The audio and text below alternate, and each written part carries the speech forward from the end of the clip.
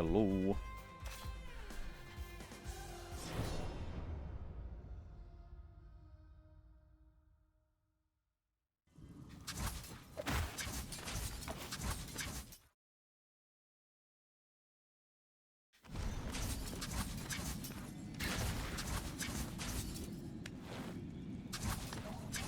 Hey.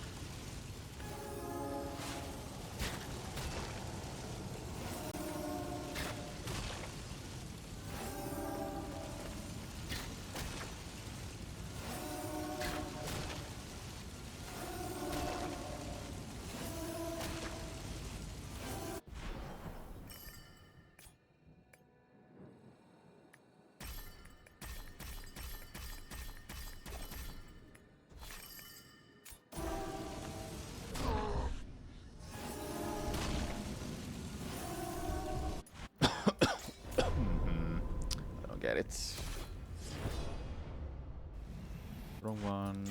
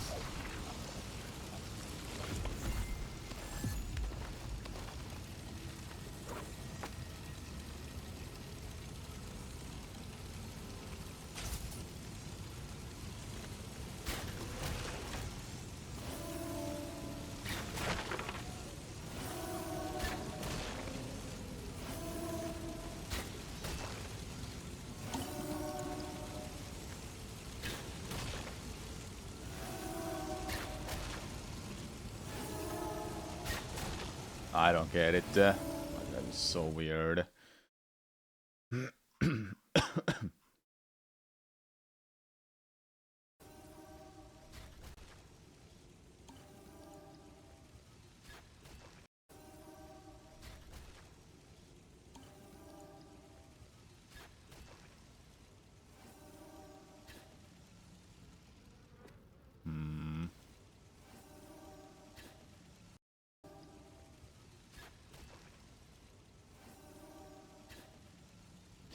Gotta do it like around the same time when he hit the spike. That's my guess.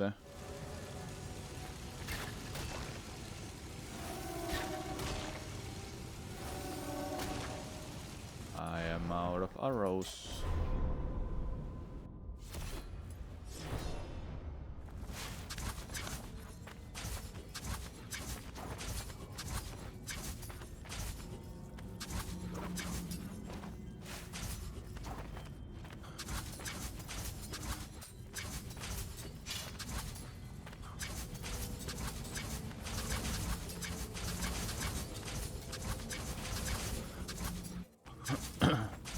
Hello Girano, what's up?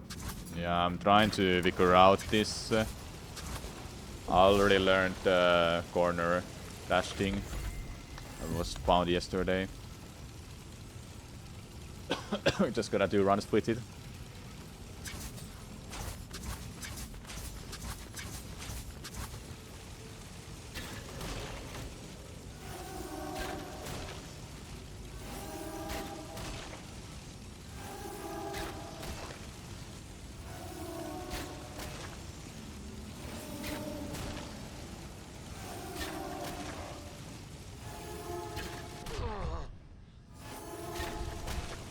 I don't get it.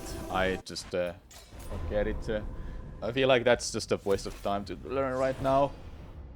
Until it's figured out more. I could go and try to figure it out, but really I don't care that much about that. I'm more interested of trying to keep this consistent.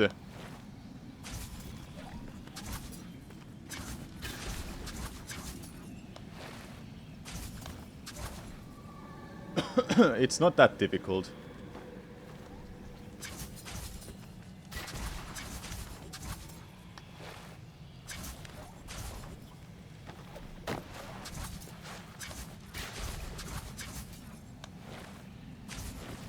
Too early.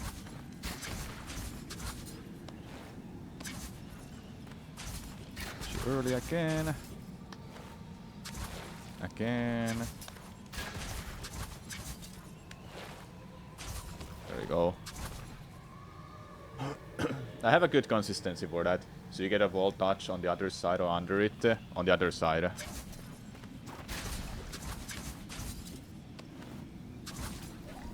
You hold left after you go underneath it.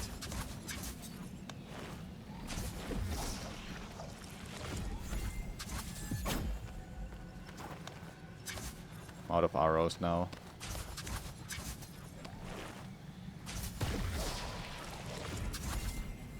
You can do it after not having arrows, but it's harder, in my opinion. Like, you go underneath as much as you can of that ceiling, then you can go from the other side. There's another spot, there's 2 other spots where it can be done too, but I don't have a valve for them right now. We'll have to go and do them. We'll have to go all the way to that part. Use of the Bells one. Bells one, I don't think it's that difficult because I have a way to do that first one. But I'm not gonna do the second one because of just how nerve-wracking it can be.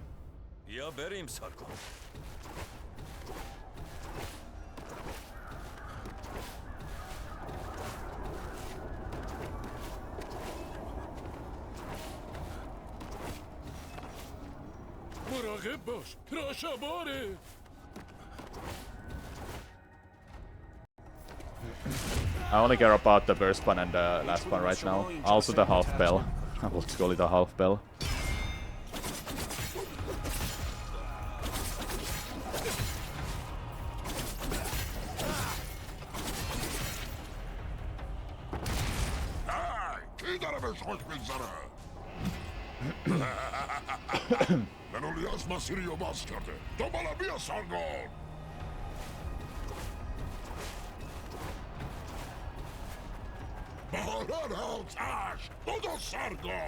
باید اون کماندار کوشانی رو شکست بدی. بس سرش ببند.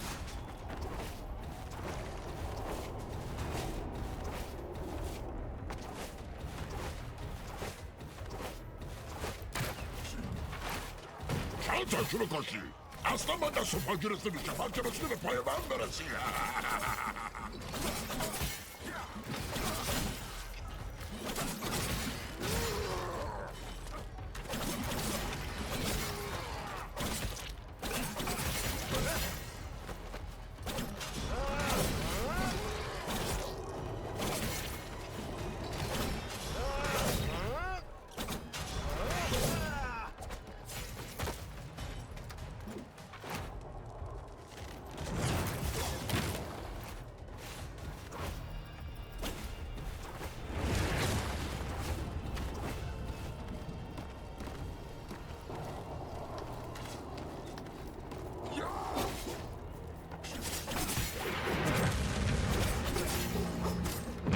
Ah, damn it.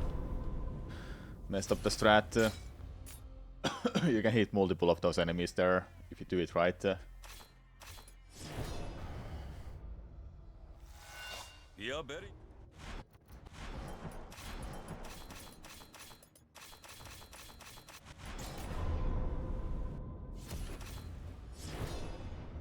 Ya vereyim Sargon.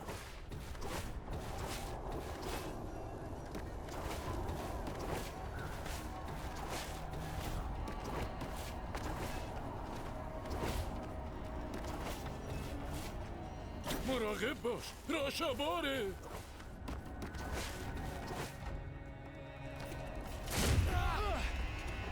هیچ کدوم از شما اینجا رو زنده ترک نمی‌کنن.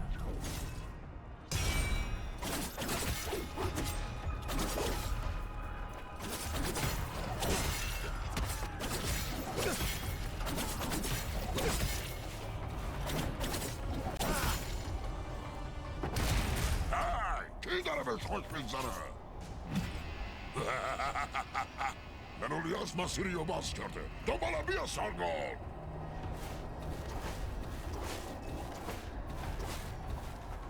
باران آتش بودو سارگون باید اون کماندار کوشانی رو شکست بدی. از سرش بدم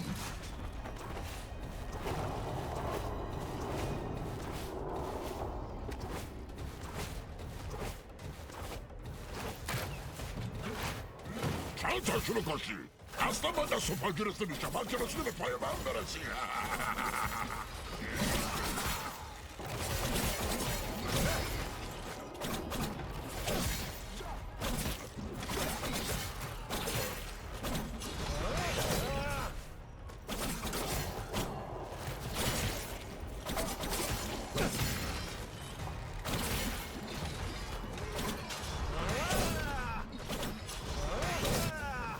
No, I'll just continue.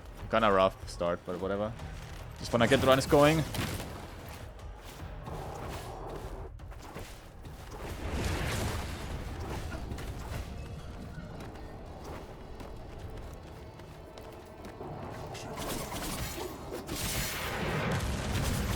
There you go.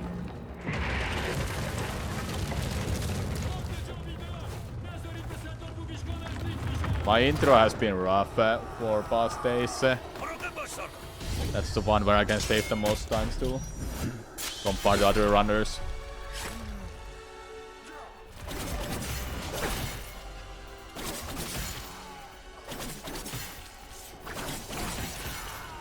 سردارشون نباید خیلی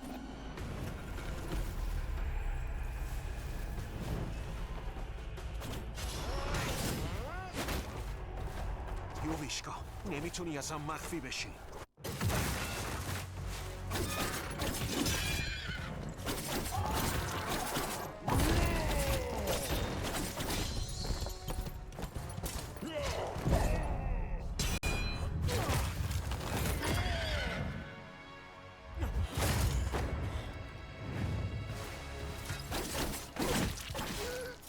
Okay, that somehow hit me.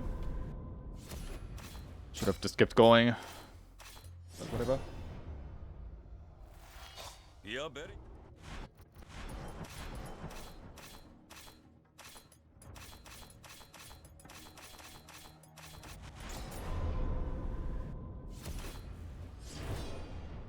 یا بریم سارگون.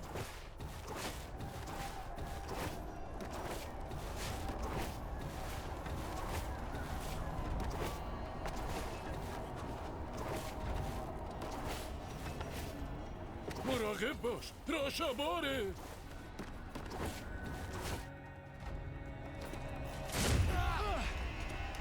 هیچ کدوم از شما اینجا رو زنده ترک نمی‌کنن.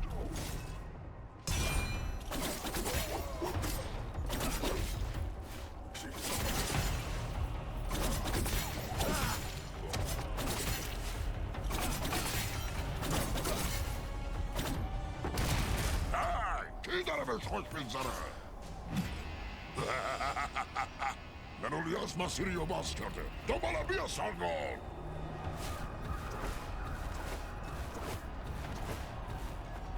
باران آتش بودو سارگون باید اون کماندار کوشانی رو شکست بدی. Bez konuşmadan.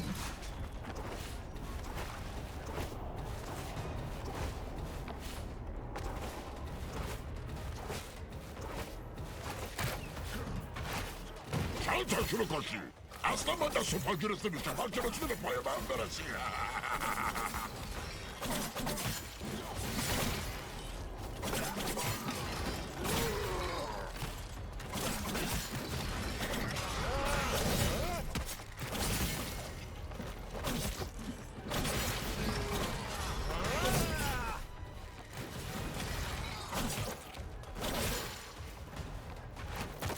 They're much better.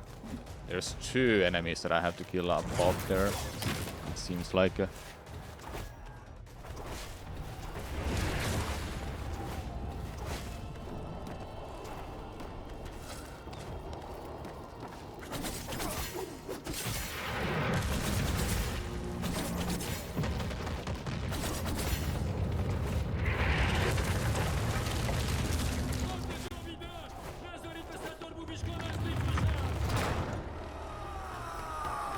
Broken baş Sargon.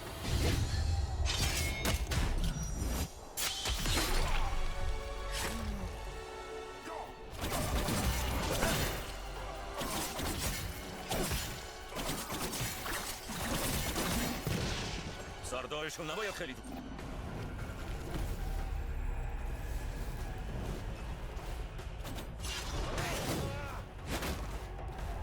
یوویشکا نمیتونی ازم مخفی بشی.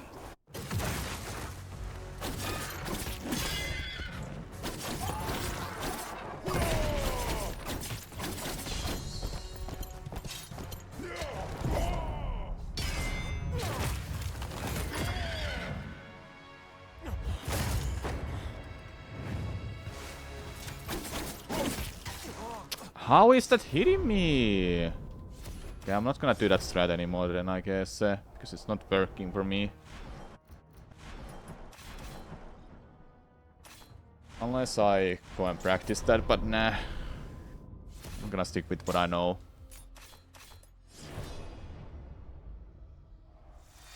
یا بری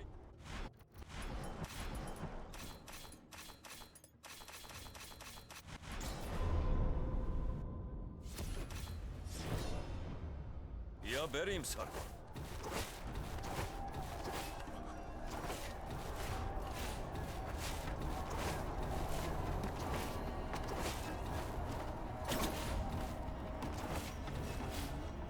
مراقب باش. راشاباره.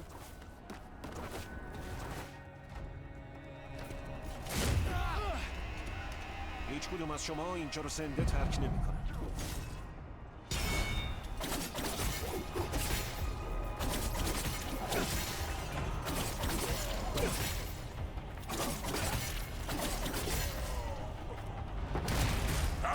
کی داره بهش خوش میگذره؟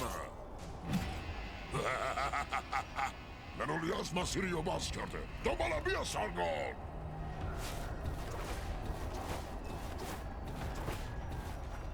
بهاران آتش. بدو سارگون. باید اون کماندار کوشانی رو شکست بدی. بسپرش به من.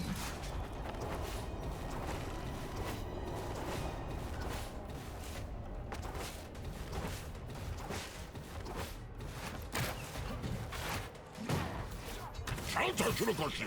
اصلا من دست و پا گرفته میشم. من که رسیده به پای من برسی.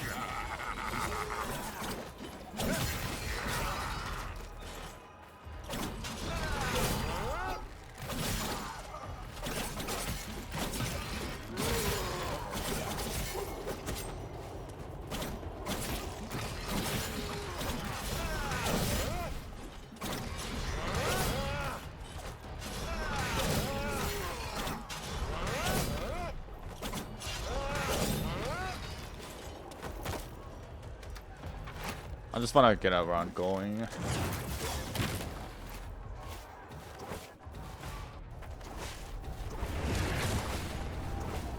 Oh, the challenge is like midway. It's not the whole game.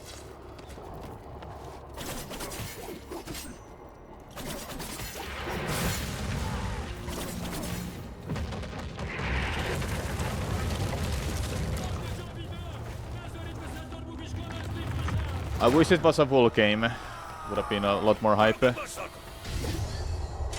have final boss fight at the end of the run.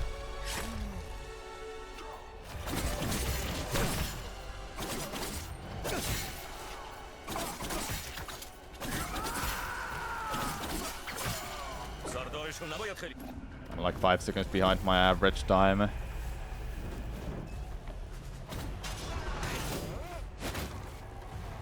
یوویشکا نمیتونی اصلا مخفی بشی.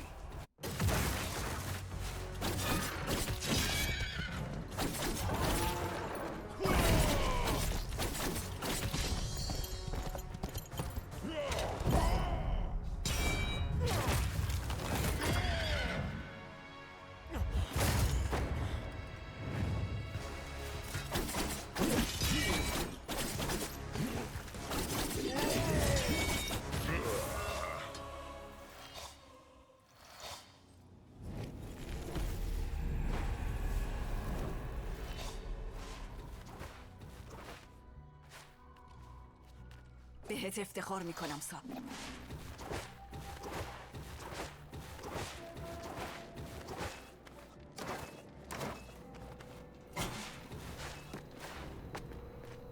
دارم بهت میگم. خب نگهبانان آناهیتا.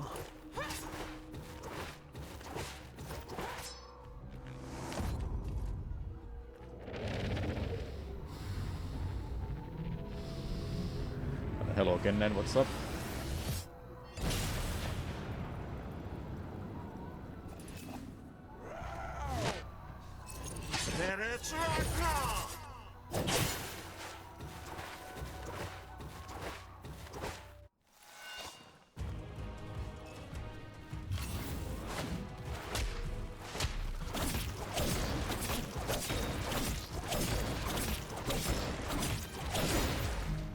That's a really good strat. Sargon, اون کی؟ That also saves me time.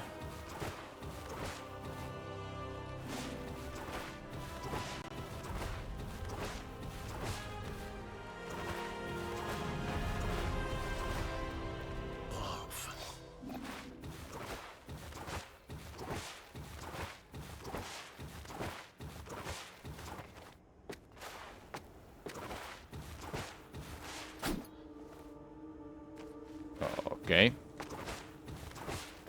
این افسونگری That was interesting.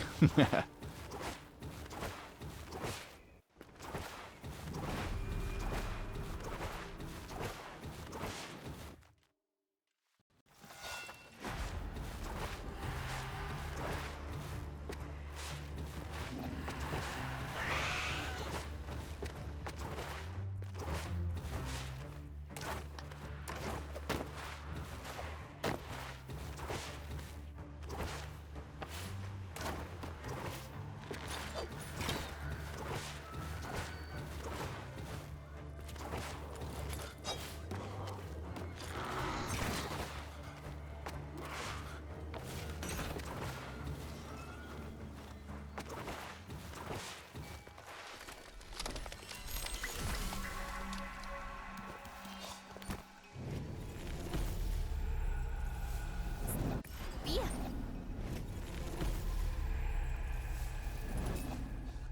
ممنونم خانم کوچ.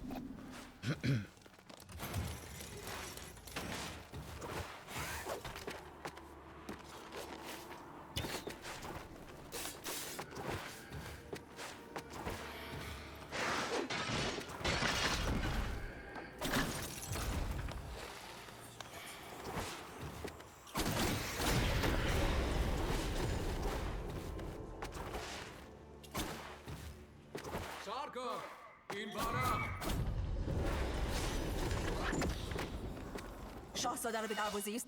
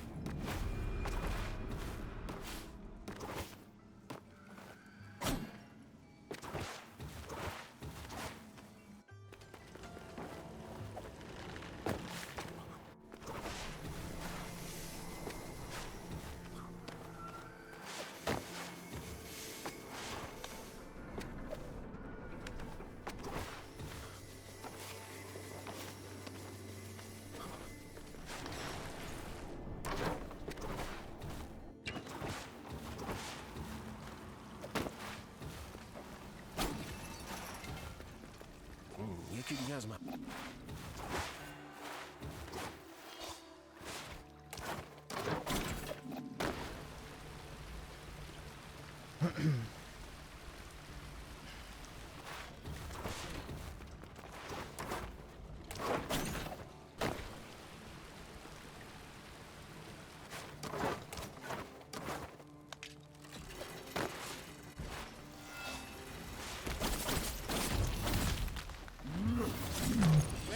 Ragnar!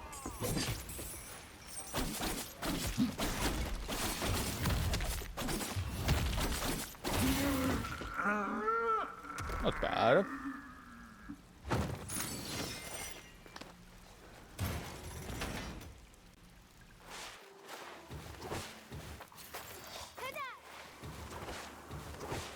Hello, Electro, what's up?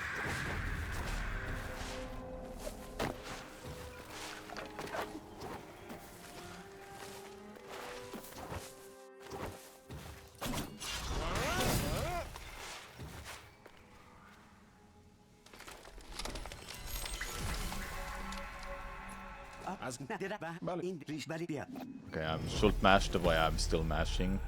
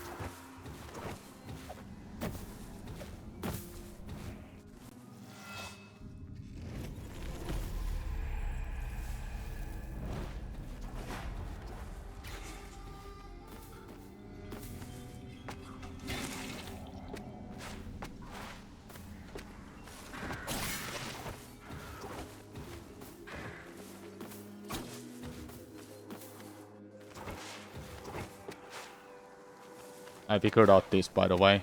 Jump like this, or jump a little bit later, so you can fall all the way down. Okay, I'm not gonna bother with that strat. Just go through that enemy.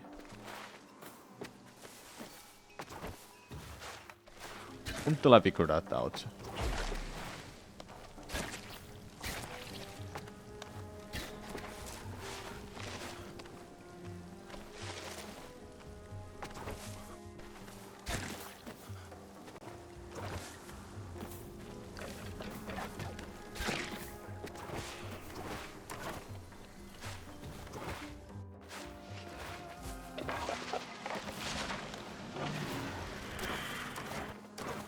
That's why I tried to jump high so it wouldn't hit me.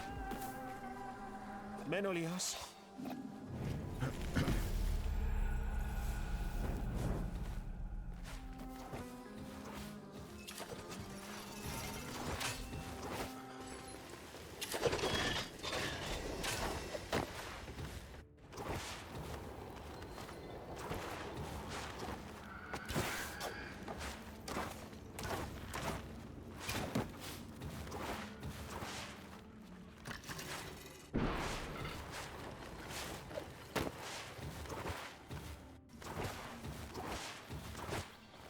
آهای سارگون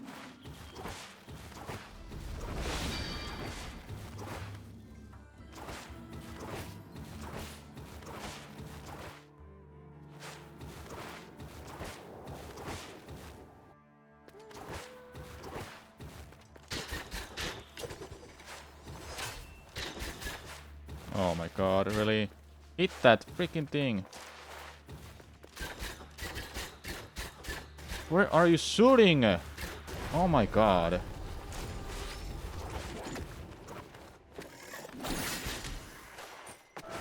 I have to get closer so it makes sure it auto aims.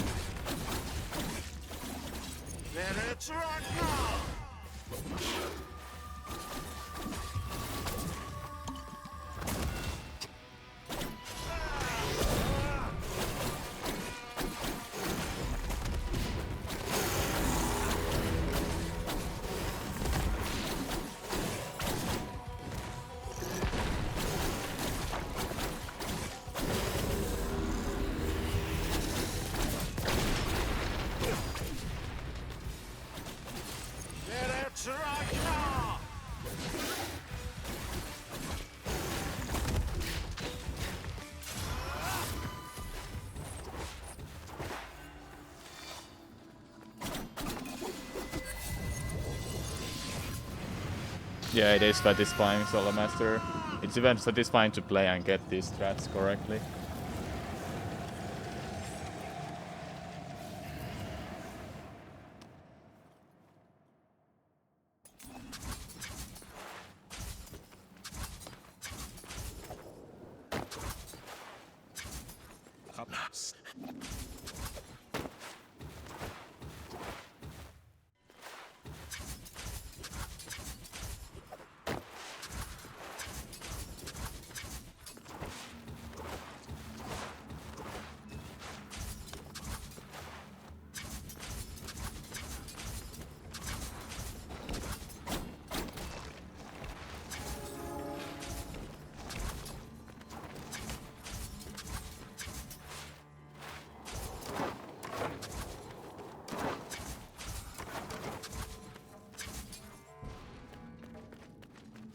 به شاهزاده سخت نگیر.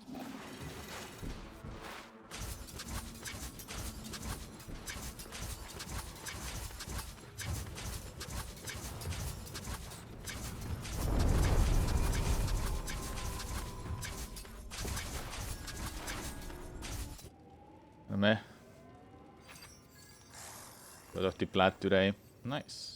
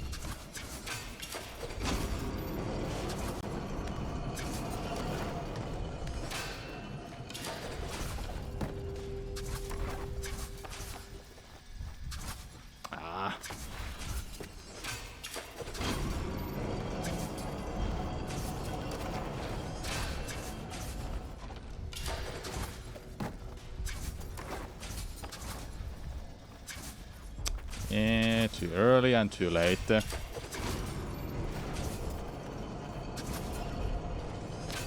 I released it too early. I'm already so far behind with this.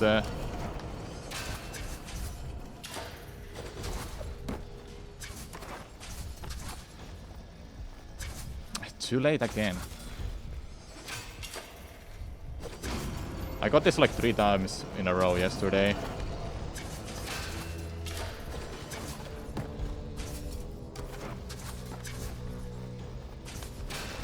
Yes!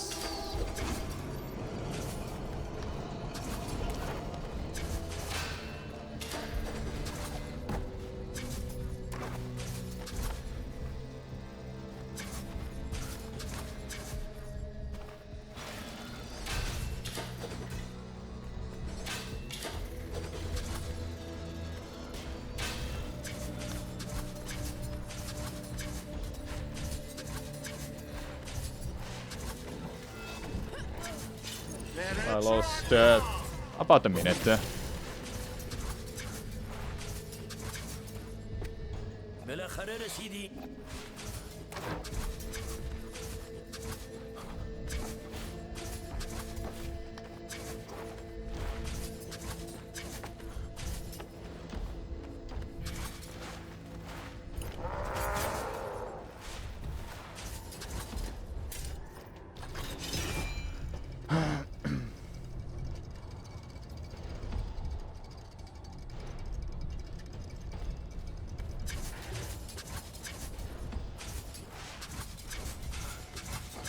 قصان باید همین نزدیکی باشه.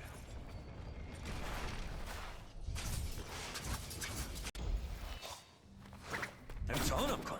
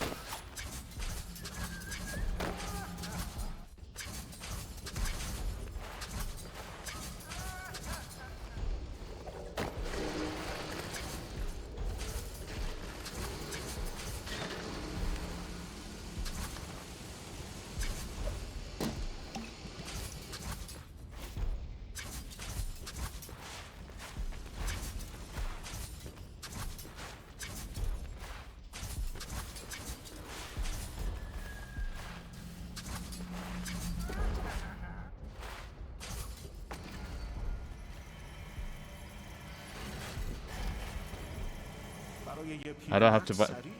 I don't have to practice boss fights. I know how to do them.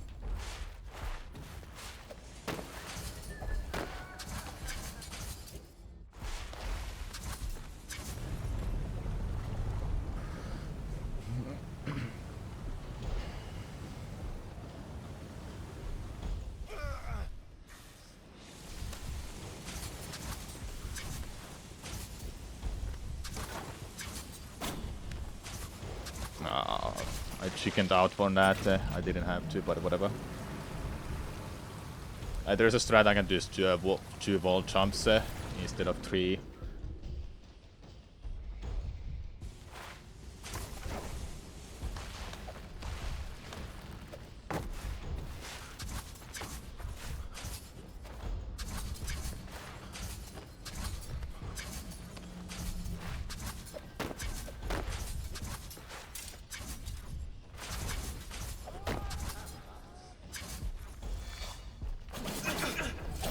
Oh my god.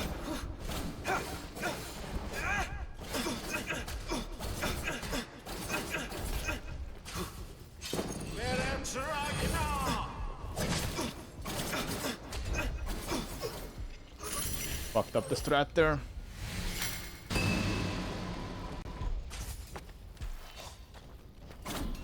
Oh my god, I didn't get a run? Are you kidding me?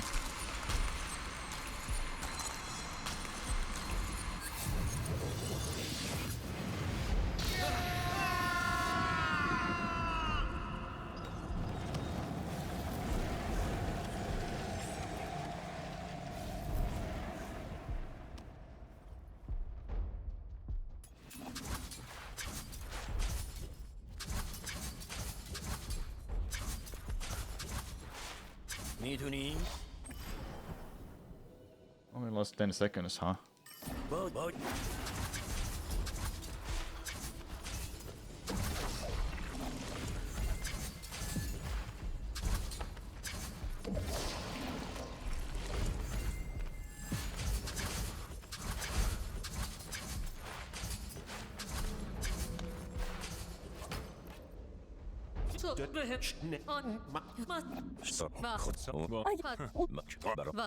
بهش معلومه که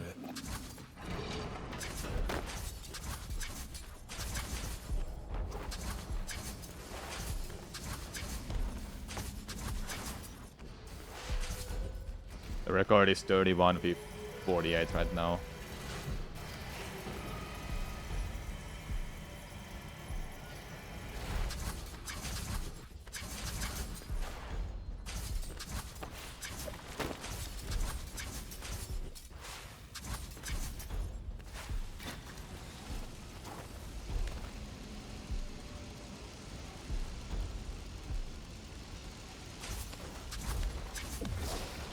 Is that a little bit later? No, perfect.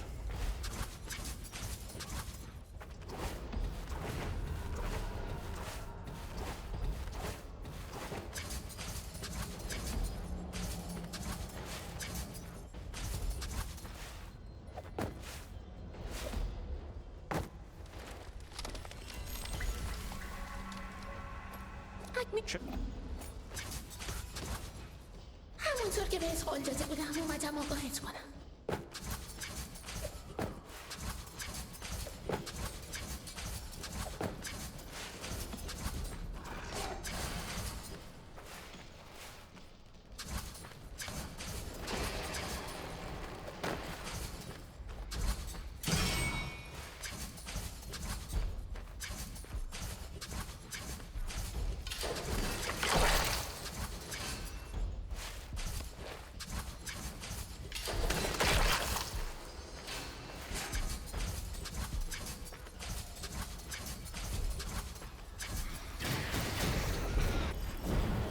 Do the attempts have to be streamed? I don't think so, but I do like streaming my attempts. خدا نگهدار ساربان.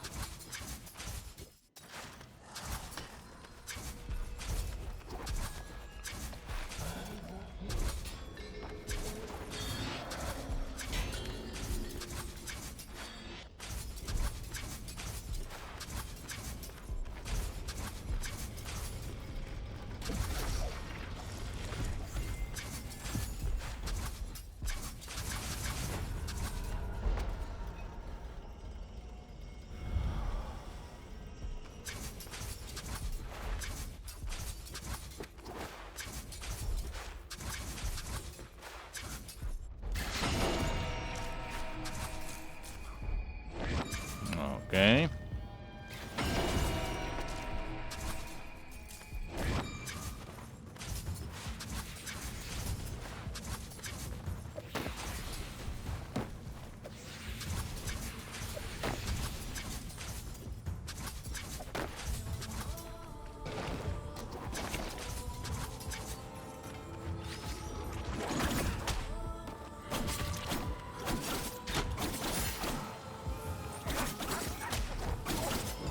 I didn't get the launch up.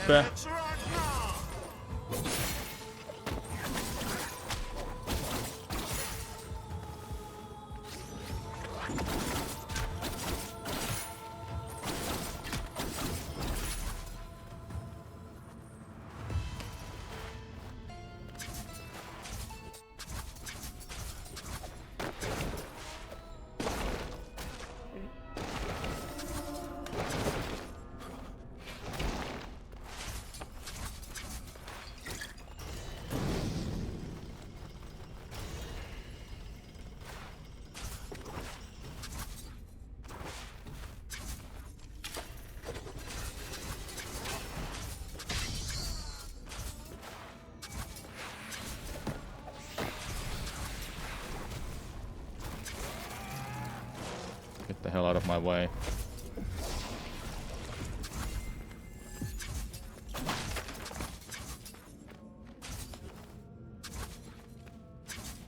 Too late. Too late still? Okay, seriously?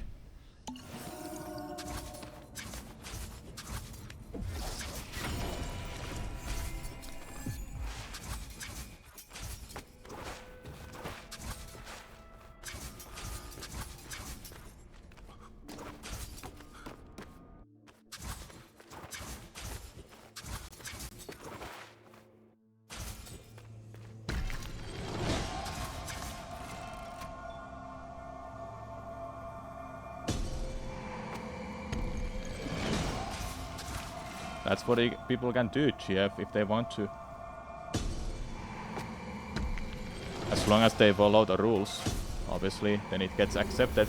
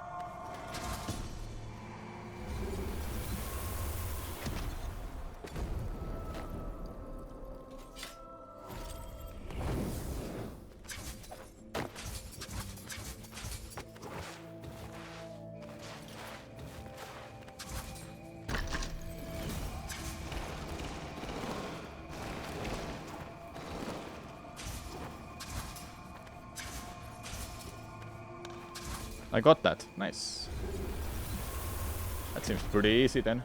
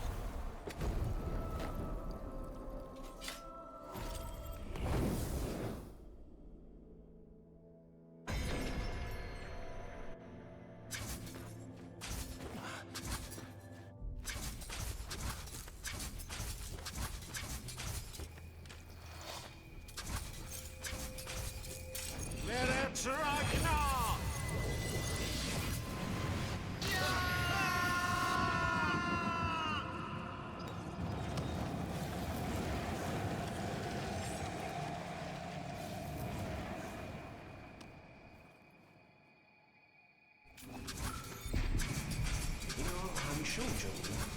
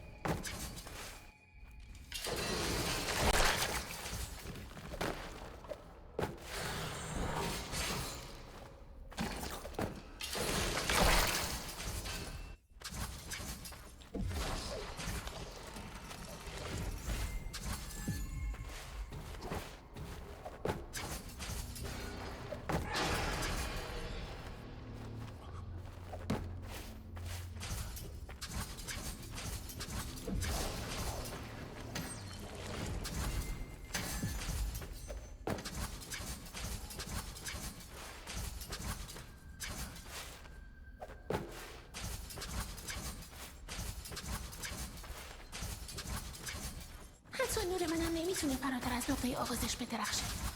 خدا نگهدار ساربا.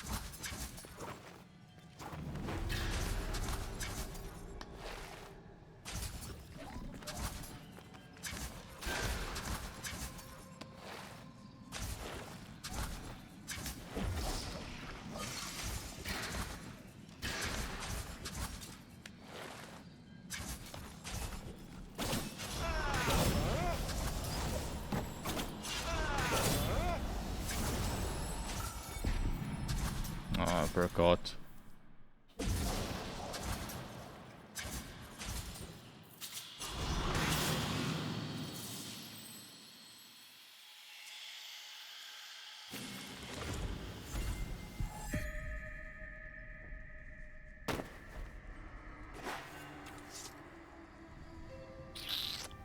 Yep.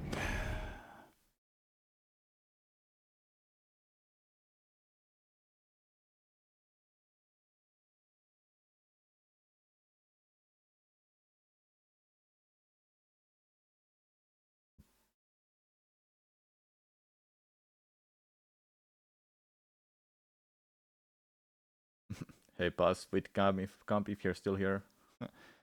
You saw my videos when you were a kid. Nice.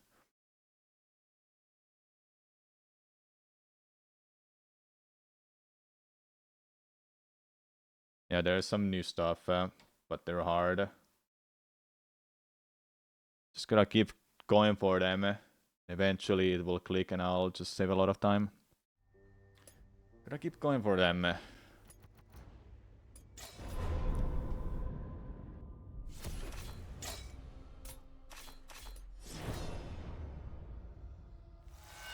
بیا بریم.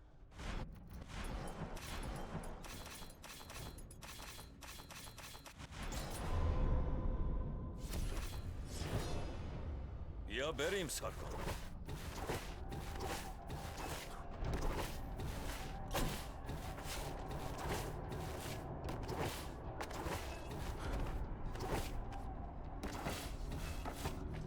مراقب باش. راشاباره.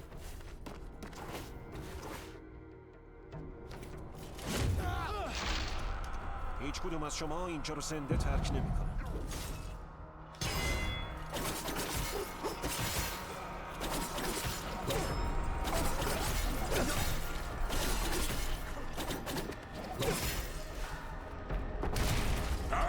کی داره بهش خوش میگذره؟ منولیاس مسیری رو باز کرده. دوباره بیا سارگون.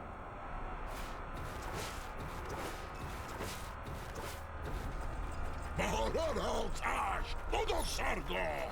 باید اون کماندار کوشانی رو شکست بدی. بس سرش بدم.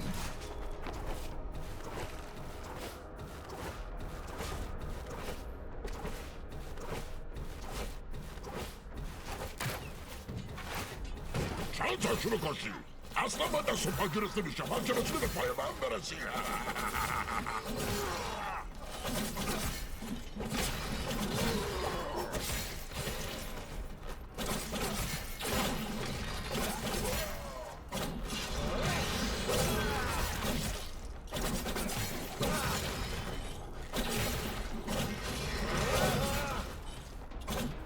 Nice. That was much better than my average.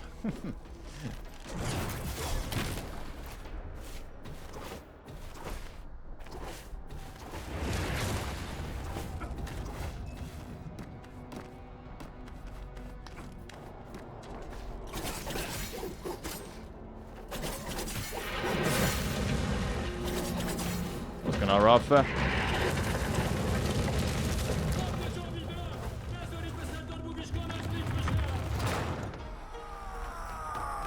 مراقب باش سارکان.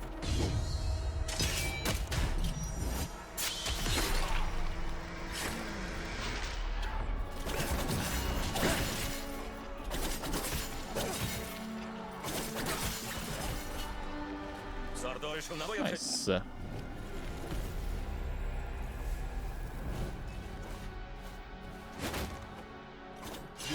Let's kick, yes, skip upwards. Do that, Sargon.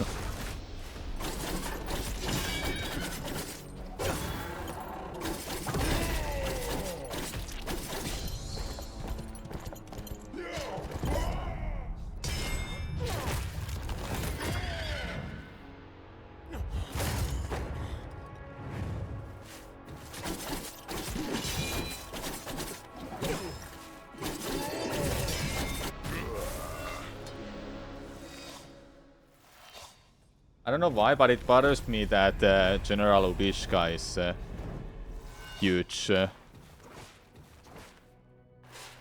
huge character and a boss. I don't know why. So giant compared to Sargon and others. Even better than Orod. دارم بهت میگم. نگهبانان آناهیتا.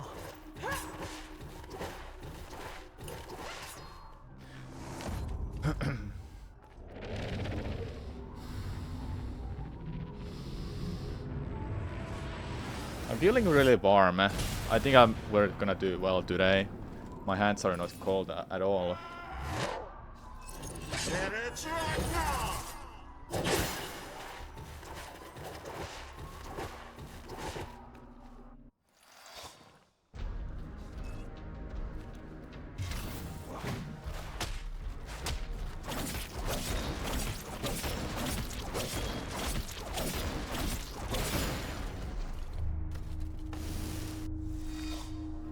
Sargon, اون کی؟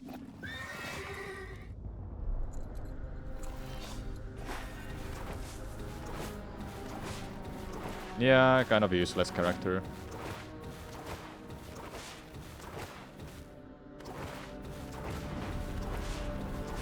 Just to use first boss anyway.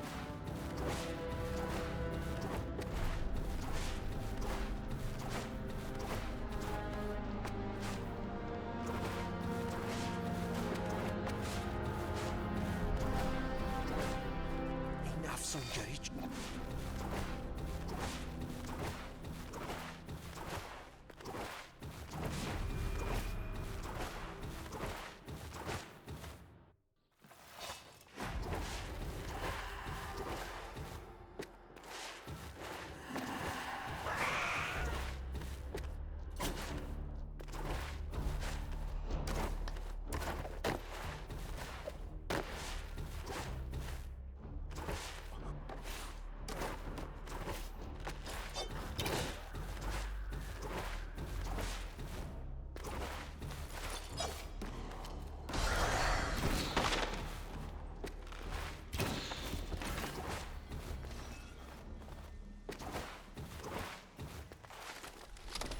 How's everyone's morning been so far? It's morning here in Finland. It started so early because of this challenge, and I just gotta keep grinding, eh? ممنونم خانم خوش.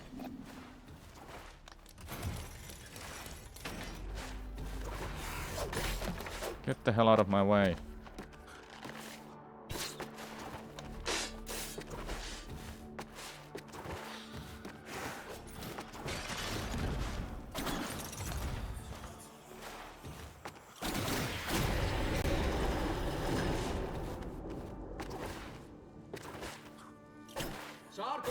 Oh my god.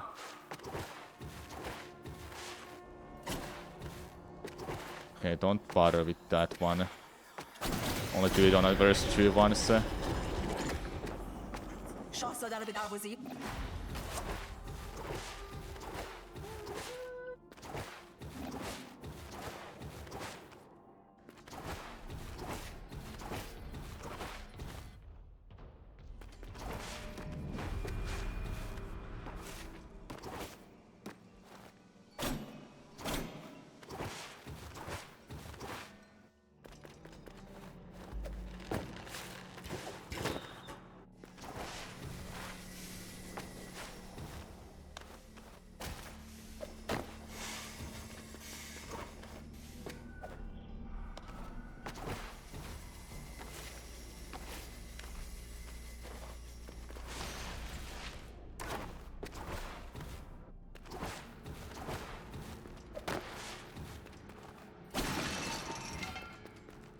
یکی دیگه از من.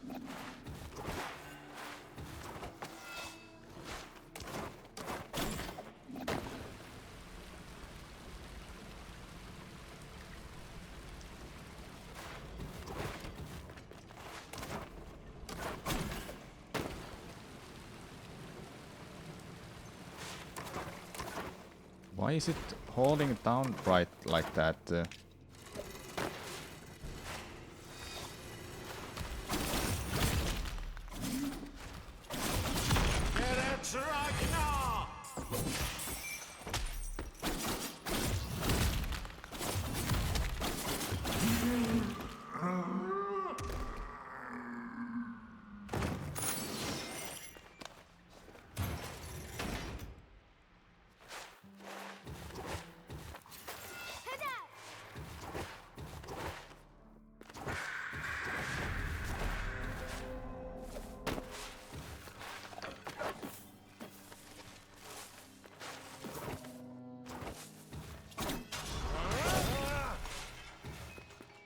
Good day to you. How are you doing here? Hello, Parliament. Doing alright. Grinding this game, as always.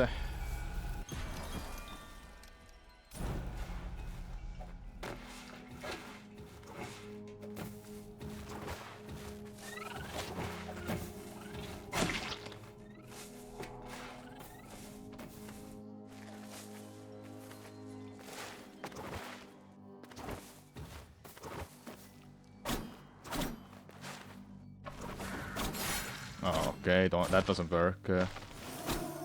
Dude.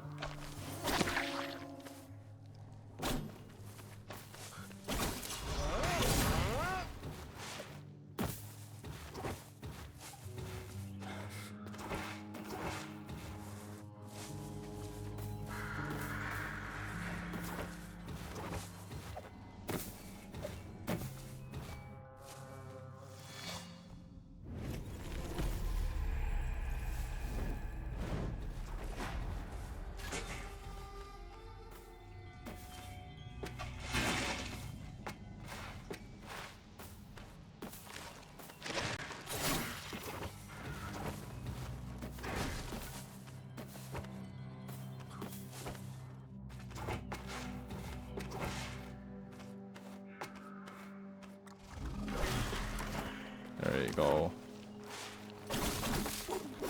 Oh my god, charge!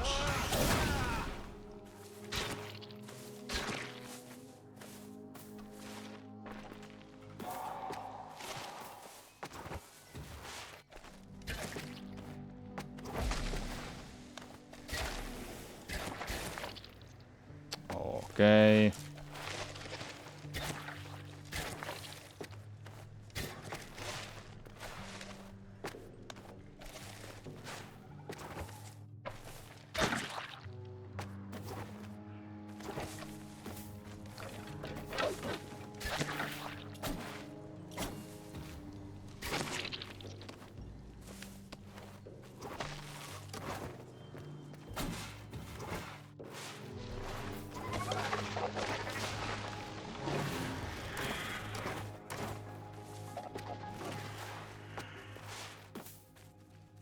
Menolias.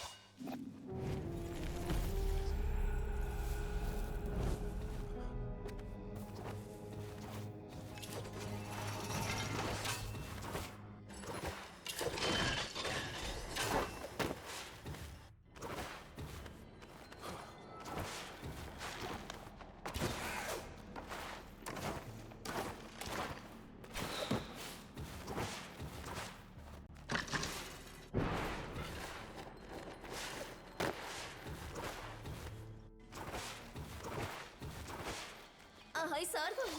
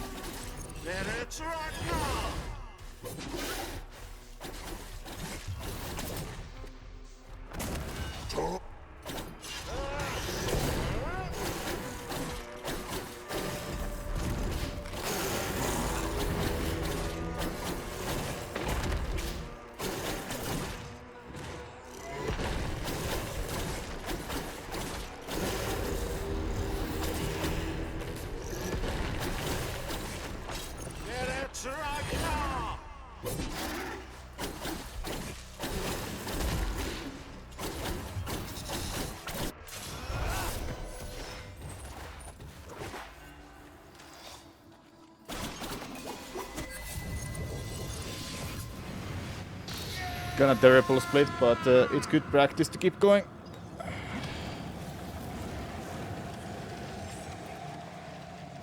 There are those new skips anyway. If I pull them off first try, I'll save a lot of time.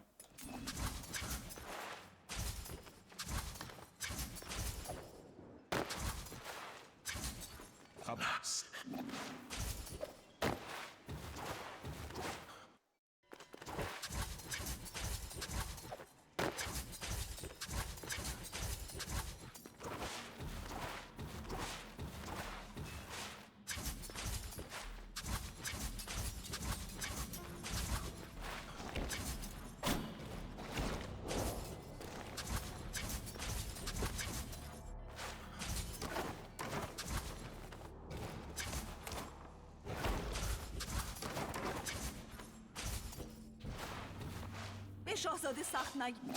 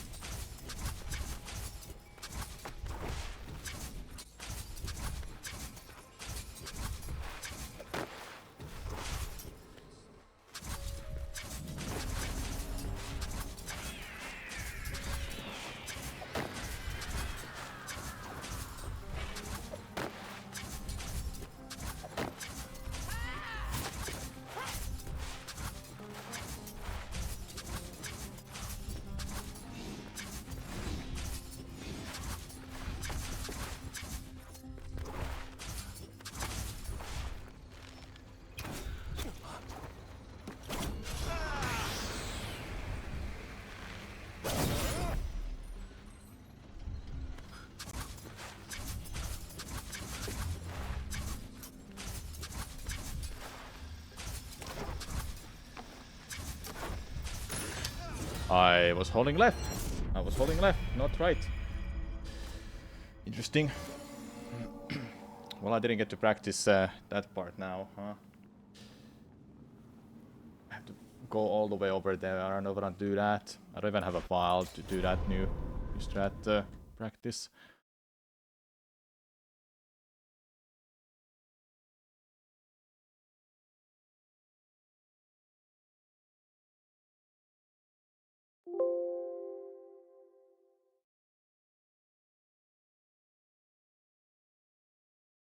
I know I did mistakes. Don't have to point out everything. It's just a less of consistency what I'm doing right now. I do know what I'm doing. Better to point out mistakes that I don't realize. I just played badly there.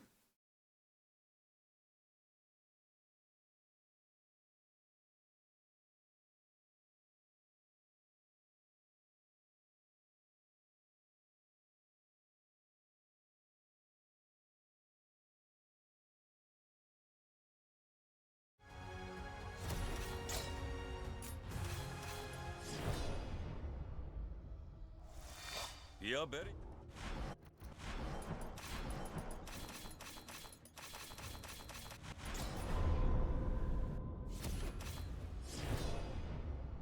بیا بریم سارگون.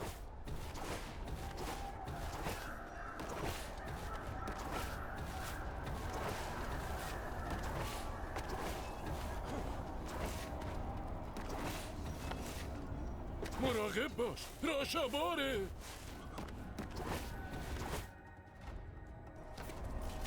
But I appreciate the help. Just so you هیچ know. از شما اینجا رو زنده ترک نمیکنه.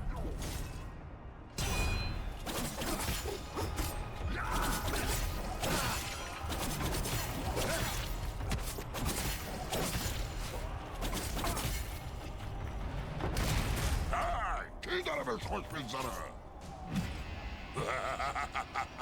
منولیاس مسیری رو باز کرده. دوباره بیا سارگون.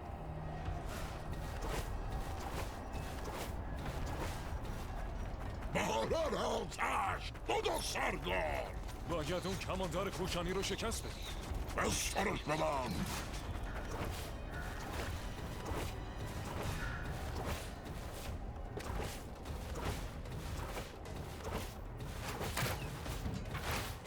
چند تاشون رو کشی؟ اصلا من دست و پا گرفته میشم. هر که رسیده به پای من برسی.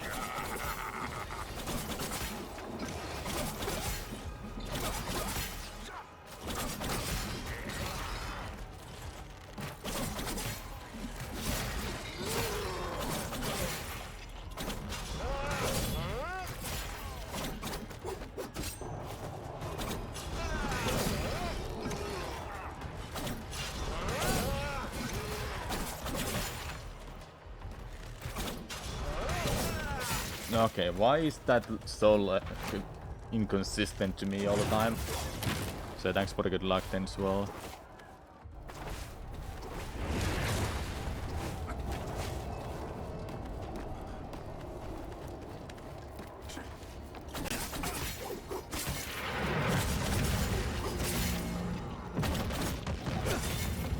Nah, I don't wanna continue that, so.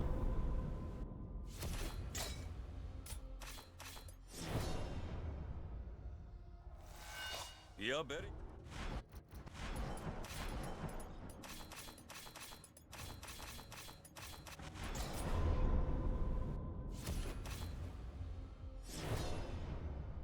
بیا بریم سارگون.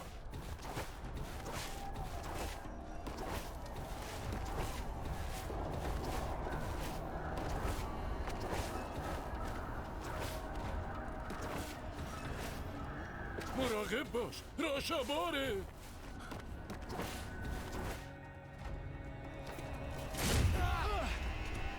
هیچ کدوم از شما اینجا رو زنده ترک نمیکنه.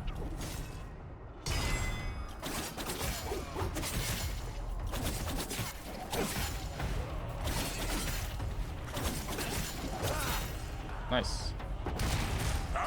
کی داره بهش خوش میگذره؟ منولیاس مسیری رو باز کرده. دوباره بیا سارگون.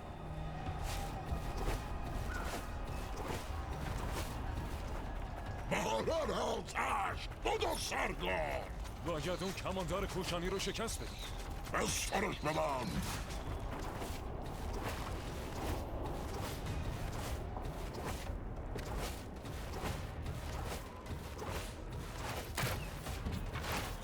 چند تاشون رو کشی؟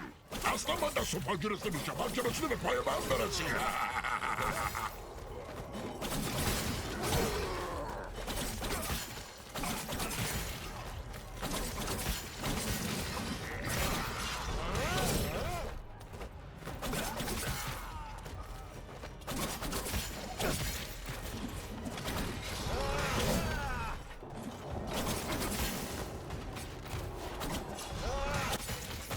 Okay, much better.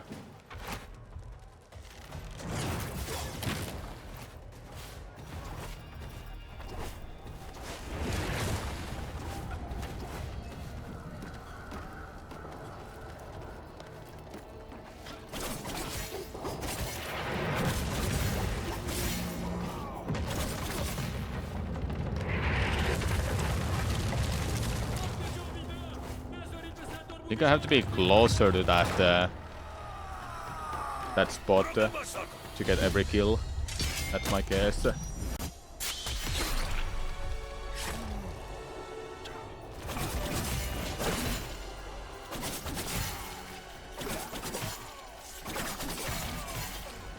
سردارشون نباید خیلی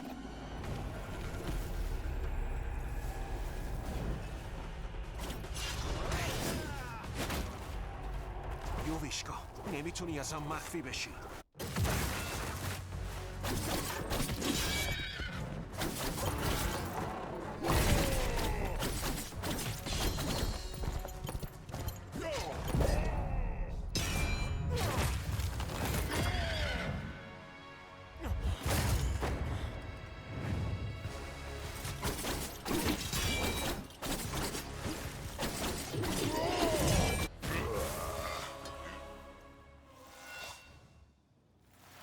Not getting the timing for the cutscene skips.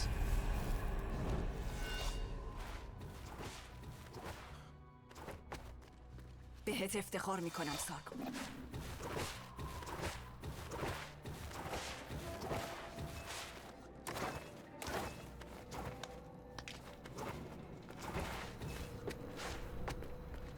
دارم بهت میگم خب حالا نگهبانان آناهیتا.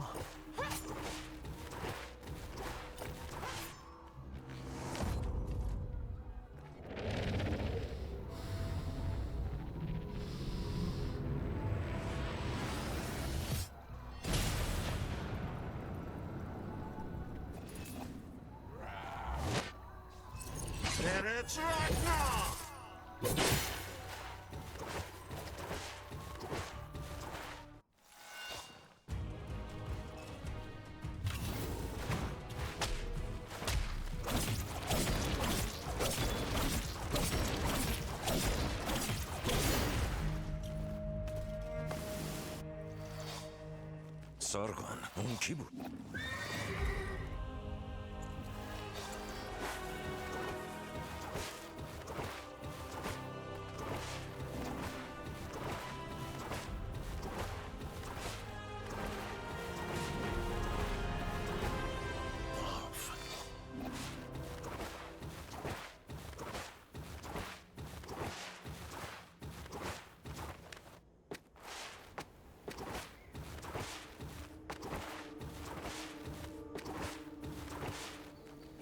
Yeah, it was clean.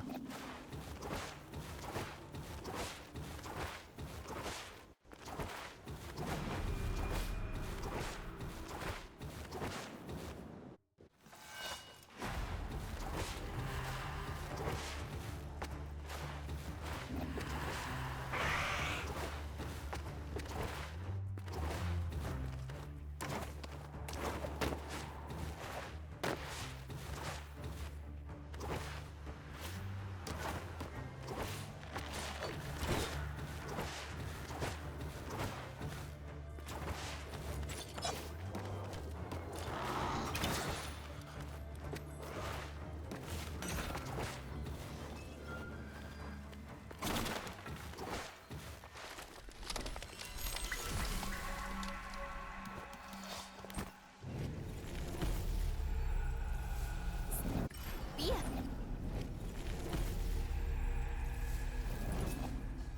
ممنونم خانم خوش.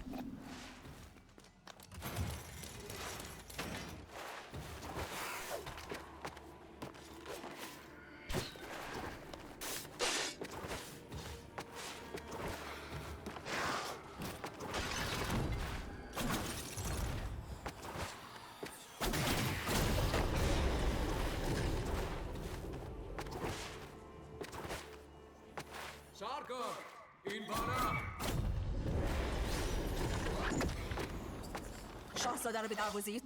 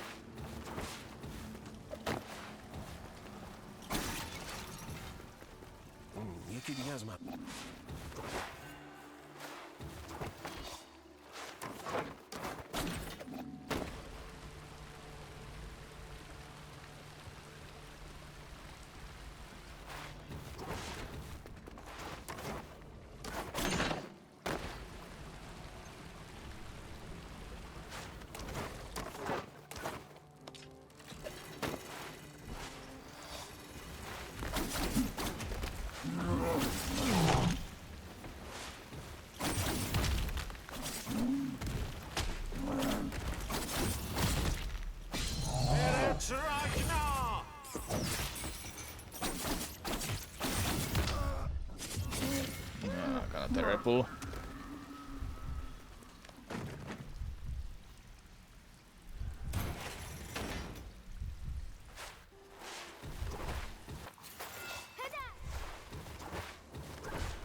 That's okay though.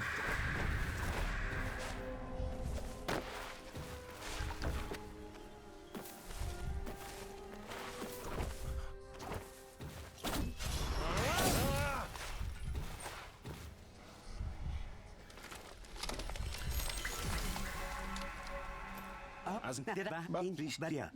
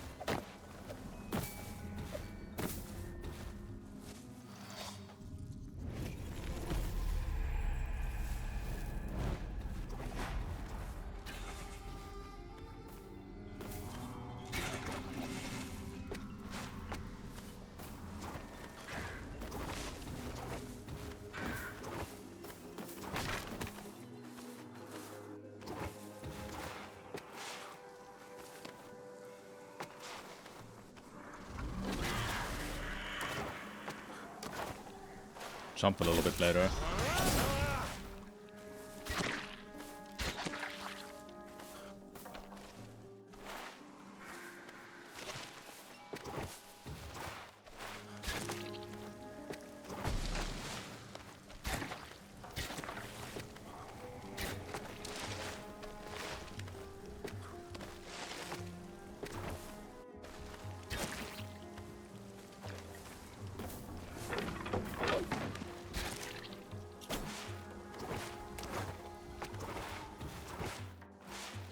Well, thanks for the good luck.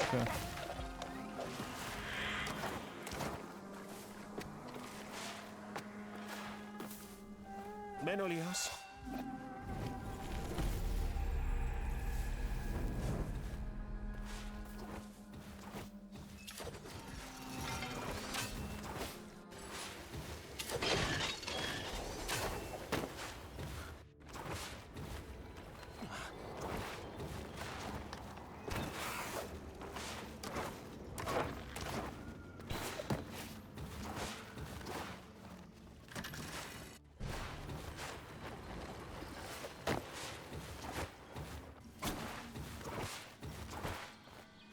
آهای سارگون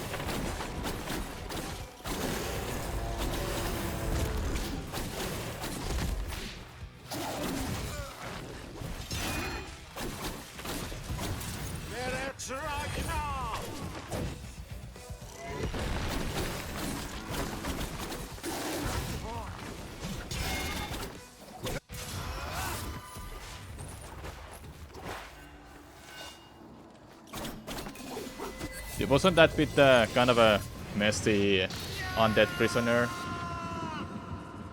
Sweet though.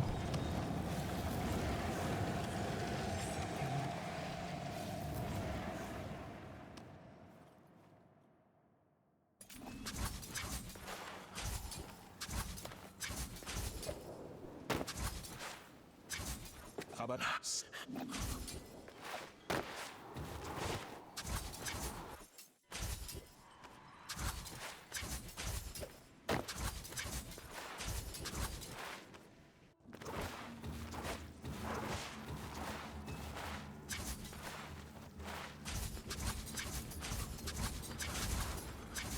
Oh my god.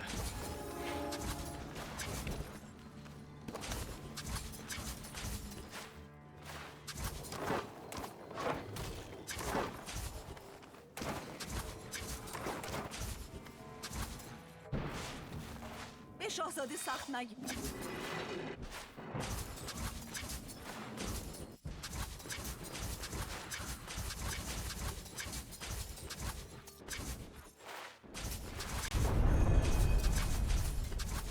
Thanks for the good luck, Shari.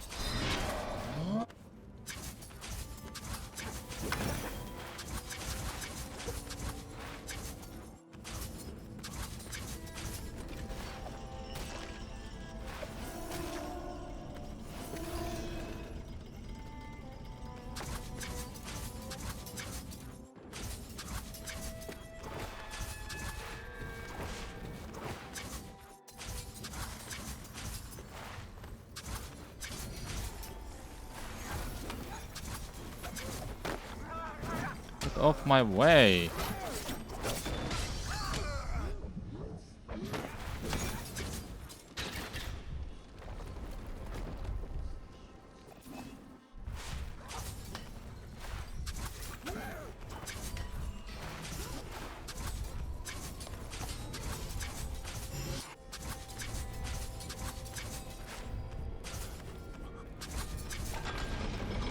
Okay, just don't go down.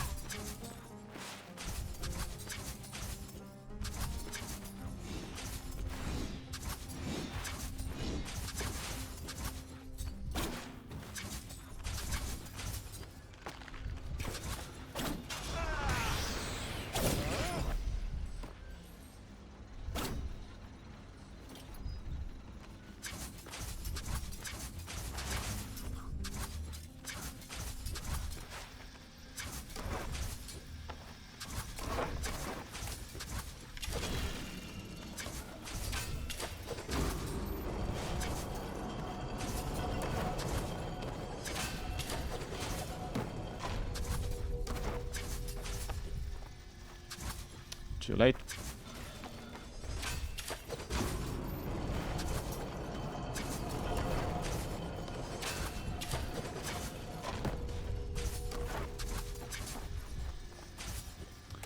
Too early. There we go.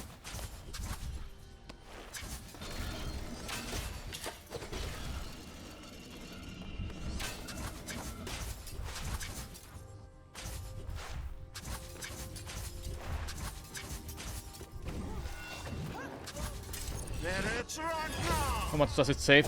10 seconds.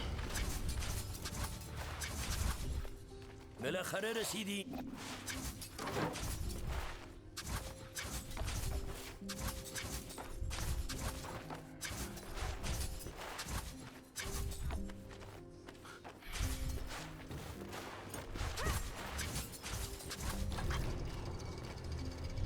It's just really hard because if you fall off, it's just terrible. It's plus minus 0 at that point if you get it second try.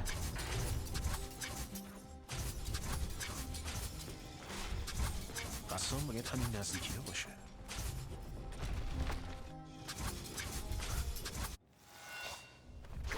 امتحانم کن.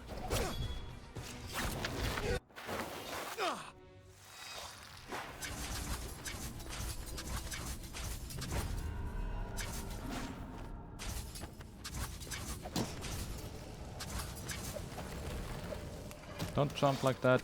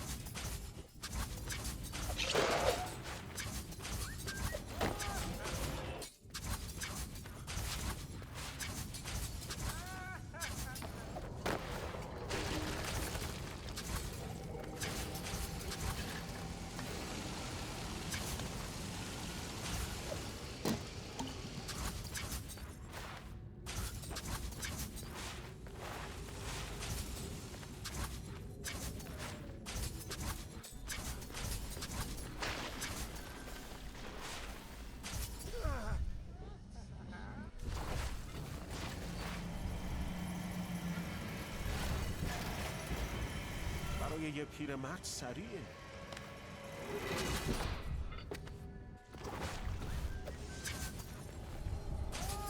I need to get better at that part. I still struggle with that. It's just so many fast inputs in that specific room. It's so hard.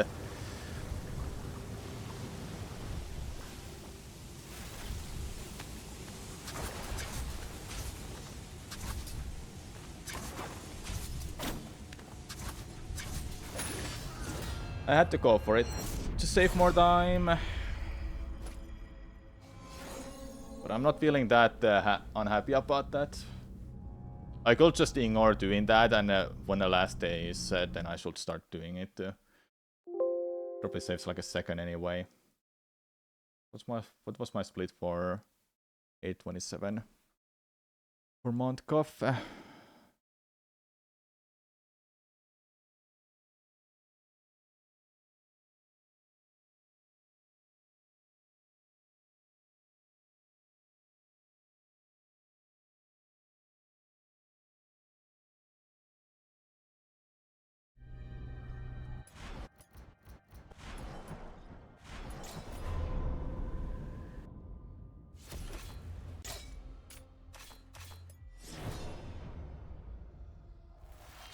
یا بری.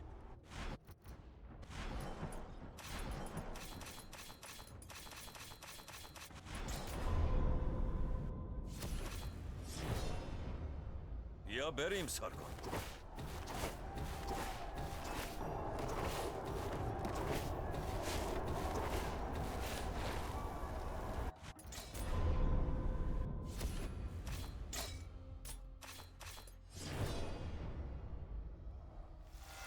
یا بریم.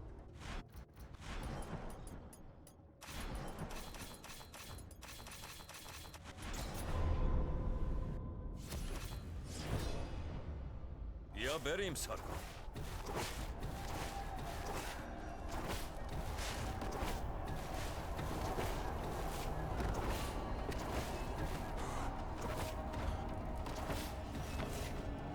مراقب باش. راشاباره.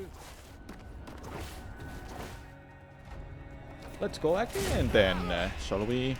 هیچ کدوم از شما اینجا رو زنده ترک نمی‌کنن.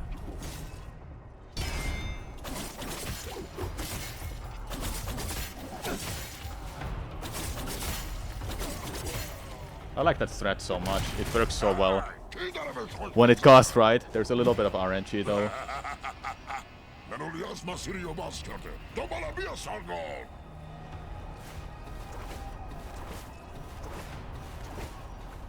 بهاران آتش بدو سرگار باید اون کماندار پوشانی رو شکست بدی.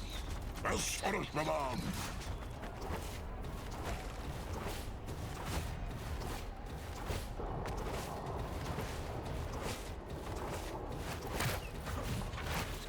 چند تاشونو کشی اصلا من دست و پا گرفته میشم من که رسیده به پای من برسی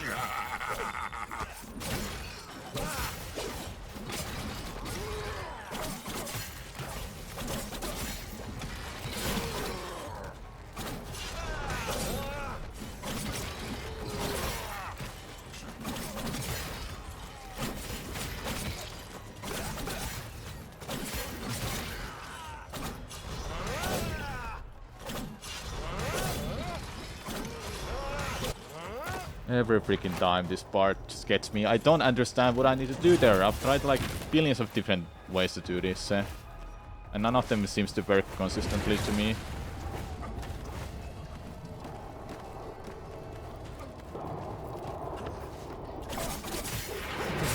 There you go.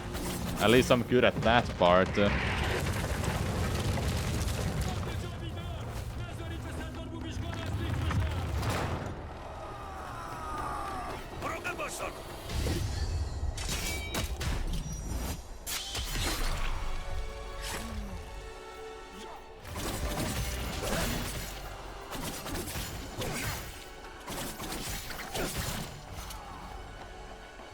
سردارشون نباید خیلی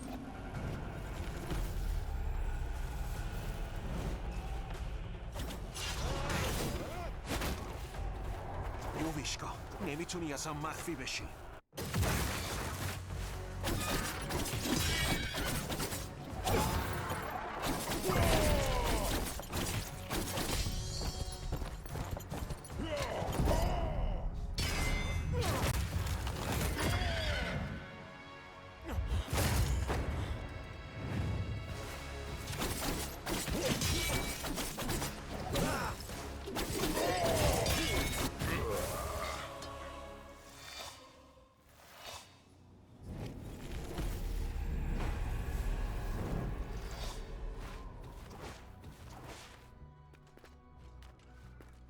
بهت افتخار میکنم.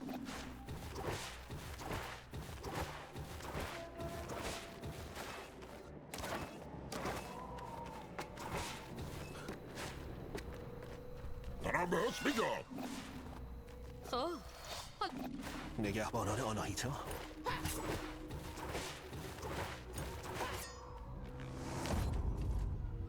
No, you cannot do anything there, Kane.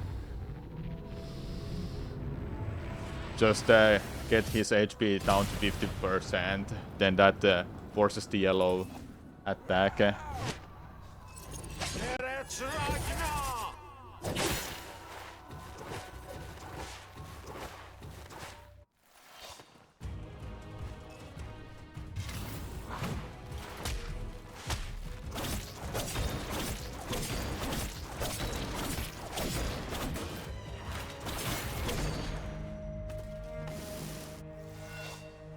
سارگون اون کی؟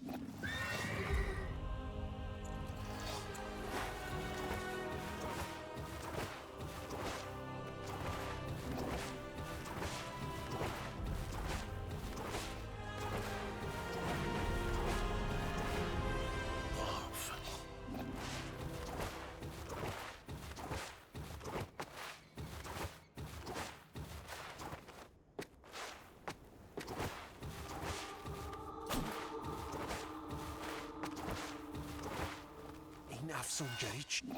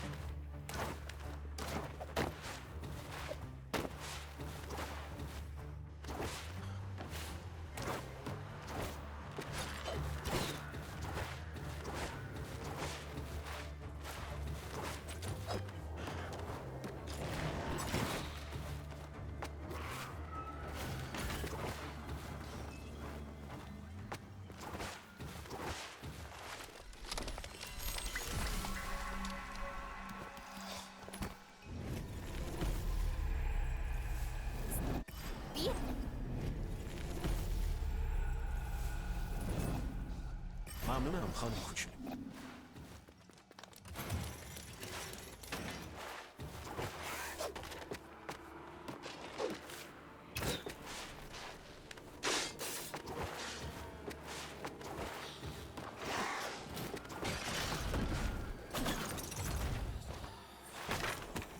Yeah, let's kick upwards. Yes, do that.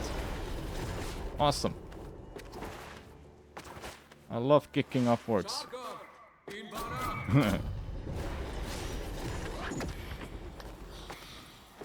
شاهزاده رو به دروازه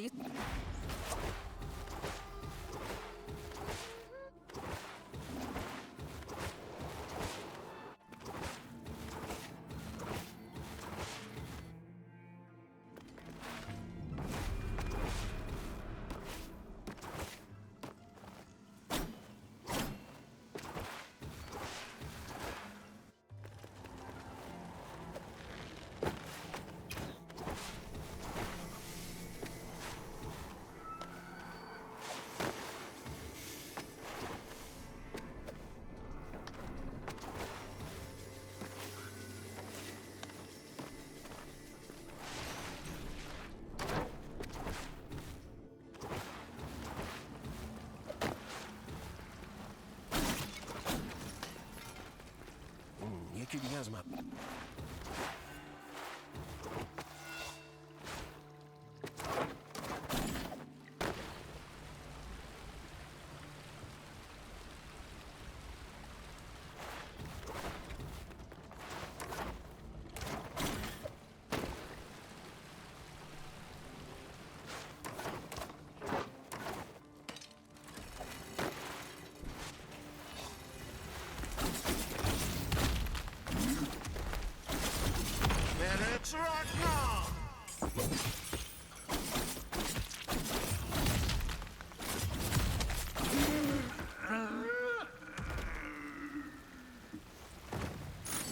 Teabagging.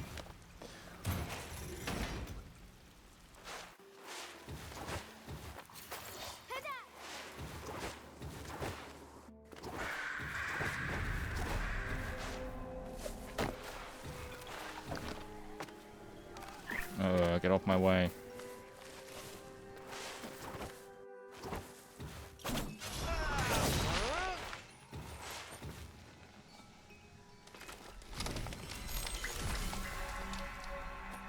از این ریشبریه.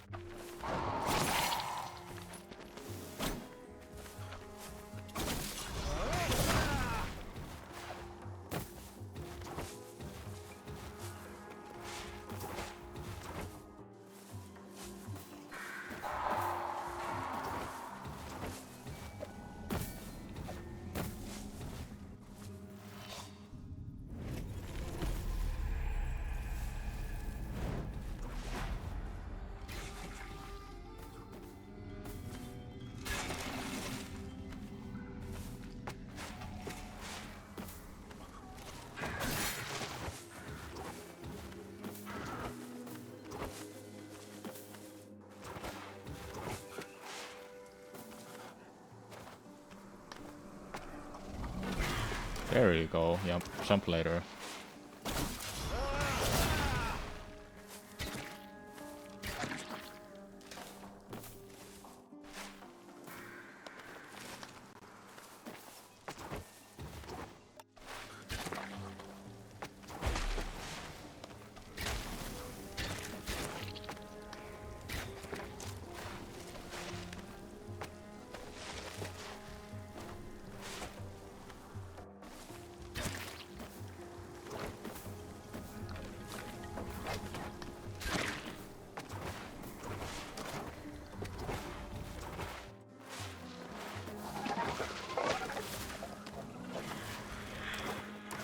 I think it's a fun speed game, Senegos. Menolihas.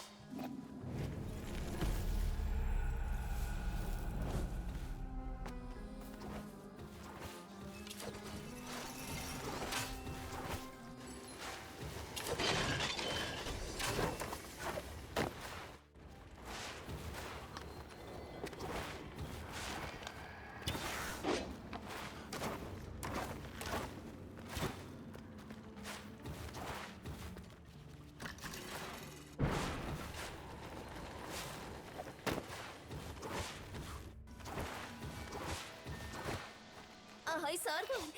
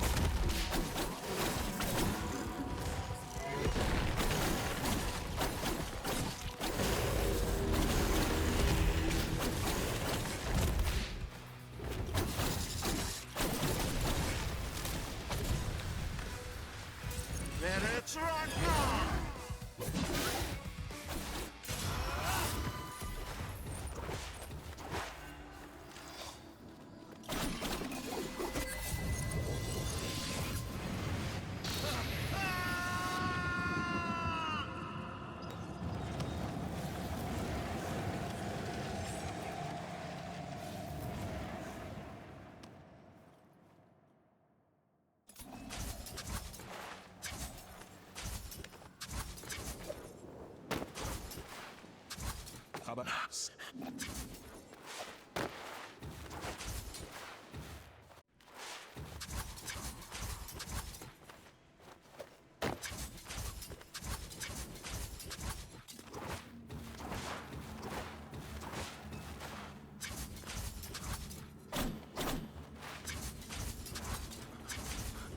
Forgot my strat there.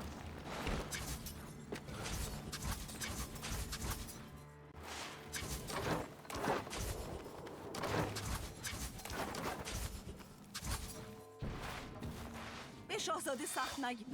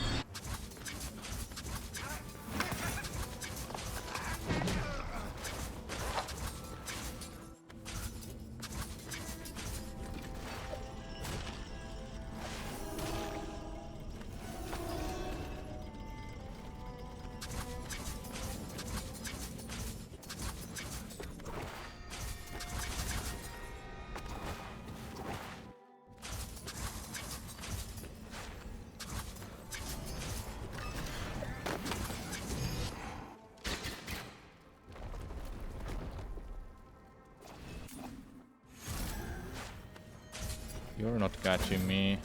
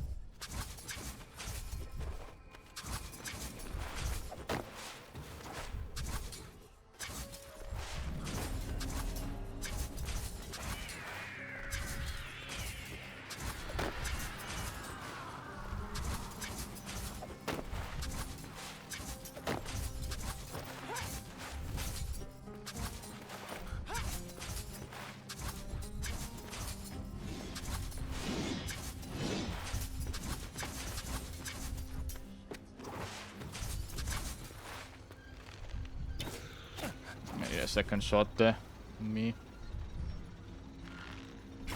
Yes, good.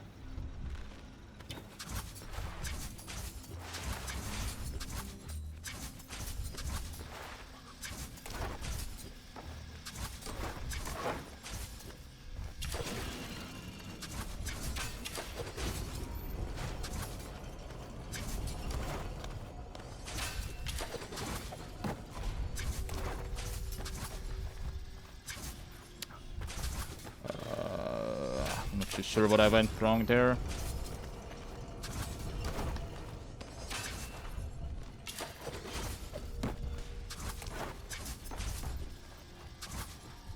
I'm holding left too early. I'm getting it, but I'm holding left too early.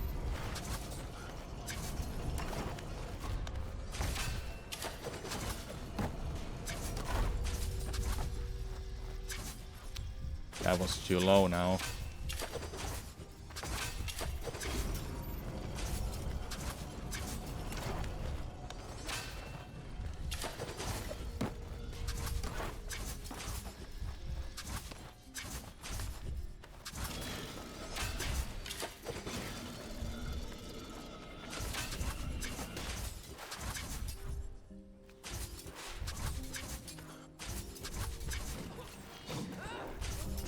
That lost me like 20 seconds.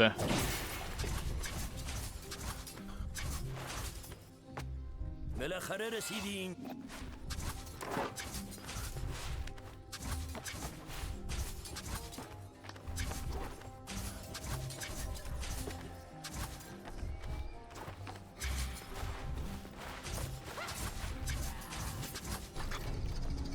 No can do. No can do, but it's fine. Good practice, and I need to do that in runs to get better at it.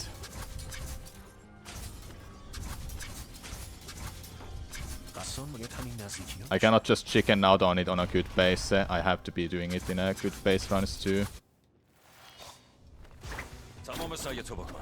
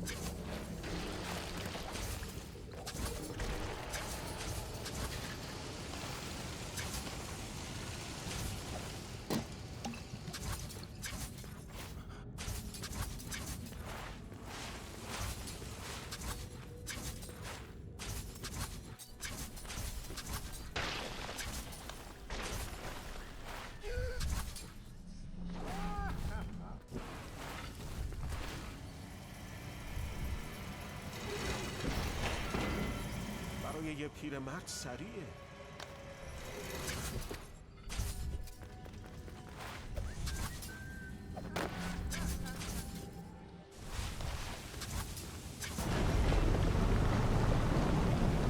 Alright, no more that 2 wall jumps at the end. Let's just go with the regular one. The 2 wall jumps requires me to sword hover.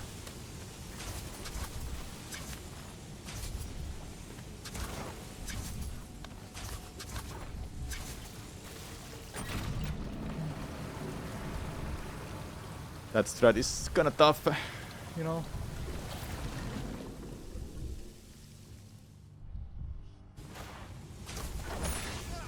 I was holding down, but okay.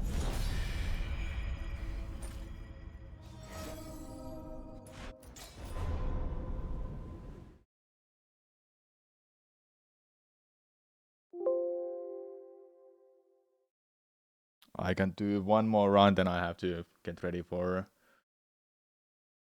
ERP for a while. Well, actually, yeah, like an hour, then I have to be ready for it. I wouldn't want to stop the stream though, because I'm gonna keep doing runs all day. as much as I can. There's some errands I have to do. I didn't want to wait 3 hours with that errand. That's why I'm streaming already. I can do some practice when I'm getting ready to do that errand.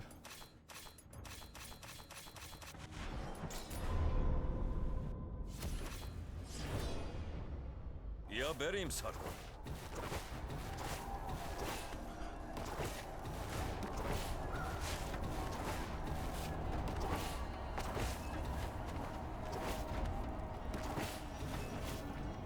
مراقب باش. راشاباره. Thanks for good luck, Nuke. What's up? هیچ کدوم از شما اینجا رو زنده ترک نمی‌کنن.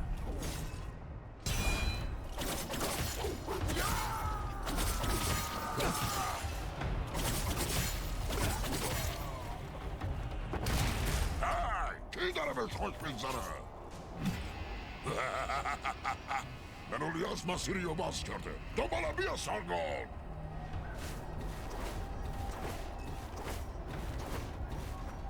باران آتش بدو سارگون.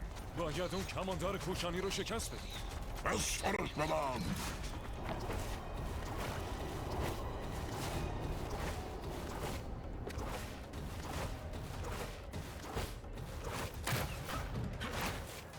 چند تاشونو کشی؟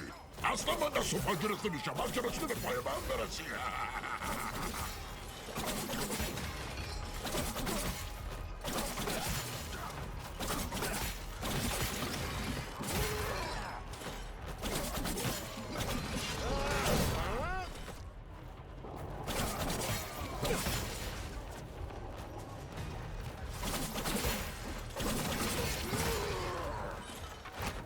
That was much better than my usual attempts.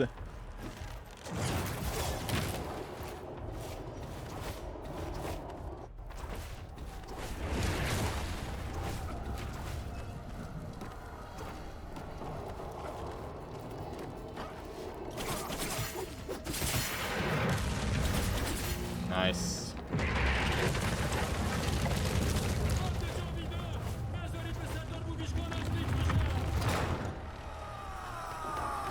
مراقب باش سارگون.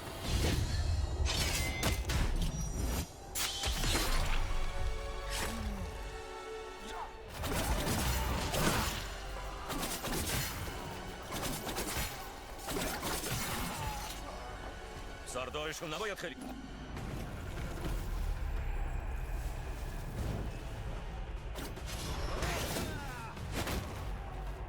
یوویشکا نمیتونی اصلا مخفی بشی.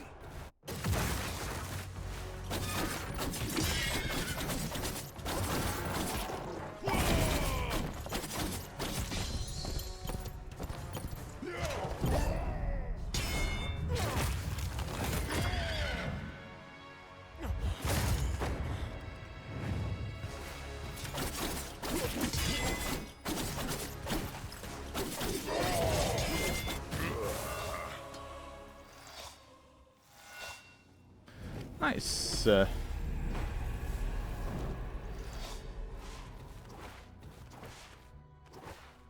بهت افتخار میکنم.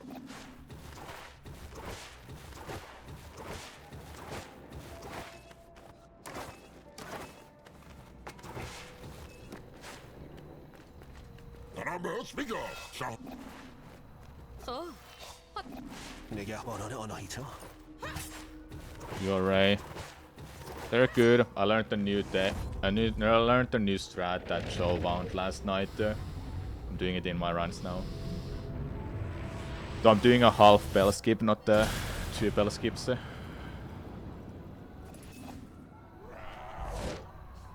They're fine. Kinda rough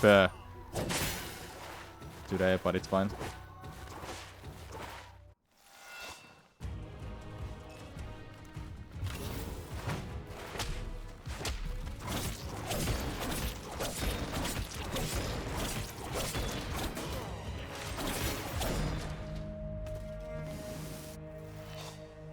سارگون اون کی بود؟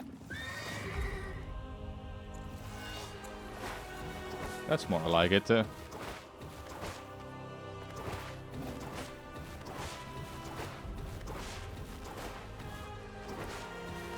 How are your runs, man?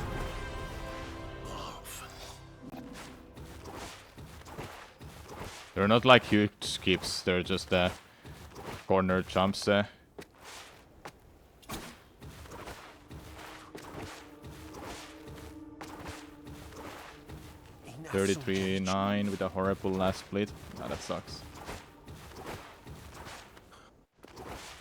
Yeah, that's kinda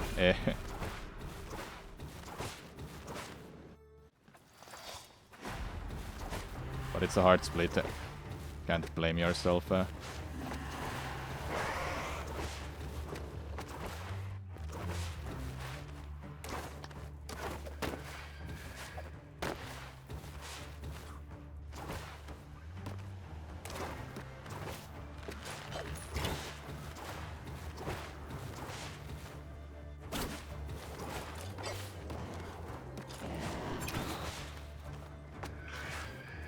Yeah, that stupid ass mage.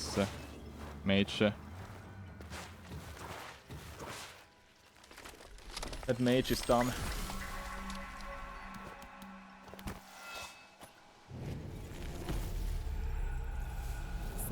بیا.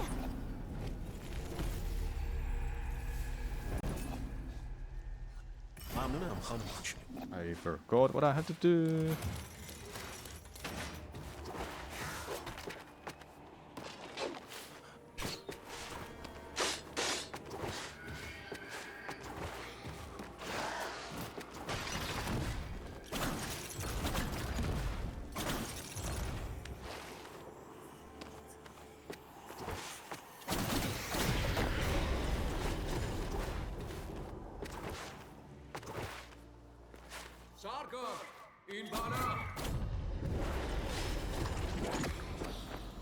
شاهزاده رو به دروازه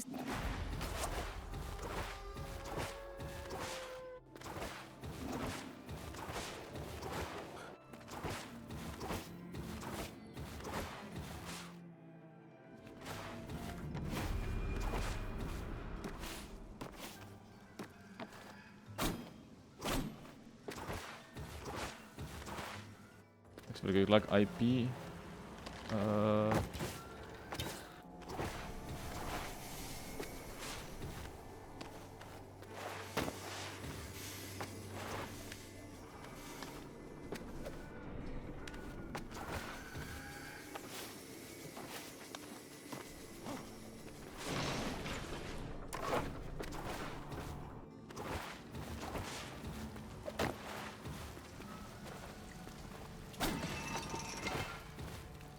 یکی دیگه از مردان قبل.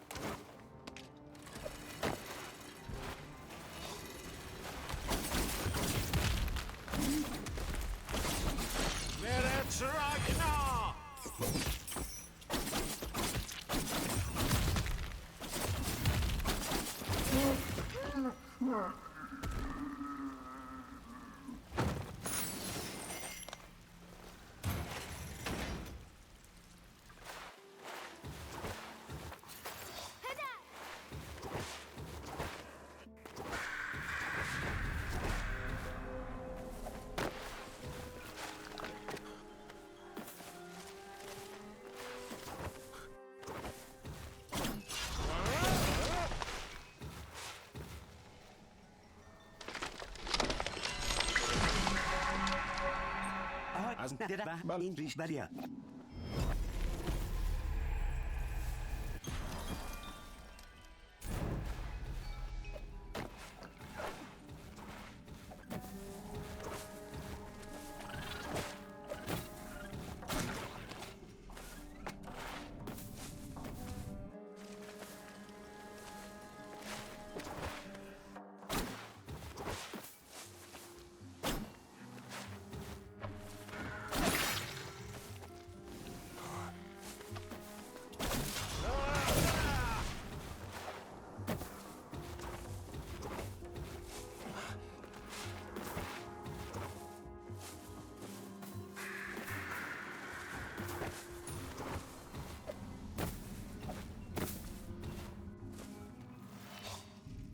Yeah, it's crazy.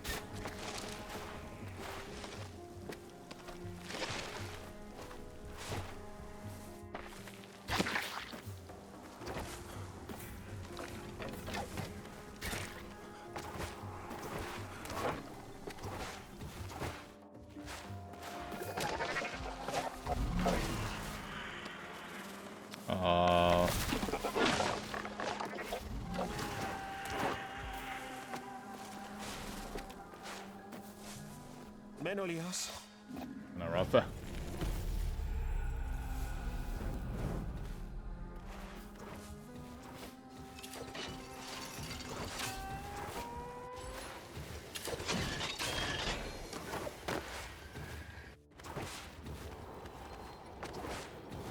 Yeah, it is the finish line. It's not the full game, unfortunately. Would have been hype for it to be a full game.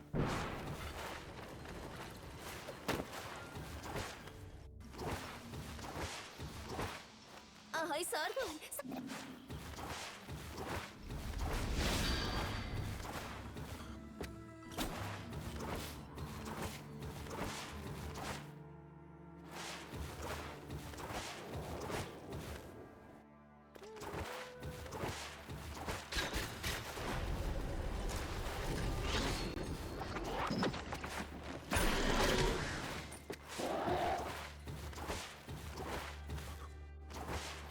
I'll try. Smile.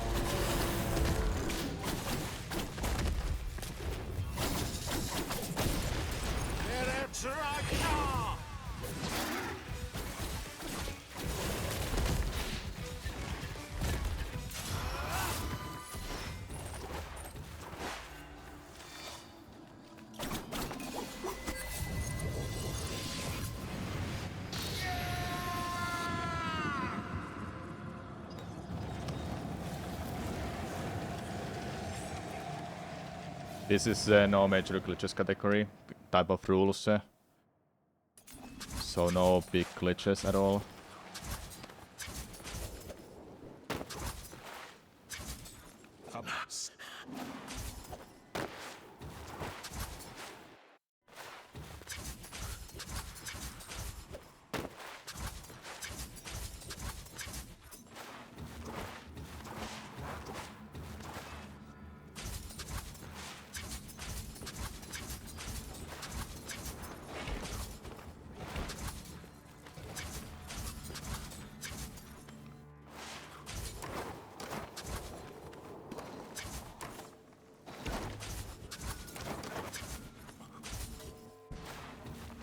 به شاهزاده سخت نگ.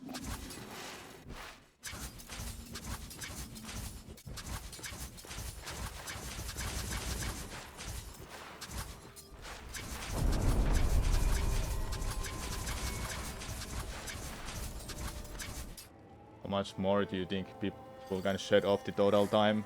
30 is possible. 30 minutes is possible. Sub 30 is kind of on an edge. I thought that's possible without some new strats.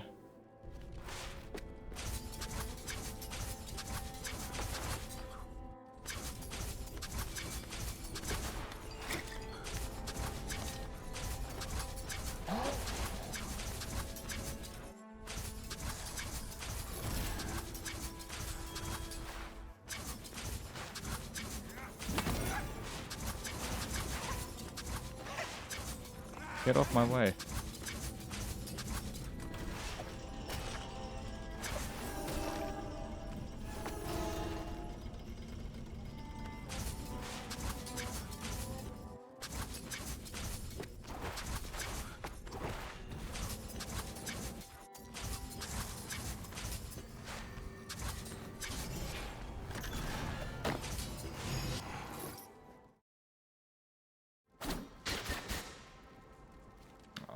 Okay.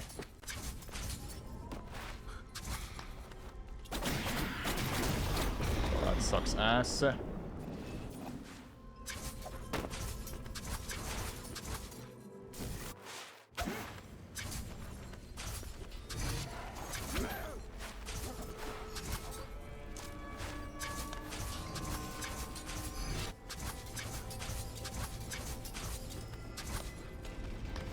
No, don't move.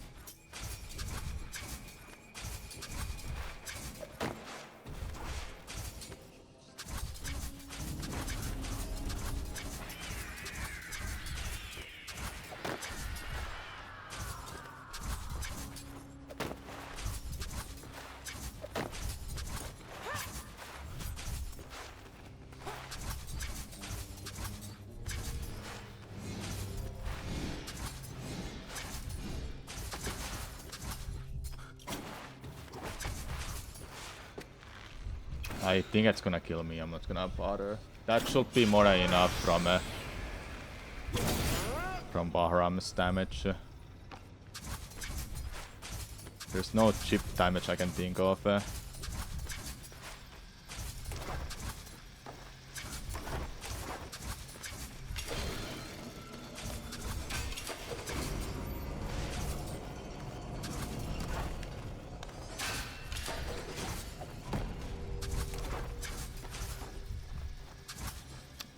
Too low.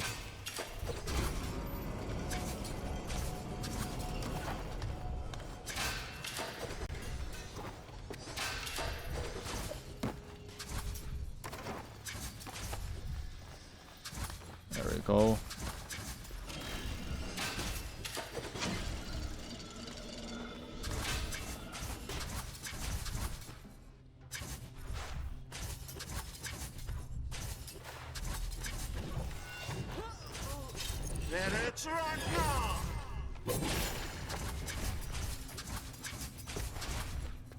بالاخره رسیدی.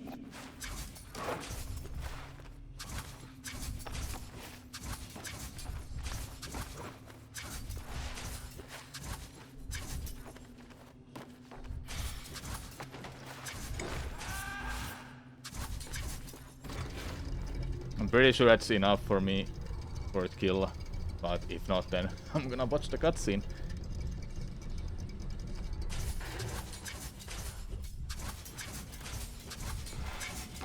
قسام باید همین نزدیکی باشه.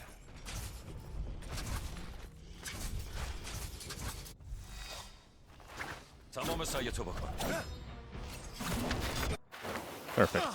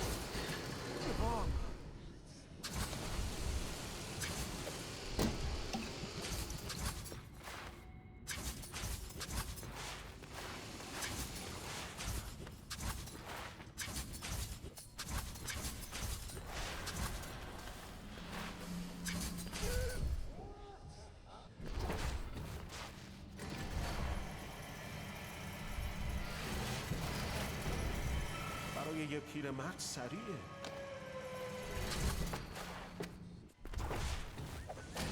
Ouch.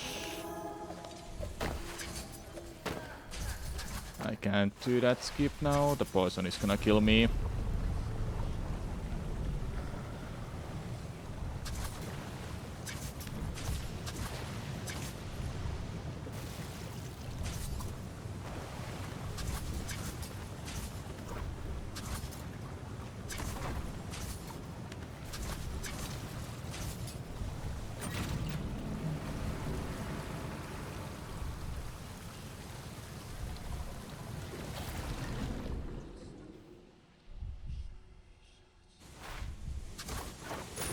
Why? I'm holding down! I'm holding down the whole time, stupid ass game. Keep losing runs to something stupid.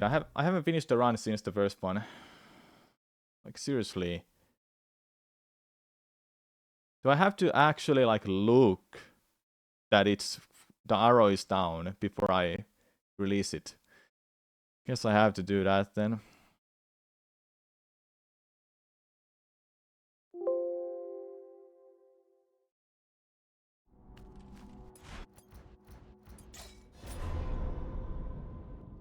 Damn it.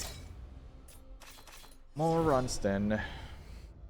Better to lose runs to something really weird like that rather than something that is out of my control. یا بریم ساکن.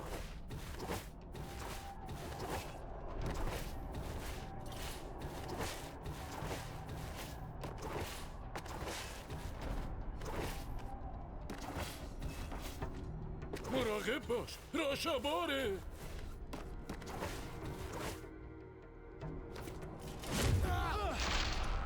هیچ کدوم از شما اینجا رو زنده ترک نمیکنن.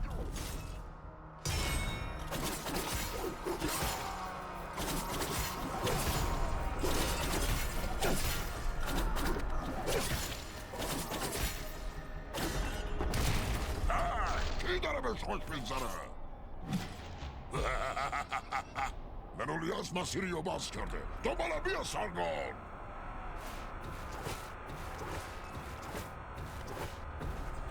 باران آتش بدو سرگان. باید اون کماندار کوشانی رو شکست بدیم. بس سرش بدم.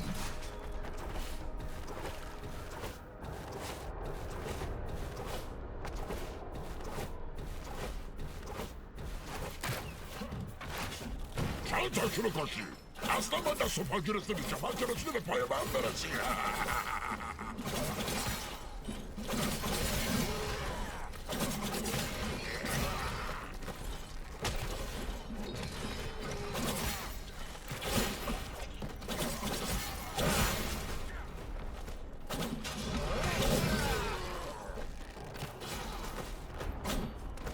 Okay. Is there a vaster language? Fellow Taos guy? No, it doesn't matter. What language you're using. At least I believe it doesn't matter. Everyone has been having a kind of a similar times.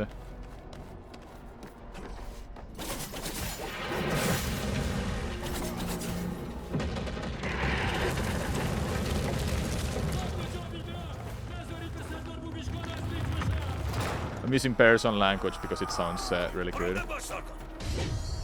And fitting for this game. Obviously.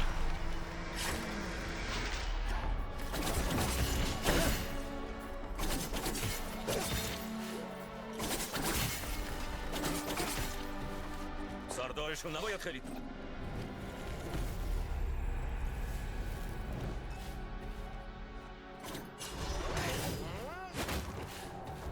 یوبیشکا نمیتونی ازم مخفی بشی.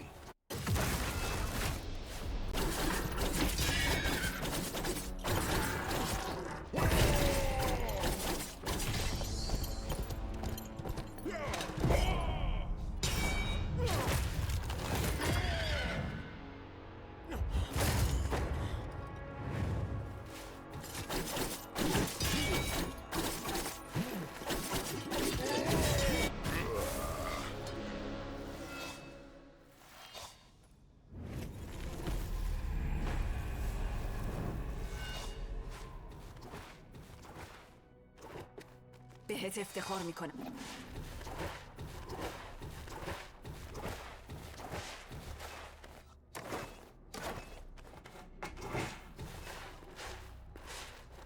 دارم بهت میگم. نگهبانان آناهیتا.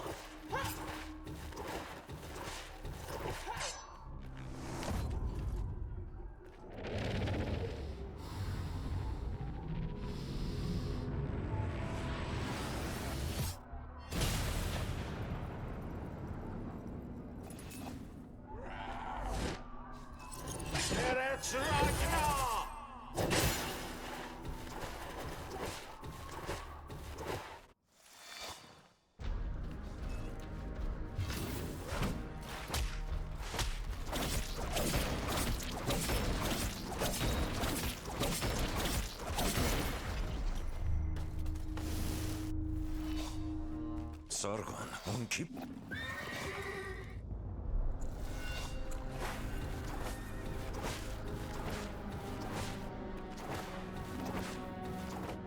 Oh, yes, kick me. I don't mean it that way.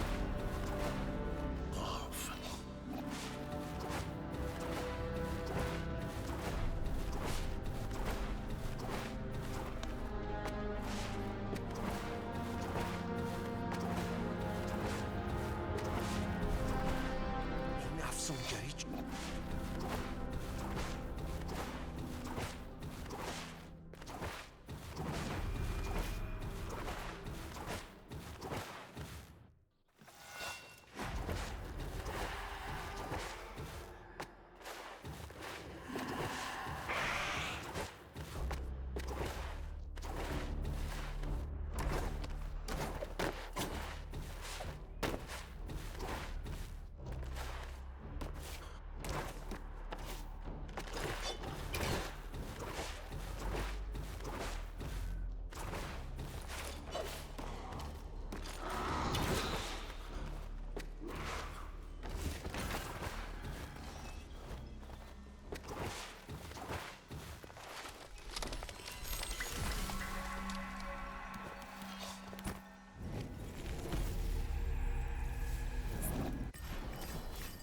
بیا.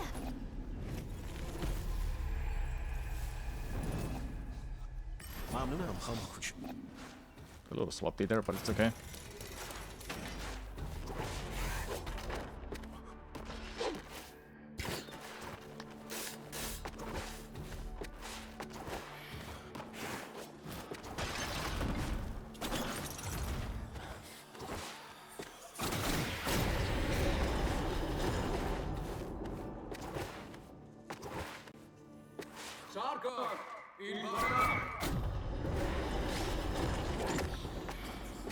شاهزاده رو به دروازه.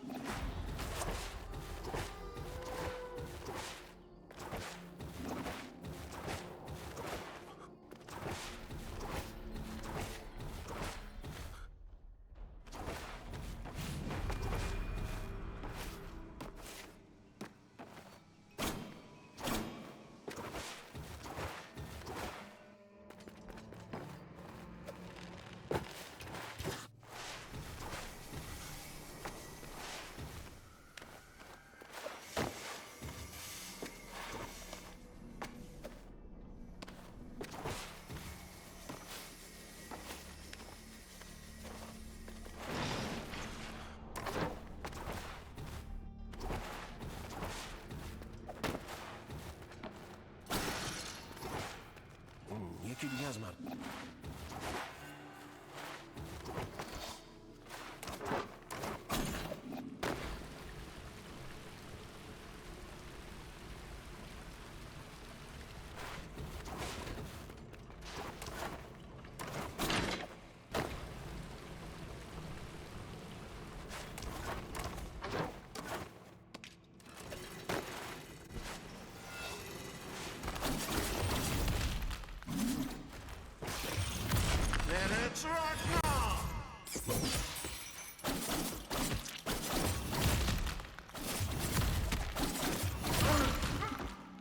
Sub 8 minutes on that prisoner kill.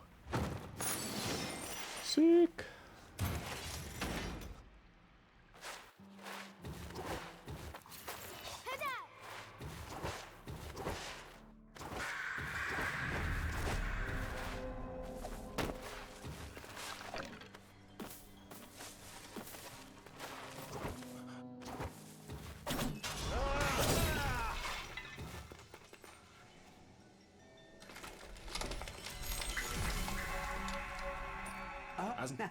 English barrier.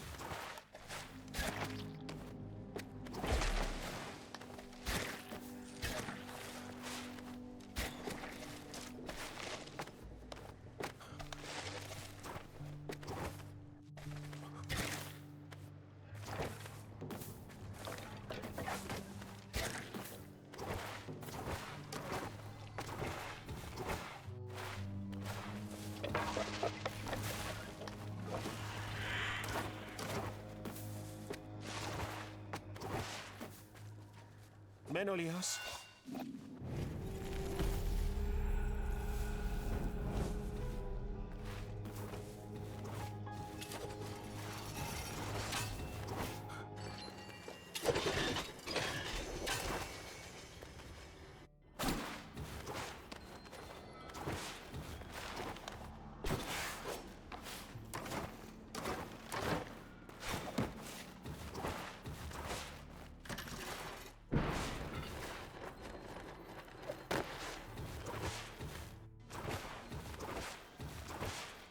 آهای سارگون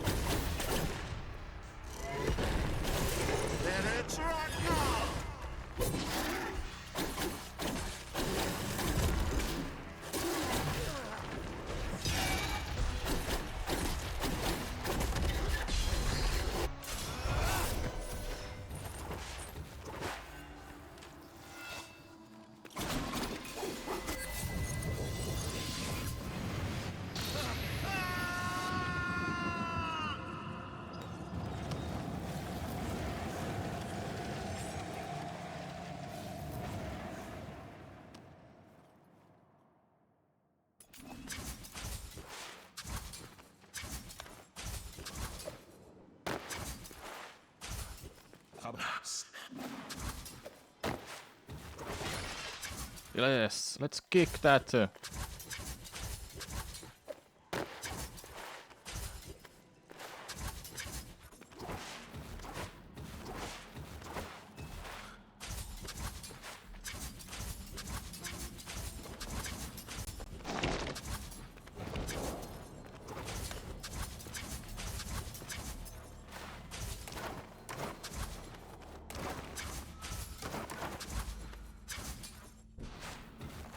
به شاهزاده سخت نگیر.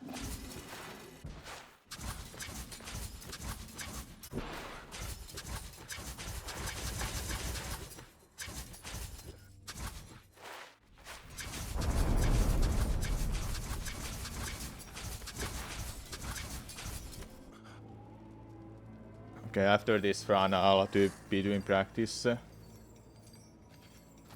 was a cue for me, if you heard that.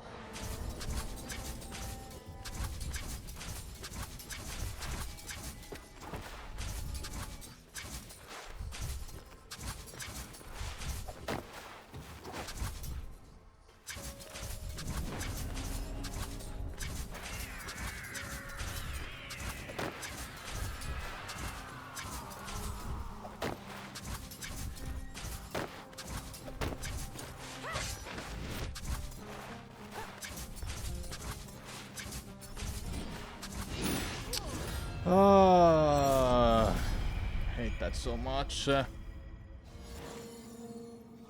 Did it wrong. Are people still trying to cook up that skip? That shouldn't be possible.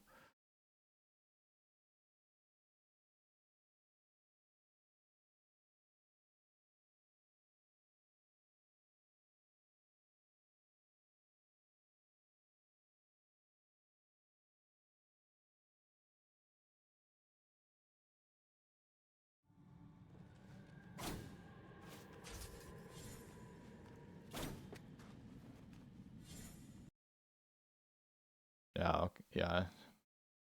Something was tried, but it doesn't work.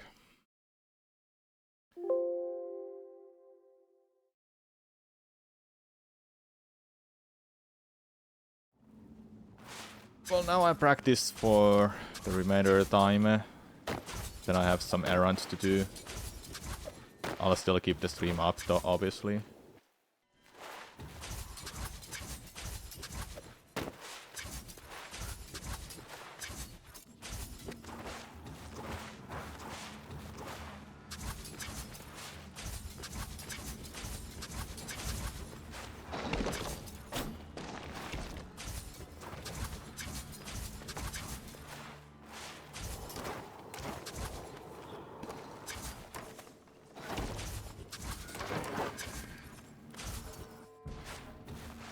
شاهزاده سخت نگیرید.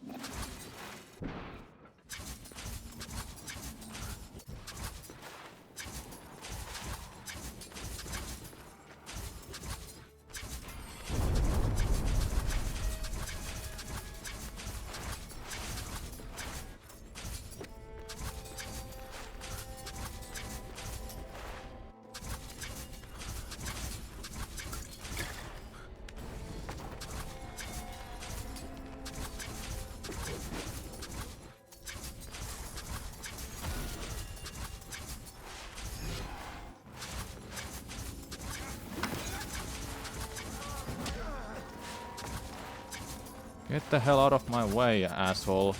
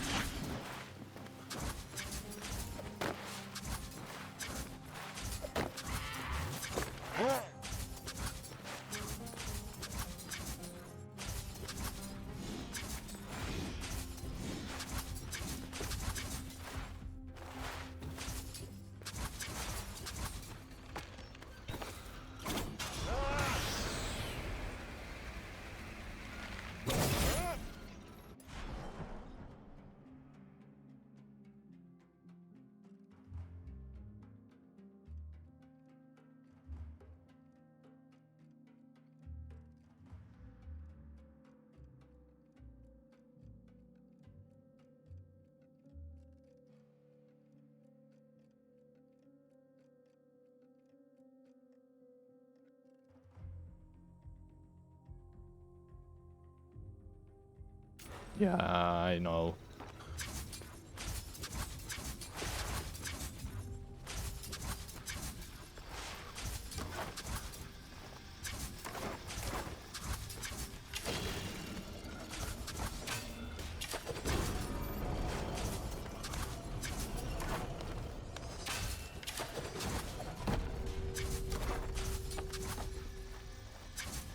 Yeah, don't do it too early.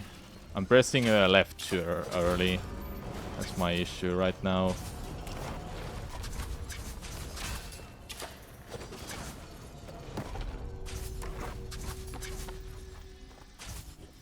No, I didn't press early at all. I pressed too late.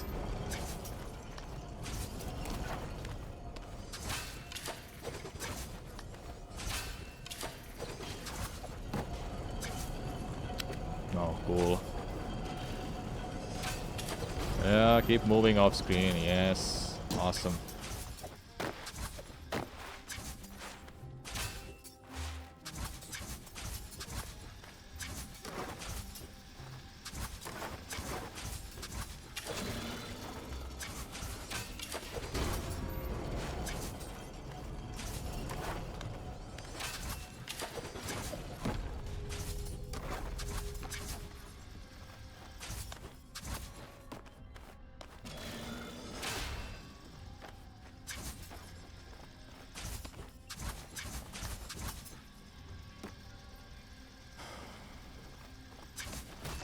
Blech.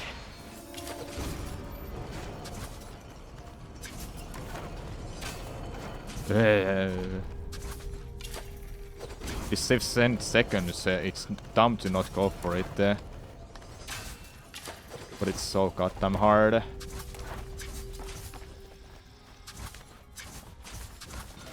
It's all muscle memory after all.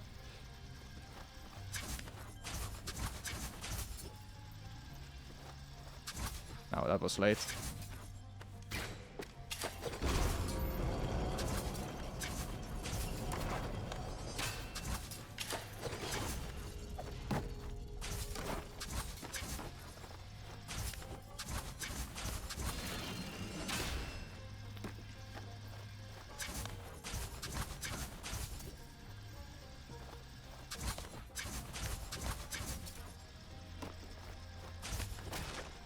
That was early. It's better to be early than late, because late I cannot back it up. Nice.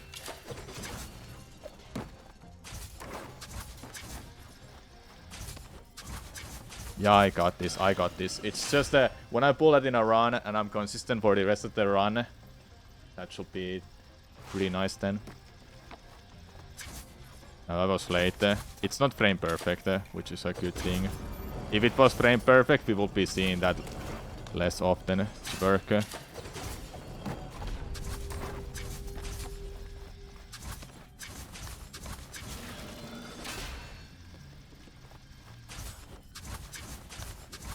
Nice.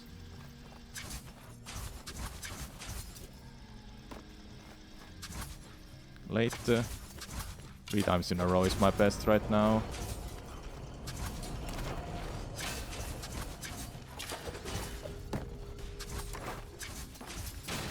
Ouch.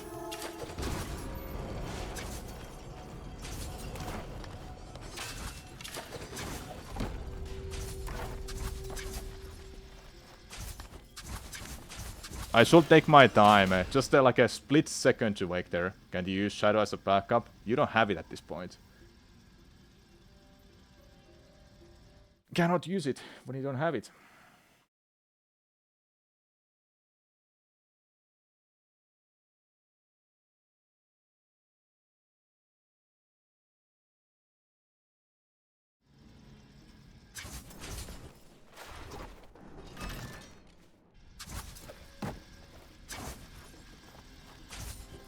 Late.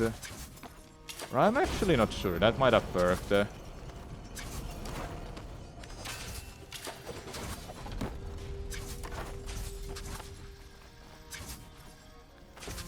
don't know about that. I think that's also not good. I've been freaking dying all the time in that depth. I need to go and practice that. That was early. I need to do like a small hop, but at the same time I really cannot, because what if I get to the other side and I don't make it? That's the terrible part about this. There we go. Yeah, I got this in a bag, chat. I have this under control. Just get like a split second focus there. The timing.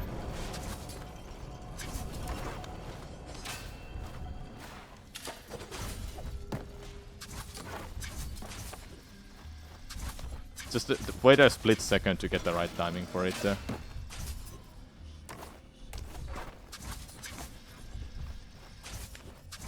Like, that was a little bit lower than the previous one.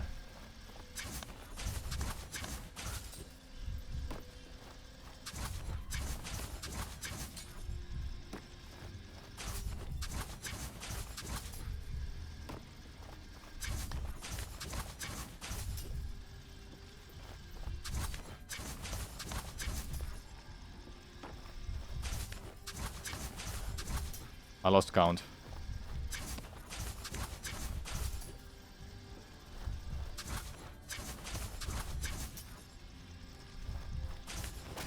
How many times I got it? Did someone count? That was a lot.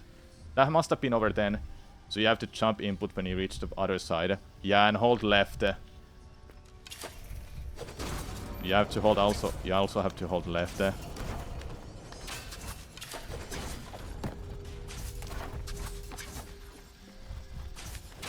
And if you're too early, you'll most likely hit that spike, and that's terrible. Or a wheel.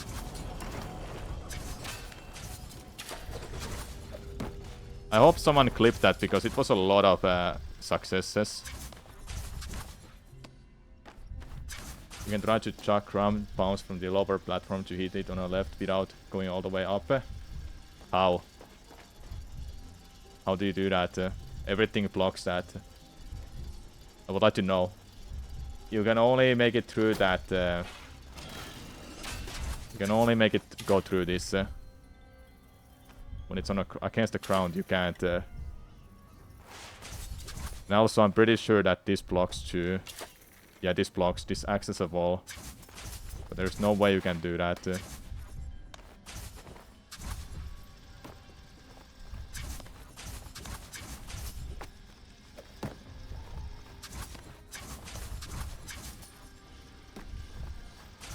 That was low. But yeah, I got this. I have a good muscle memory build for that now.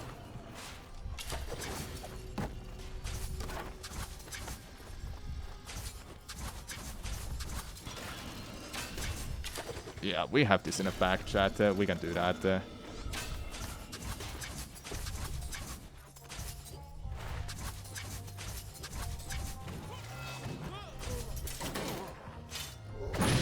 Oh yeah, I don't have enough for Atra.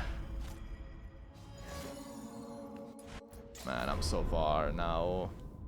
I don't have a save file for that. I have to continue this then. Okay, hold up. Give me a second.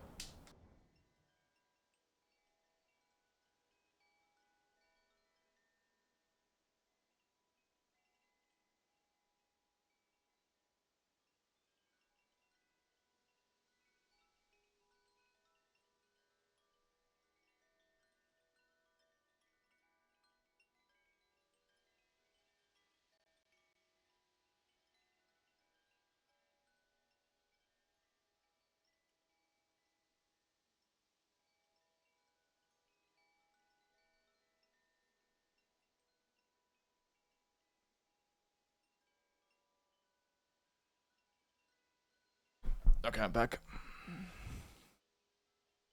We'll be leaving soon. But I'll keep the stream up and I'll come back. خبری از شاهزاده نشد.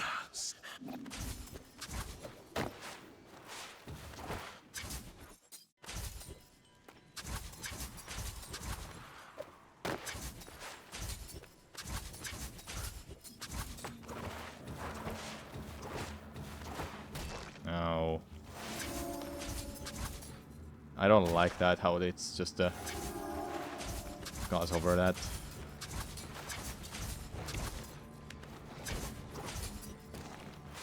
Oh, really? On the other side somehow.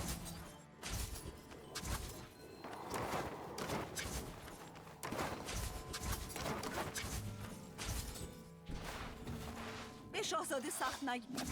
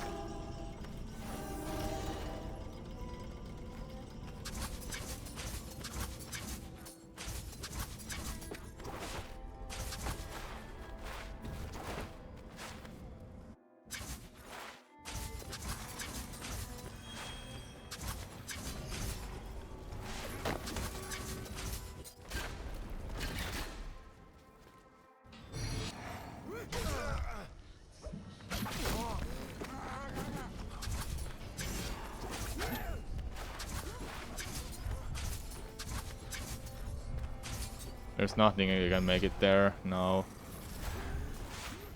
Rip.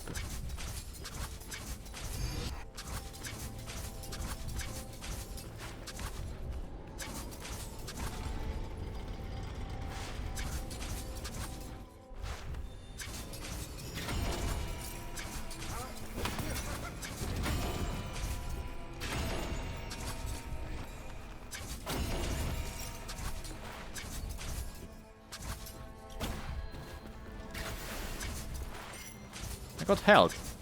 Well, whatever.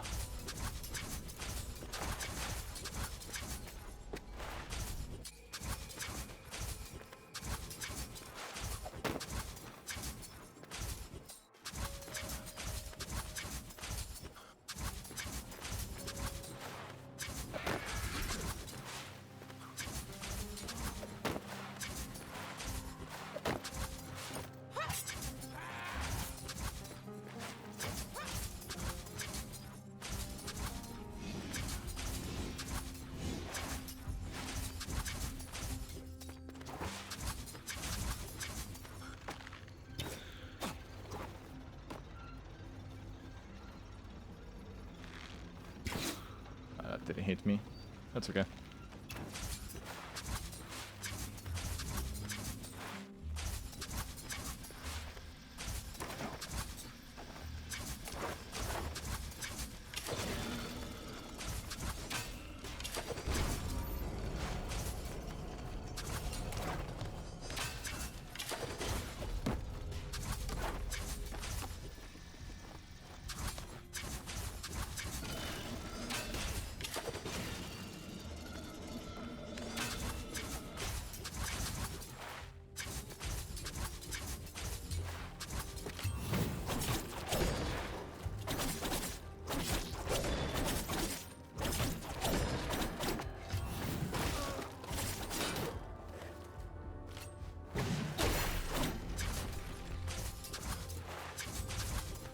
بالاخره رسیدی اینجا.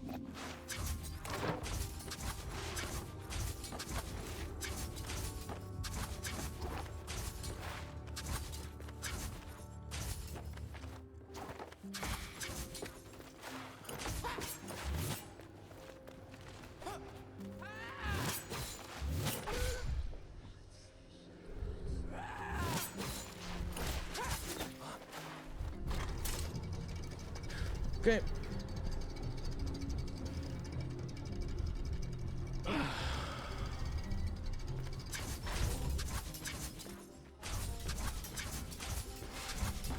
قسام باید همین نزدیکی باشه.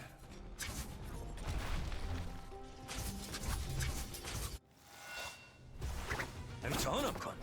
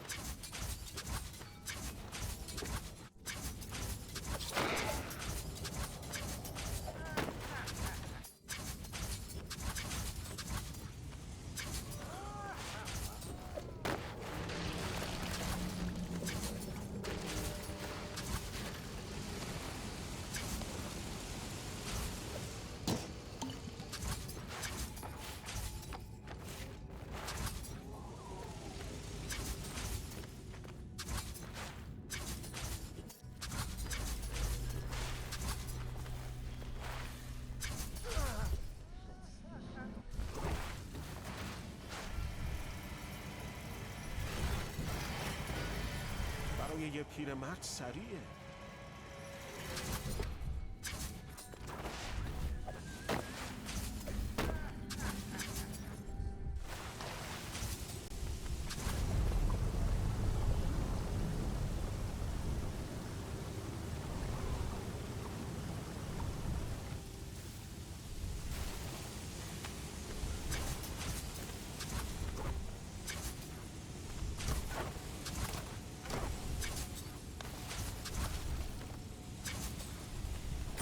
that is something.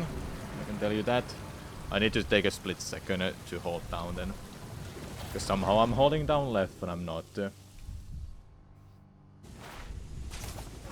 we go.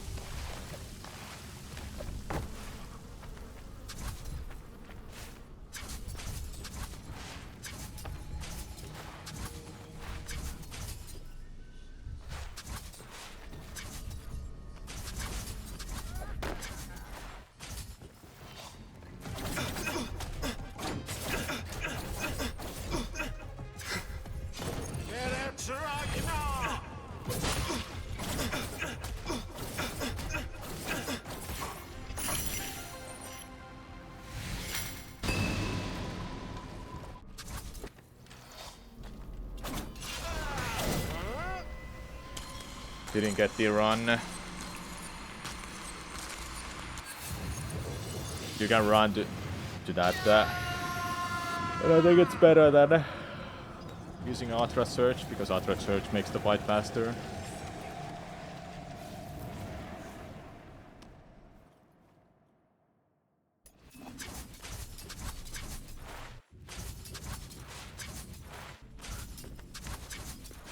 میدونی؟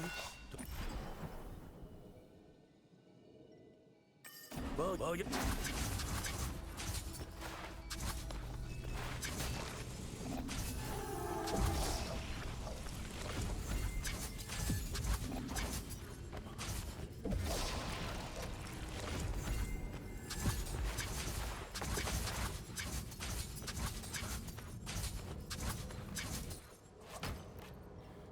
جلوتر نه تو به ما خیانت داری راجب به هم حقیقت رو چی؟ نه آن This massing method is not working for me.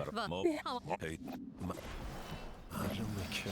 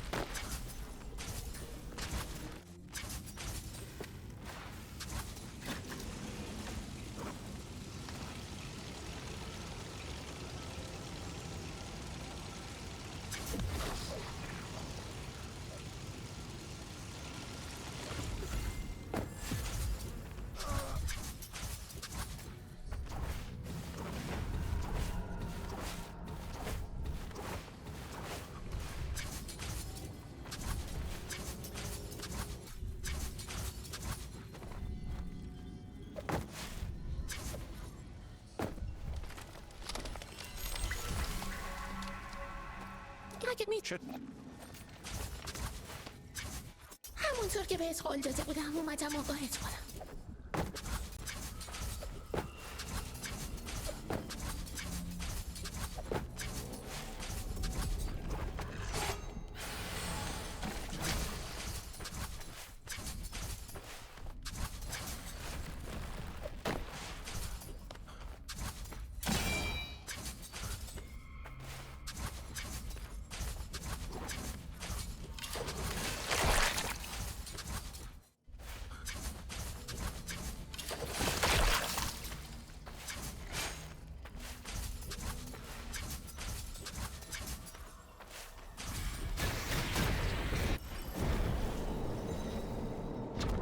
حتی نور منم نمیتونه فراتر از نقطه آغازش بدرخشه. خدا نگهدار سارما.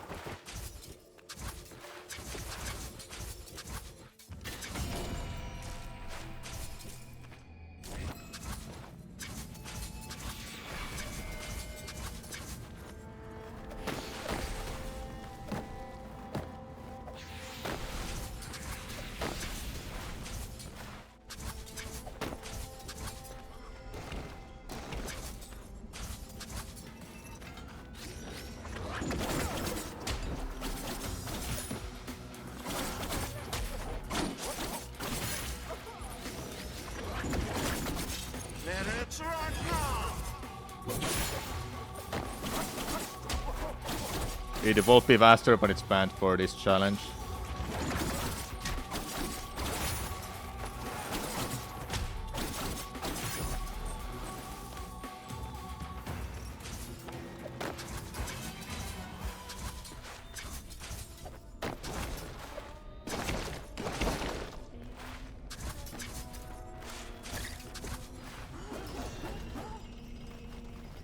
You can also spam it with arrows.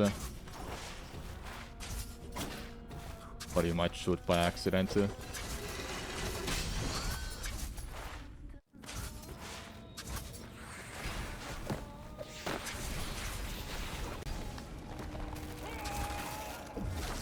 Okay, I don't know is that gonna work, but I'll be sticking with that.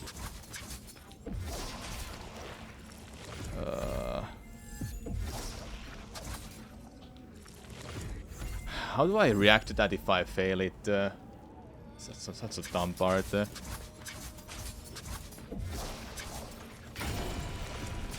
guess I'll do it like that.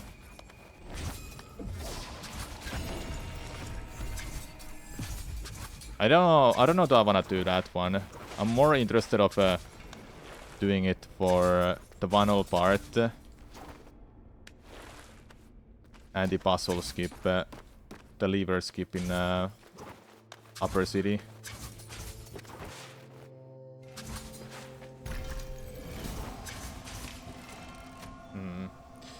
Not too sure. I think I'm not gonna do that one for the bell. I'm fine with the bell.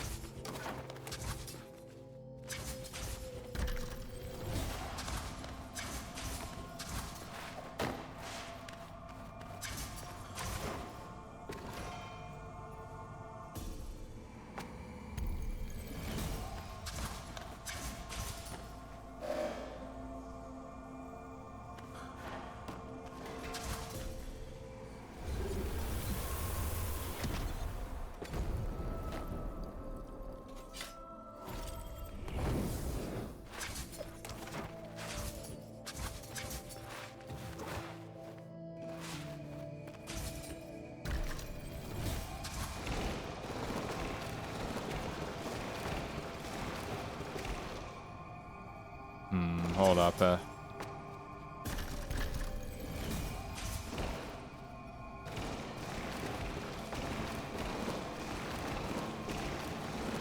I'm not getting it now. It's fine.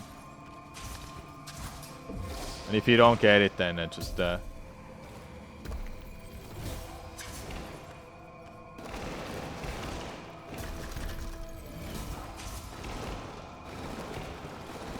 yeah, hold up.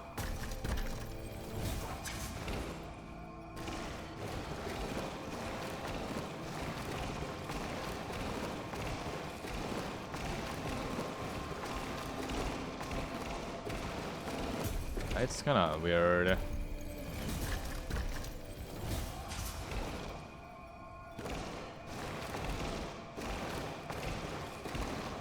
There we go. Yeah, so if I get it, that's great. But if I don't, then I have a backup ready. That's wheel's kinda random still, but it seems to be a, kind of a thing you can do.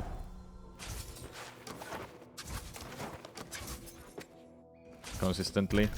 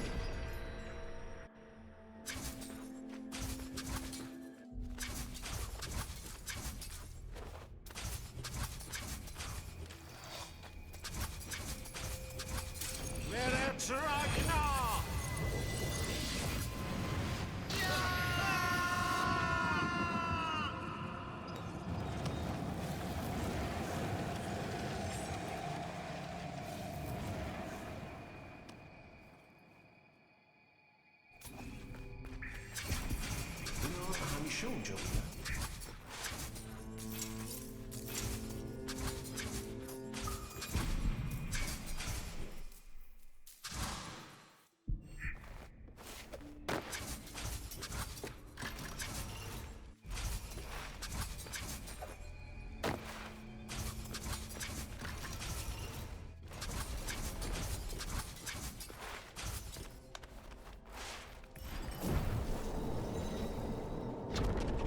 I'm playing on PC. داده بودم اومدم آگاهت کنم.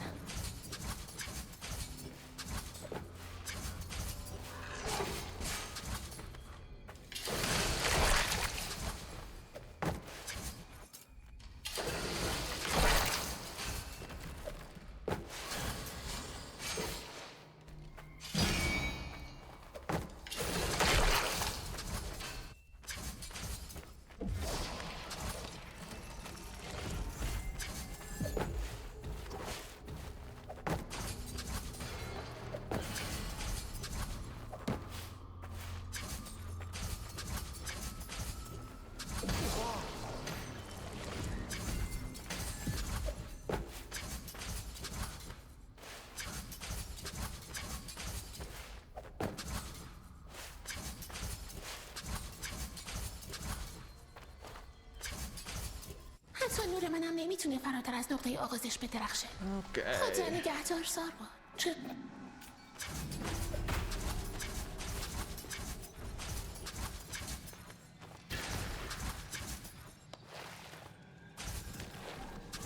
Yeah, this one I think I'm the most consistent at. I have a really good timing for that.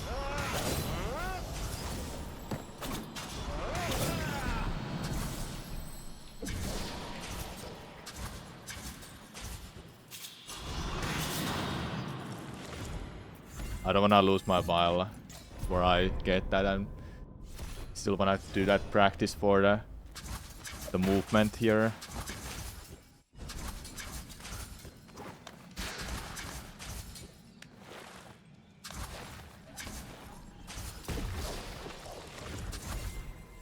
You can still do it if you happen to fail it, but that's a little bit rough timing to get.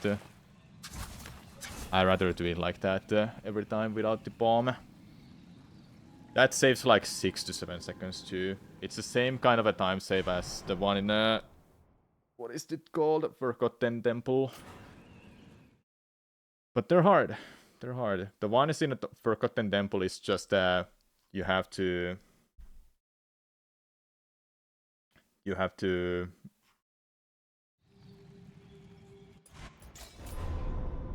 do it twice to get the full time save. I think I'll just bail on not doing the bell right now. I can get better at these first. That was too low.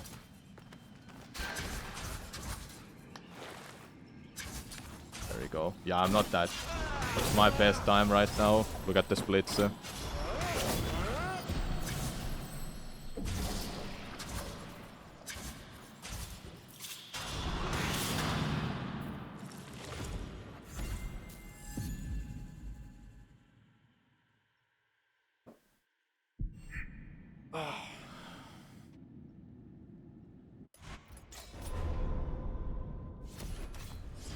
I feel so proud of myself being able to do that consistently. Like, I'm still failing it, but I'm good at it at least.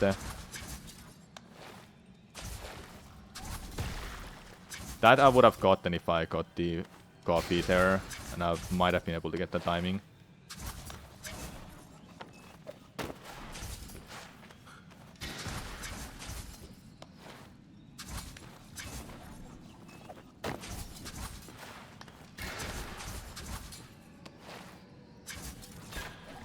Yeah, that didn't work.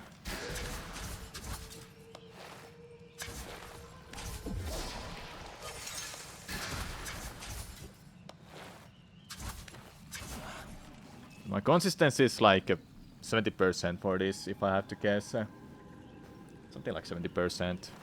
This, by doing this and the one in Upper City, the one that I got like 15 times in a row,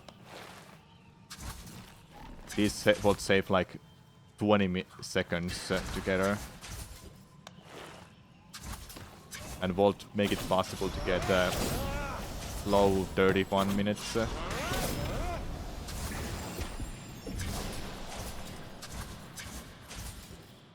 Maybe even 30-minute run. 30-minute run would be really awesome to get.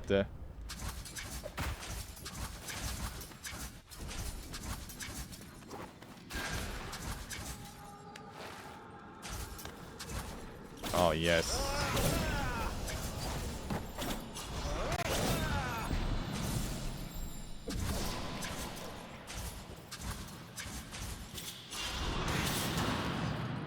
Okay, just a moment. I'll check out that thing.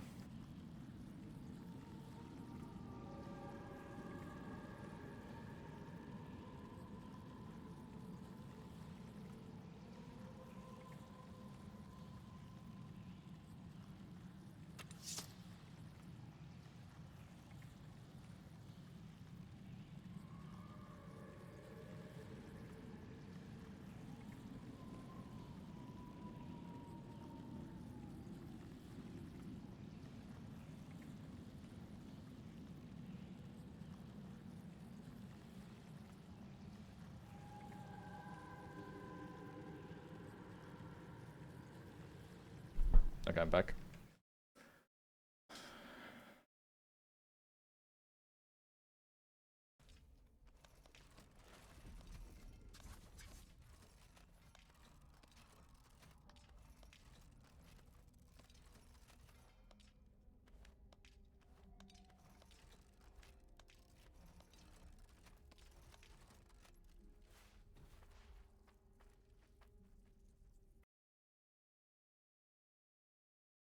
People are trying so hard to skip the shadow.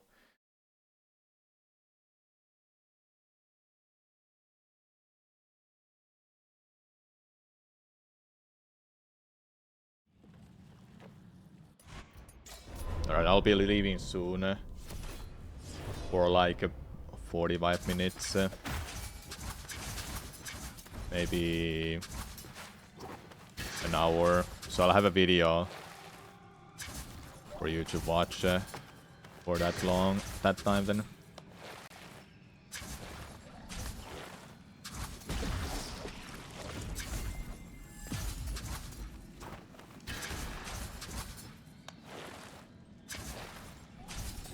Okay, don't do it like that.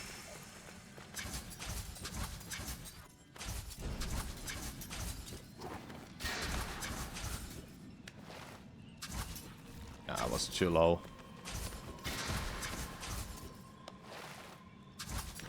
There you go.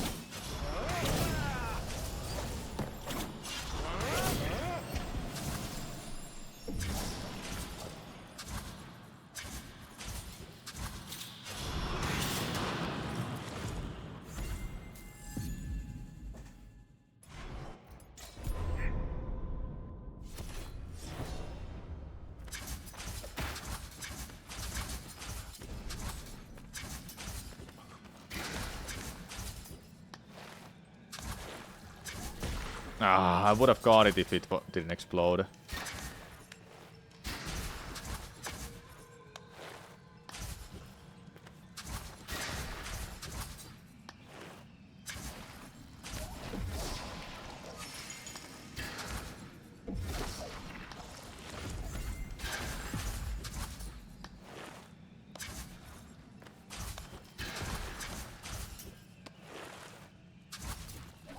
Too low.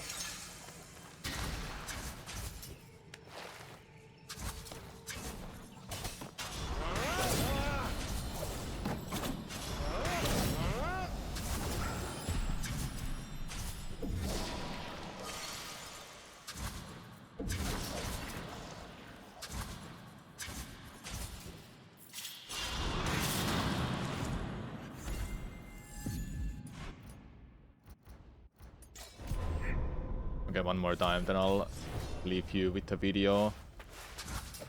And when I come back, we'll do more runs.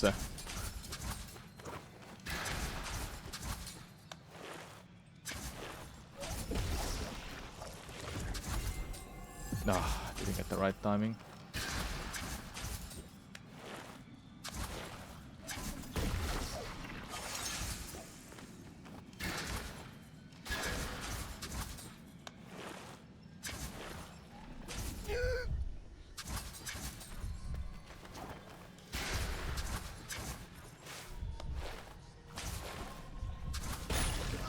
I have to commit to this if I decide to do that. I cannot just go and back it up with the older method. It's a time loss, a huge time loss on failing on this strat. After failing it once.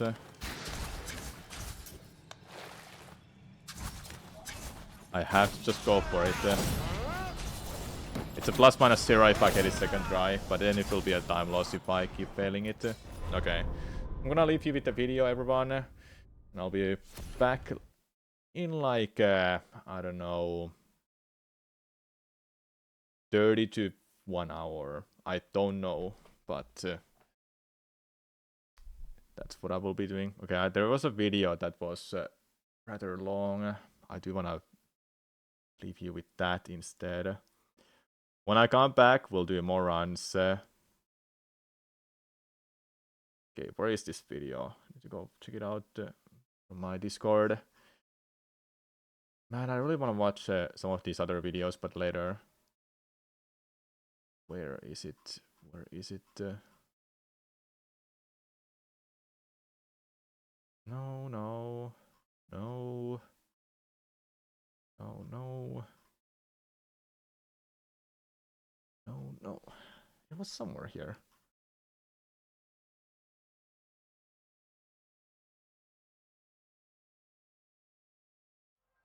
Like it or not, the video Okay.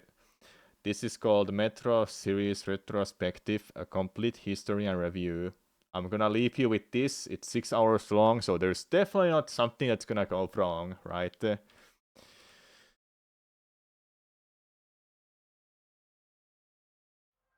Like it or not, the video game industry revolves around characters.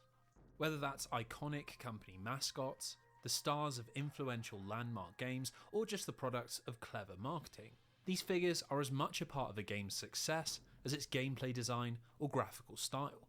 And for many of the most famous, they have long since taken on a life of their own. Lara Croft is instantly recognisable even to people who have never played Tomb Raider. Pikachu is the most well-known anime character of all time, despite being one of 1,000 Pokemon. And it should go without saying that Super Mario's global fame has long since eclipsed his place as the golden boy of 2D and 3D platforming. Be right back. Now, being able to conjure up one of these in characters is no easy job, and 45 minutes, massive, 60 minutes, I'll be back. Okay. studios to indie developers working for nothing are all trying to unlock the code that will make one of their characters stand the test of time. It can be the difference between Ratchet and Clank and Vex, the Master Chief in Halo and Sergeant Shane Carpenter in Haze, Arthas in Warcraft 3 and Kenji in Battle Realms. It's the fine line between life and death in an industry that will ruthlessly leave behind those that don't make an impact. So this brings us to the focus of today's retrospective, a character and series that somehow buck this trend. You've likely heard of them before. She is a sci-fi bounty hunter born in the earliest years of the industry's most famous company, and the series runs across 16 games and 9 platforms, with it fast approaching its 40th anniversary, a milestone very few others will ever reach. I'm of course talking about Samus Aran and Nintendo's Metroid games, a true icon of the video game industry and so distinguishable from its peers that it lends its name to an entire genre. Yet the story of Metroid is a strange thing. For every influential milestone, there is a misguided experiment. Platform-defining releases are followed by entire generations of absence. It has been under the stewardship of some of history's greatest developers, but has also produced some of its most infamous controversies. And most confusingly of all, despite critical acclaim and longevity the likes of which most publishers would kill for. It has always been plagued by commercial disappointment, lurking in the financial shadow of its iconic Nintendo siblings. It is the medium's greatest contradiction, and today we're going to unpick the cycle of rise and fall that has defined one of the industry's most beloved and mystifying franchises. This is a lengthy Metroid retrospective, and it's time to discover if the galaxy really is at peace. So before we begin, a few brief disclaimers. Firstly, there will be extensive spoilers for every single Metroid game, the Metroid comic series, and the Metroid manga, which should come as no surprise as the whole purpose of this video is to explore every corner of its storied history. Now that being said, Nintendo have a rather heavy-handed approach to copyright enforcement, which means I won't be able to spend large amounts of time discussing the intricacies of the series' music. It will still be covered, but it'll be more holistically, as part of the game's development process or when talking about its effect on atmosphere and storytelling. Another important note relates to fan games. I don't usually cover them in my videos, but they have a special place of importance in the history of the Metroid series, and so while they won't be getting their own section, they will be covered within the context of other games when appropriate. Finally, while this video aims to be as comprehensive as possible, I can't cover every single second of every single game, so if you think something interesting has been left by the wayside, please drop it down in the comments section. I always read and reply to every post, even long after the video has been released, so your contribution will be seen and will be discussed. Anyway, with that all out of the way, let's start our journey into the depths of this series and unpick the complex story of Samus Aran and the fearsome Metroids.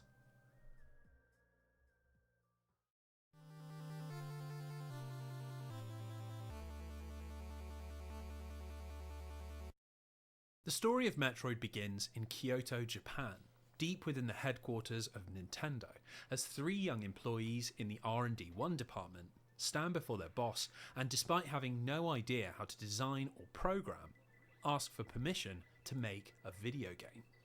Now this might sound absurd, but their boss was the legendary Gunpei Yokoi, a man whose unique approach to video game creation had put Nintendo on top of the industry. In 1980, he designed the Game & Watch Portable, which had sold over 40 million units worldwide, and had worked with a young Shigeru Miyamoto to create both Mario Bros. And Donkey Kong, which were dominating arcades on both sides of the Pacific. He had an eye for innovation and a love of creativity, and this was central to how he ran his department, the aforementioned R&D1. While most of Nintendo's teams were dominated by programmers and engineers, designing games around technical concepts, Yokoi saw development very differently and allowed anyone in his team to propose any kind of game, as long as it was interesting.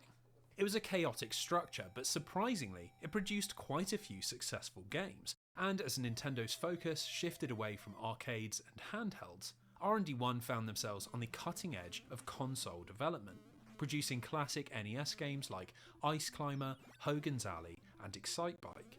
This is the environment in which we find those three men, Hiroji Kiyotake, Makoto Kano, and Hirofumi Matsuoka, who came to Yokoi and asked if they could make a game called Space Hunter.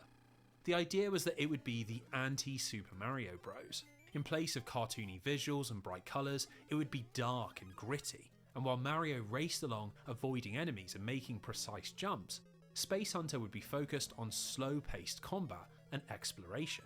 Yokoi absolutely loved it, and despite their lack of experience, the three youngsters were given 10 months to make the idea a reality, and told to come back with a finished game. Well, unsurprisingly, things went very poorly, and the project quickly became unstuck as inexperience collided with ambition. With the proposed release date just a handful of weeks away, the three young developers admitted that they desperately needed help, and so reinforcements arrived in the form of Yoshio Sakamoto. He'd managed the production of both Wrecking Crew and Gumshoe, and so working as an auxiliary director, Sakamoto had to work out what was salvageable, what had to be redone, and what wouldn't make the cut. The biggest change that came out of this period was to the name. Space Hunter was seen as a little too boring, and so Sakamoto came up with something that would better suit its dark atmosphere. A portmanteau of Metro which reflected the map design, and Android, which reflected the playable character. The result was Metroid, which was miraculously finished in time for its August 1986 release on the Famicom Disk System, and very quickly it became clear that Yokoi's strange management style had produced another hit. Sales in Japan were very positive, and this led to the game being released on the Nintendo Entertainment System the following year, which brought with it a raft of glowing American reviews and helped push the total units shipped to well over 2 million.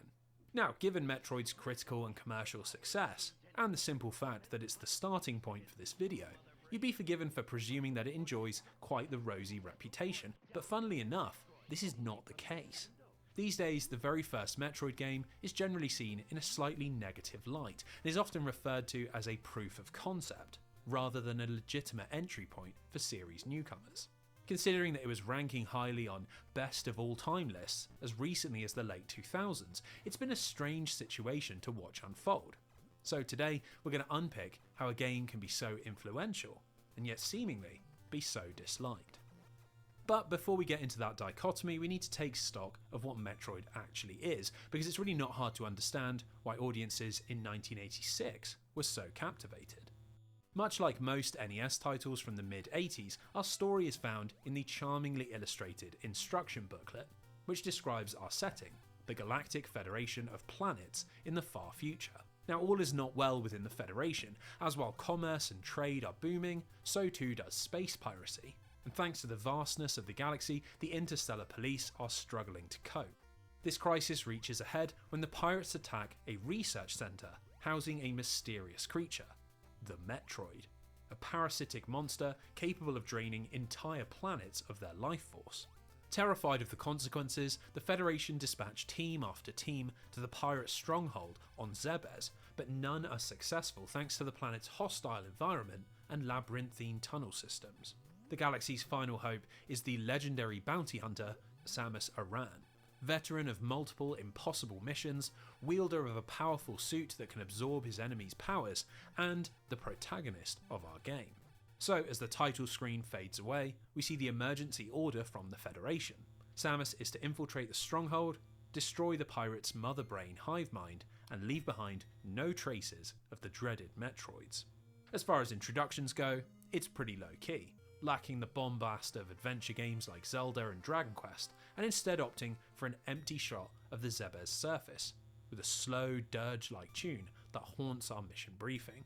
This is our first taste of what sets Metroid apart, not its spacefaring storyline or its subversive gameplay, but how it has a unique appreciation for atmosphere that is far ahead of its time.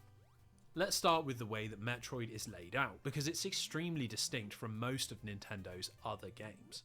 Instead of a linear sequence of segmented levels, Zebes is a sprawling, interconnected labyrinth, made up of tight corridors, enemy-packed caverns, and platform-filled shafts that are all arranged on a single map.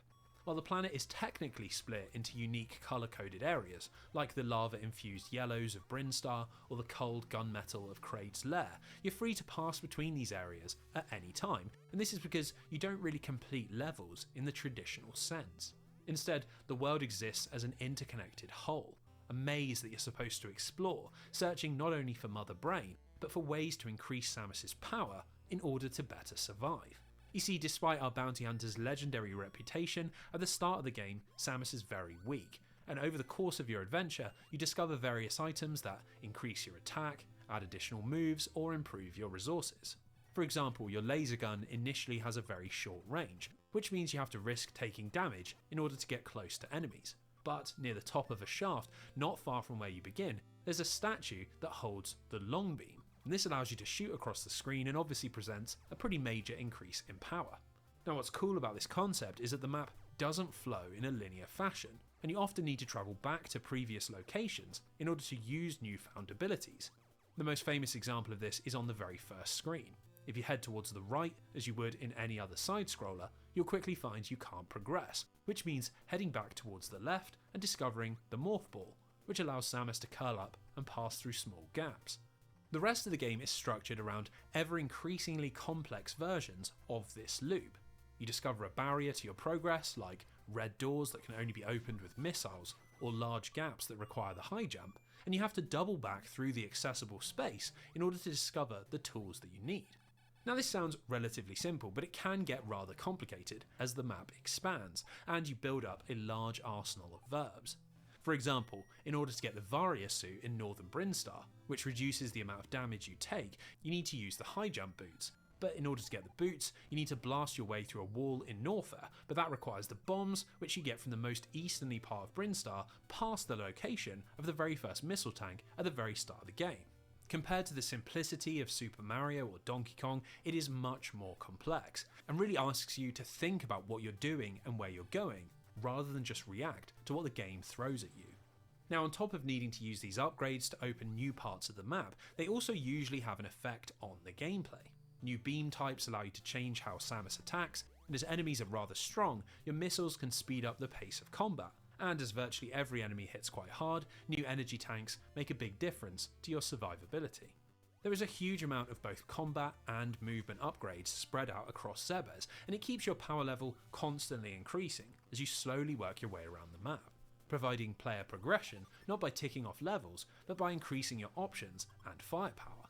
Now, while this was a very novel approach to video game design in 1986, Metroid wasn't actually the first game to incorporate these sorts of ideas, as both The Legend of Zelda and Dragon Quest had been released earlier that year, and both had approached level design from a similarly open-ended angle. Now, that doesn't make Metroid's take on non-linearity any less impressive, but what makes it really stand out from those two is its extremely innovative approach to atmosphere. You see, while Dragon Quest and Zelda had our hero travelling across a huge world, delving into dungeons and discovering magical items, both titles paired this cycle with the reprieve of towns and friendly NPCs. Metroid is devoid of any of this, and from the moment you step foot on Zebes, you are thrust into an utterly hostile world. There are no safe rooms, recharge stations, or friendly characters, just pure isolation and a planet where everything is trying to kill you. It is an unrelenting experience of loneliness and risk, and this was something that Sakamoto wanted to augment with the game's art direction and graphics. Kiyotake and his group of young developers had originally been inspired by the gritty industrial aesthetics of Ridley Scott's Alien, and Metroid represents an attempt to recreate many of its most famous visuals. The creatures of the world are twisted and strange, mimicking H.R. Giger's blend of the mechanical and organic, and even the Metroids themselves are deeply inspired by the xenomorph facehuggers, latching onto their victims and draining away their life in order to sustain their own. The claustrophobic hallways of the Nostromo clearly informed the map design, and through the use of a black background with a small number of tiles around the edges, it's amazing how well the game replicates Alien's tension-filled mood. Now, that same care is found all throughout the soundtrack, which was put together by composer Hirokazu Tanaka, and is similarly focused on elevating the ominous atmosphere. In Tanaka's own words, the soundtrack represented a living organism, where there was no distinction between effects and melody, and drawing the player into the perpetual night of the space pirate lair. Now, that might be taking things a little too far, but it's impossible to deny the tunes that Tanaka came up with, and they are some of the most iconic in video game history, perfectly complementing a game that wants to be experienced in a slow and considered way. So, with all this ambitious and imaginative design, you're probably wondering how it's possible for this game to end up with a negative reputation. And well, the answer ironically lies in many of the same things that we've just been praising. You see, that desire to create a hostile and uncompromising world has led to a game that is brutally difficult, and lacks anything like the accessible design that you'd find even in 1990s video games. For starters, there's no map of any kind, and the job of recording locations you've been to or might need to revisit is entirely on the player. This can lead to an extreme amount of aimless wandering around, bumping into dead end after dead end and hoping to stumble across an upgrade that might open some forward progress. Sadly, this is all the more confusing because many of Zebes' hallways look very similar, and this means you can become disorientated even if you are keeping track of the game world. Now, this issue is compounded by the game's over-reliance on hidden pathways, which often mean you can walk right past an important location without realising its significance. Take the Ice Beam, an upgrade that is mandatory because it can freeze Metroids, allowing them to be destroyed with missiles. Instead of such an important item being given to you at the end of a zone or after a boss fight, It's tucked away at the bottom of a pit that doesn't even look like it can be accessed. In order to naturally get hold of all of the items, you'd need to meticulously comb your way through every single screen in the game, and this is a gameplay loop that is in total opposition to another one of Metroid's controversial design decisions.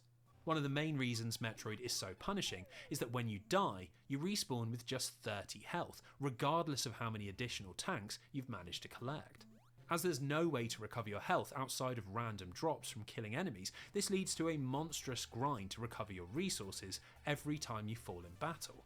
Often people hand wave this away by pointing out good places to farm, but I really think that this is just a simple case of the team wildly overtuning the challenge, and in turn cranking up the fear of death well beyond the level required to generate that ominous atmosphere. These twin issues, confusing level design and punishing fail states, make playing through Metroid without a walkthrough a surprisingly rough experience, and this reaches levels of even greater absurdity as you near its finale. At the start of the game, you'll find a room that has two statues that each represent one of the game's bosses, Kraid and Ridley, two space pirate chieftains located on opposite sides of the map, and both whom need to be defeated to access Mother Brain. Now, funnily enough, these two fights are actually very easy and won't provide any issue if you've even found a handful of upgrades, but don't let this trick you into a false sense of security. With the two defeated, the final zone, Turian, opens up, and in here Metroid's difficulty level blasts off into outer space. First, we have to deal with the titular Metroids, who the space pirates managed to replicate, and they are as fearsome as the backstory would have us believe, swarming in from off-screen, attempting to latch onto Samus, draining your health until you hit them with a bomb. On top of this, they're completely invulnerable to your standard gun, and have to be frozen with the ice beam before being destroyed with 5 missiles. It's a hefty chunk of ammo, and it really begins to add up, considering you fight 21 of them en route to the final boss. As if that wasn't bad enough, subsequent rooms in Turian are also full of these hoop bullets that fire in all across the screen, and each zone is separated by a door that requires 10 missiles to open. It's effectively a massive gear check, and unsubtly encourages weak players to go back out into the world and hunt for more resources. Now, even with a completely kitted out Samus, the final confrontation is a real controller smasher.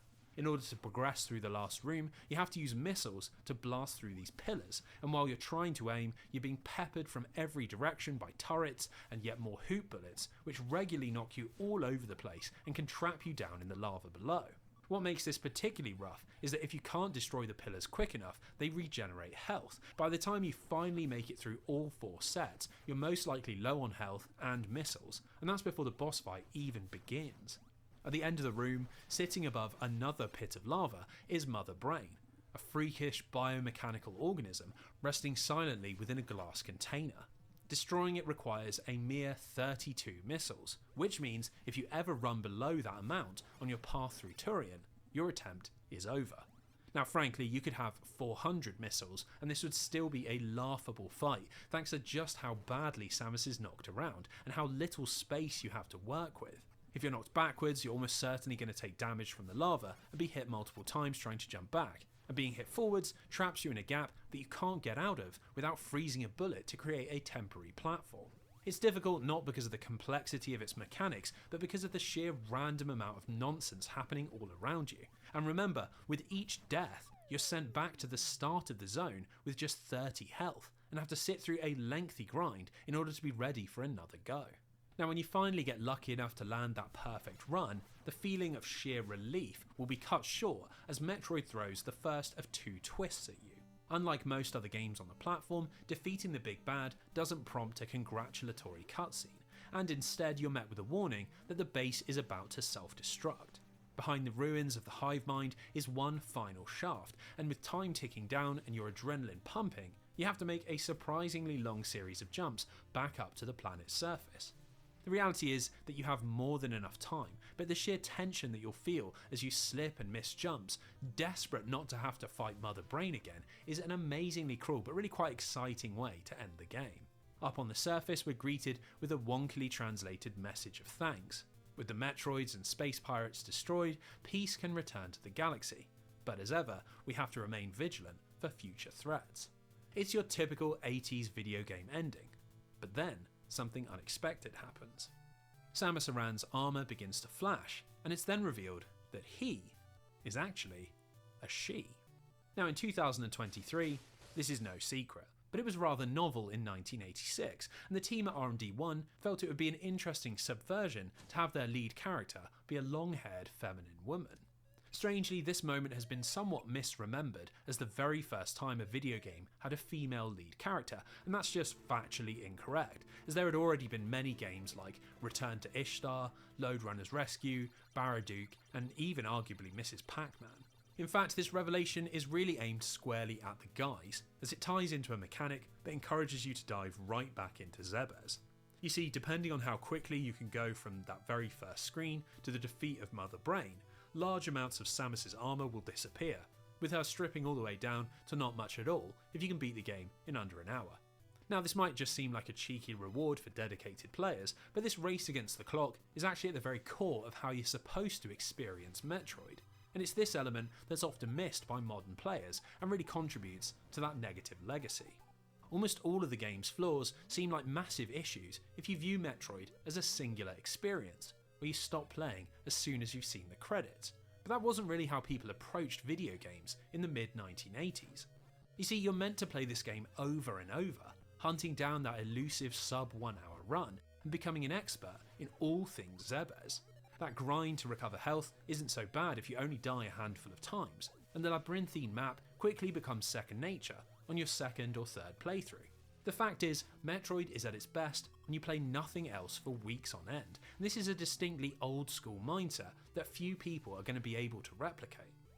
Now that all being said, in the 1980s, these criticisms simply didn't exist, and in both Japan and America, Metroid was considered a very successful game. This might lead you to believe that work would immediately begin on a sequel, but that wasn't really how R&D1 operated. And so, as soon as the game shipped, the team moved on to completely new projects, with Metroid intended to exist as a standalone experience.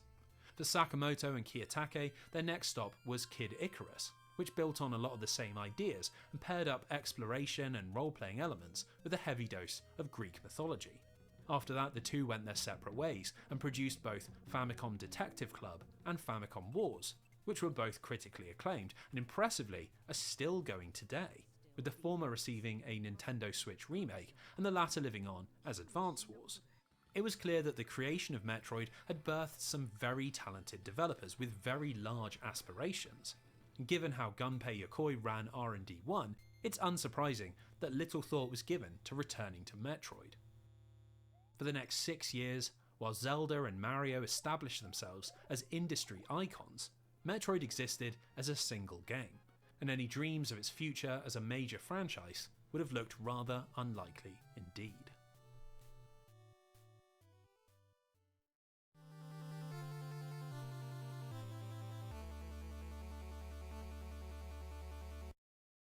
So our next chapter once again starts with Gunpei Yokoi, as after seeing his team's success in the home console market, he'd been inspired to rework the Game & Watch and incorporate some of the design of the NES. This led to the creation of the Game Boy, a portable device that allowed owners to change cartridges, and in conjunction with a fantastic battery life and an aggressive sub-$100 price point, the device quickly became a hit in every territory when it released in 1989. Thanks to its success, Yokoi pivoted the entire R&D1 department towards developing for the handheld, but the team quickly came up against a new challenge to their creative dominance. Just a handful of months before the device launched, Nintendo had secured the rights to Tetris, and the Russian-developed block-stacking puzzler became an instant classic, driving the Game Boy to over 35 million units sold globally, and even outselling Mario's handheld debut. Eager to not be outdone, R&D1 had developed their own puzzler, Dr. Mario, and while it had sold a very impressive 6 million copies, it was still miles behind Tetris, which was by far the best-selling game on the platform.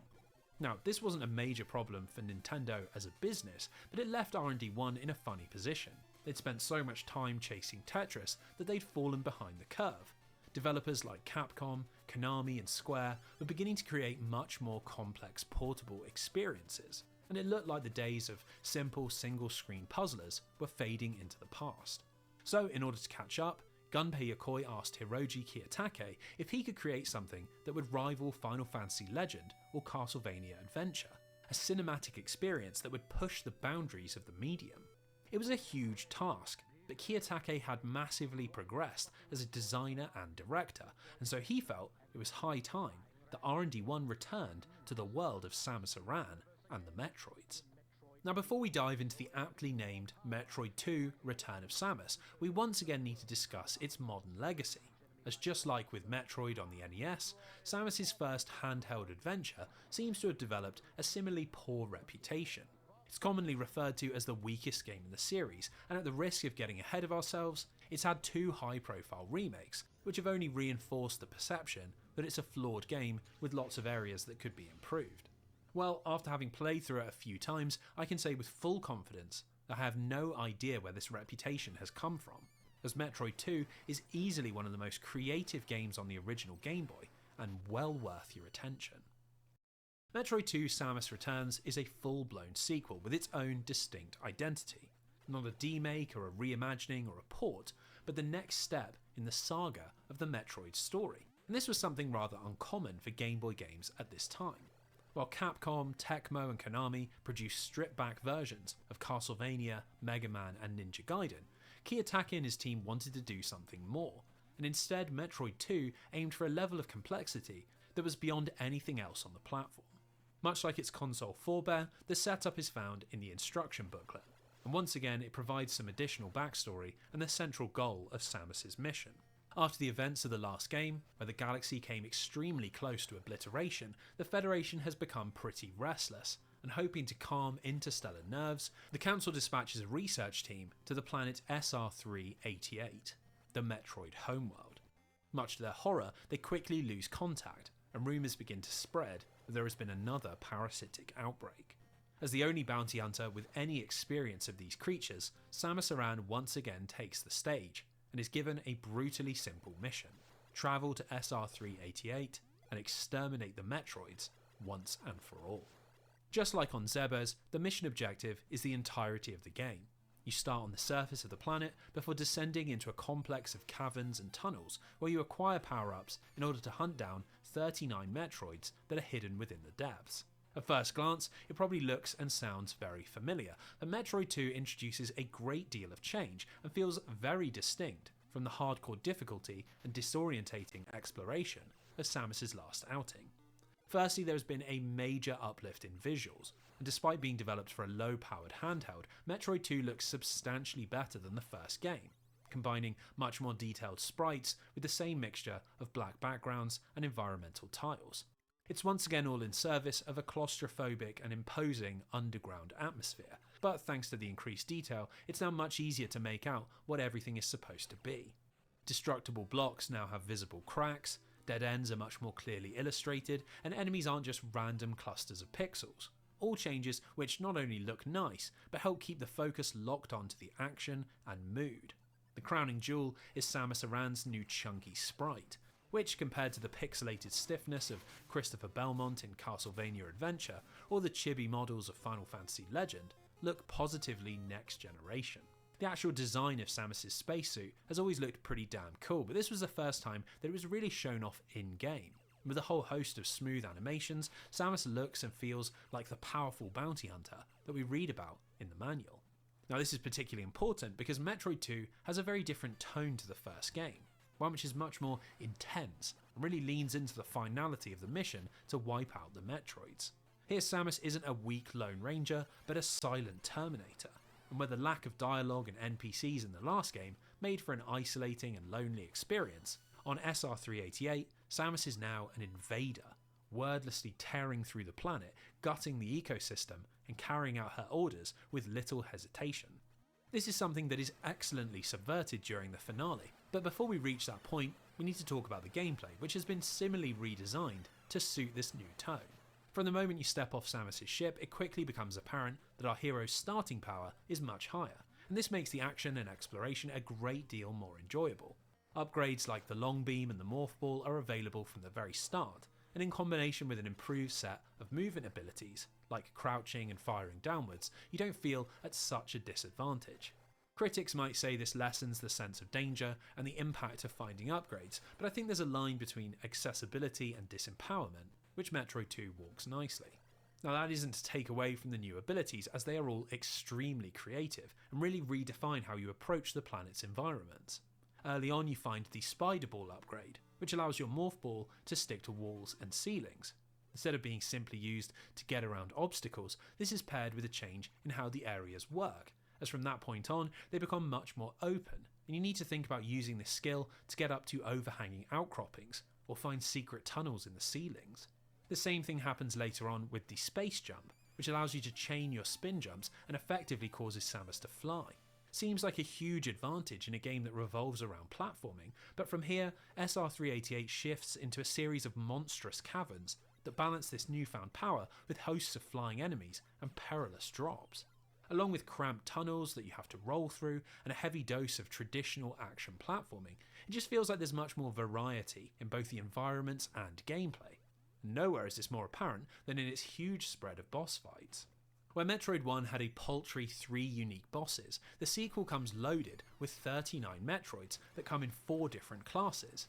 While that sounds like an absurd amount of encounters, it's really well paced and ramps up in tandem with your own increases in power. At first the Metroids are basic Alpha Metroids, which simply swarm towards you and need to be blasted with missiles, but as you progress deeper underground they increase in size and complexity, transforming from Alphas to Zetas to Gammas and finally ending up as huge Omega Metroids. What's particularly clever is how these encounters are hidden throughout the game. Sometimes you'll come across a broken Metroid shell that tells you there's a recently evolved one nearby, but often they'll appear without any warning, resting at the end of a tunnel or hidden away at the bottom of some chasm. Because you're so conditioned to hunt around for missile upgrades and new abilities, this adds a nice sense of jeopardy, but your exploration has another dimension to it. Now something we haven't addressed yet is the game's structure, which is usually the main point of criticism that comes up whenever anyone discusses Metroid 2. Instead of the game taking place across a large non-linear map, the world of SR388 takes Samus through a set of 10 areas that always play out in the same order, with each unlocking as you defeat a set amount of Metroids. For many people, especially those more familiar with games still to come in this video, this is an unwelcome change, as freeform exploration is a fundamental part of what makes the series so unique. The thing is, I think that the linearity in this game is often pretty massively overstated, and this change to the structure is not only necessary but executed really well. Most of the zones are pretty big and laid out in such a way that you do have to wander around and experiment with your abilities in order to fish out every single Metroid and open the path to the next area. For example, in Area 3, the bottom of the stage is a series of deep shafts full of Gamma Metroids, but just above that is a huge ruin that lies in a single enormous cavern, and there are all sorts of hidden upgrades in the structure and surrounding area. In addition to this, off to the side is an entirely different section that works more like an assault course, where you have to dodge fiery traps in order to hunt down a lone Alpha Metroid that's protecting an energy tank. That's a lot of potential non-linear gameplay for a single one of Metroid 2's levels, and almost every single moment of the game functions along these lines, with secret bosses, optional upgrades and hidden zones all ferreted away in the game's large areas. Even the way the zones flow together is designed with more care than you'd expect, as rather than separating the levels with load screens or title cards, each one runs seamlessly together, and it gives Metroid 2 a downwards momentum, with each level taking you deeper into the planet. As it stands, I think Metroid 2 does a really good job of balancing the open exploration of its predecessor with the limitations of the Game Boy, and frankly, I think it's not fair to criticise the design of its world when it achieves exactly what it sets out to do. Now unfortunately, as much as I think this structure works well, it's not perfect, and really near the end of the game, a few strange design choices cause a bit of a wobble. Almost all of the areas are designed to contain a save point, a spot that regenerates your health, and a spot that refreshes your missiles, which means once you discover these, you can always backtrack in order to save your progress or reset after a particularly rough battle. Now while this is very welcome after the punishing challenge of Metroid 1, for some reason they are absent from the later areas, and in levels 7, 8, 9 and for most of 10, there's no way to recover your health or save the game. This means you have to backtrack all the way up to Area 6, a journey that not only gets longer the further into the game you go, but becomes more frequent as the Metroids increase in difficulty. Getting all the way to the end of Area 9, defeating an Omega Metroid, and then having to travel all the way back across virtually half of the game really adds nothing to the experience, and I can't work out why they didn't just add a few more save points in the final zones. Similarly, if we're talking about areas where Metroid 2 falls short, I've got to mention the soundtrack, which is an extremely strange beast, especially when compared to Tanaka's iconic Metroid 1 compositions. There are only a few actual songs that play during your adventure, and they often don't really match the tone, coming across as joyful and uplifting, which is an odd choice in a game where you're crawling through a hostile labyrinth and eradicating vicious alien parasites. Even stranger are the cavern themes that play during most of your exploration. They're not even really songs and consist of a mixture of discordant clicks and beeps that I think are supposed to simulate a sort of ambient environmental soundscape. The problem is that they're so weird that they end up drawing attention to themselves, and really the atmosphere would have been better off had Kiyotake and his team just left these zones without music, with only the sounds of your laser to break the silence. Now despite that, these are small issues when compared to the unique structure, the cool power-ups and the impressive graphics. But the most interesting part of Metroid 2 comes during its final moments, and it's surprisingly nothing to do with the gameplay or level design.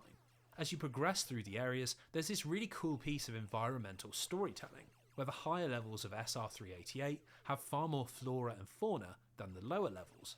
This is presumably because the adult Metroids are sucking the life out of everything as they grow, and as Samus approaches the location of the Queen, the levels become empty and lifeless, devoid of any enemies other than huge Omega Metroids.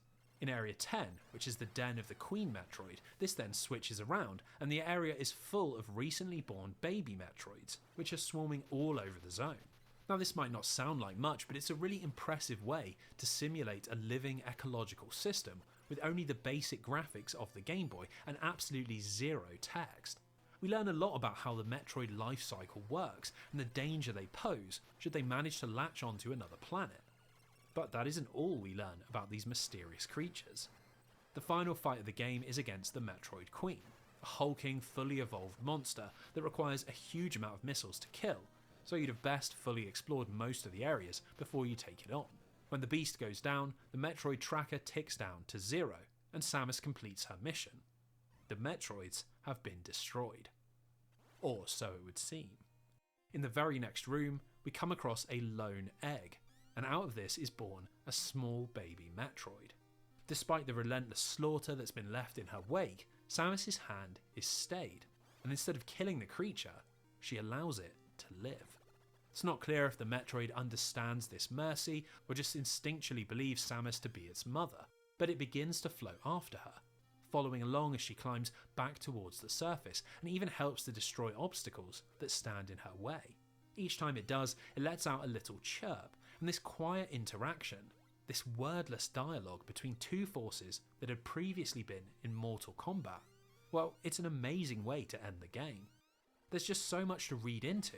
Clearly there is more to the Metroid species than we first thought, and maybe even the potential for coexistence. And does Samus understand this? Does she feel regret at her actions, or is the extermination a sin that had to be committed in order to protect the rest of the galaxy? It's probably the single best piece of storytelling on the Game Boy, recontextualizing the entirety of Metroid 2 and ending things on a truly thoughtful note. Once you reach the surface and enter your ship, the game ends without any further revelation, and you're left to watch the credits and ponder the consequences of Samus Aran's actions on SR388. Metroid 2 is one of those games that desperately doesn't deserve the negative way it's been remembered, and really when it's taken for what it is, it's a supremely well designed game that both builds on what came before, while refining its ideas in ways that are perfectly suited to being a handheld experience.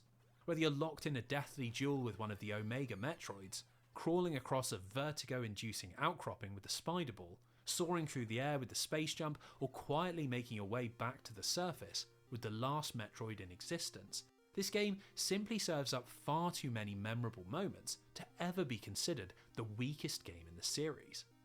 As for where this left Metroid in 1991, well, funnily enough, it was pretty much in the same place that we left it in 1986. The series had a cult following thanks to its unique design ideas, but it had never really translated into the mainstream blockbuster sales that Nintendo were looking for.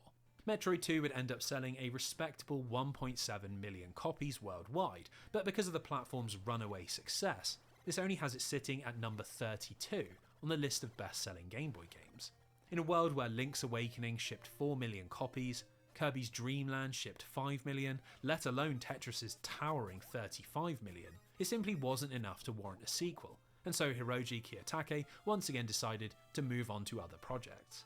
Now luckily for him, the rest of his career turned out to be something of a booming success, as he became Nintendo's go-to Game Boy director, creating Super Mario Land 2 and then later designing Wario, managing to turn him into a successful franchise and mascot in his own right. In the early 2000s, Kiyotake went into semi-retirement, content to advise on projects rather than driving them himself, and leaving behind a career that most developers could only dream of. He played a huge part in the creation of not just one, but 4 beloved franchises that are all still going today. Without his ambition and creativity, the industry would be a far worse place. As for Metroid, well, its future would lie with another founding father, and the path ahead would take it to soaring highs and some astounding lows.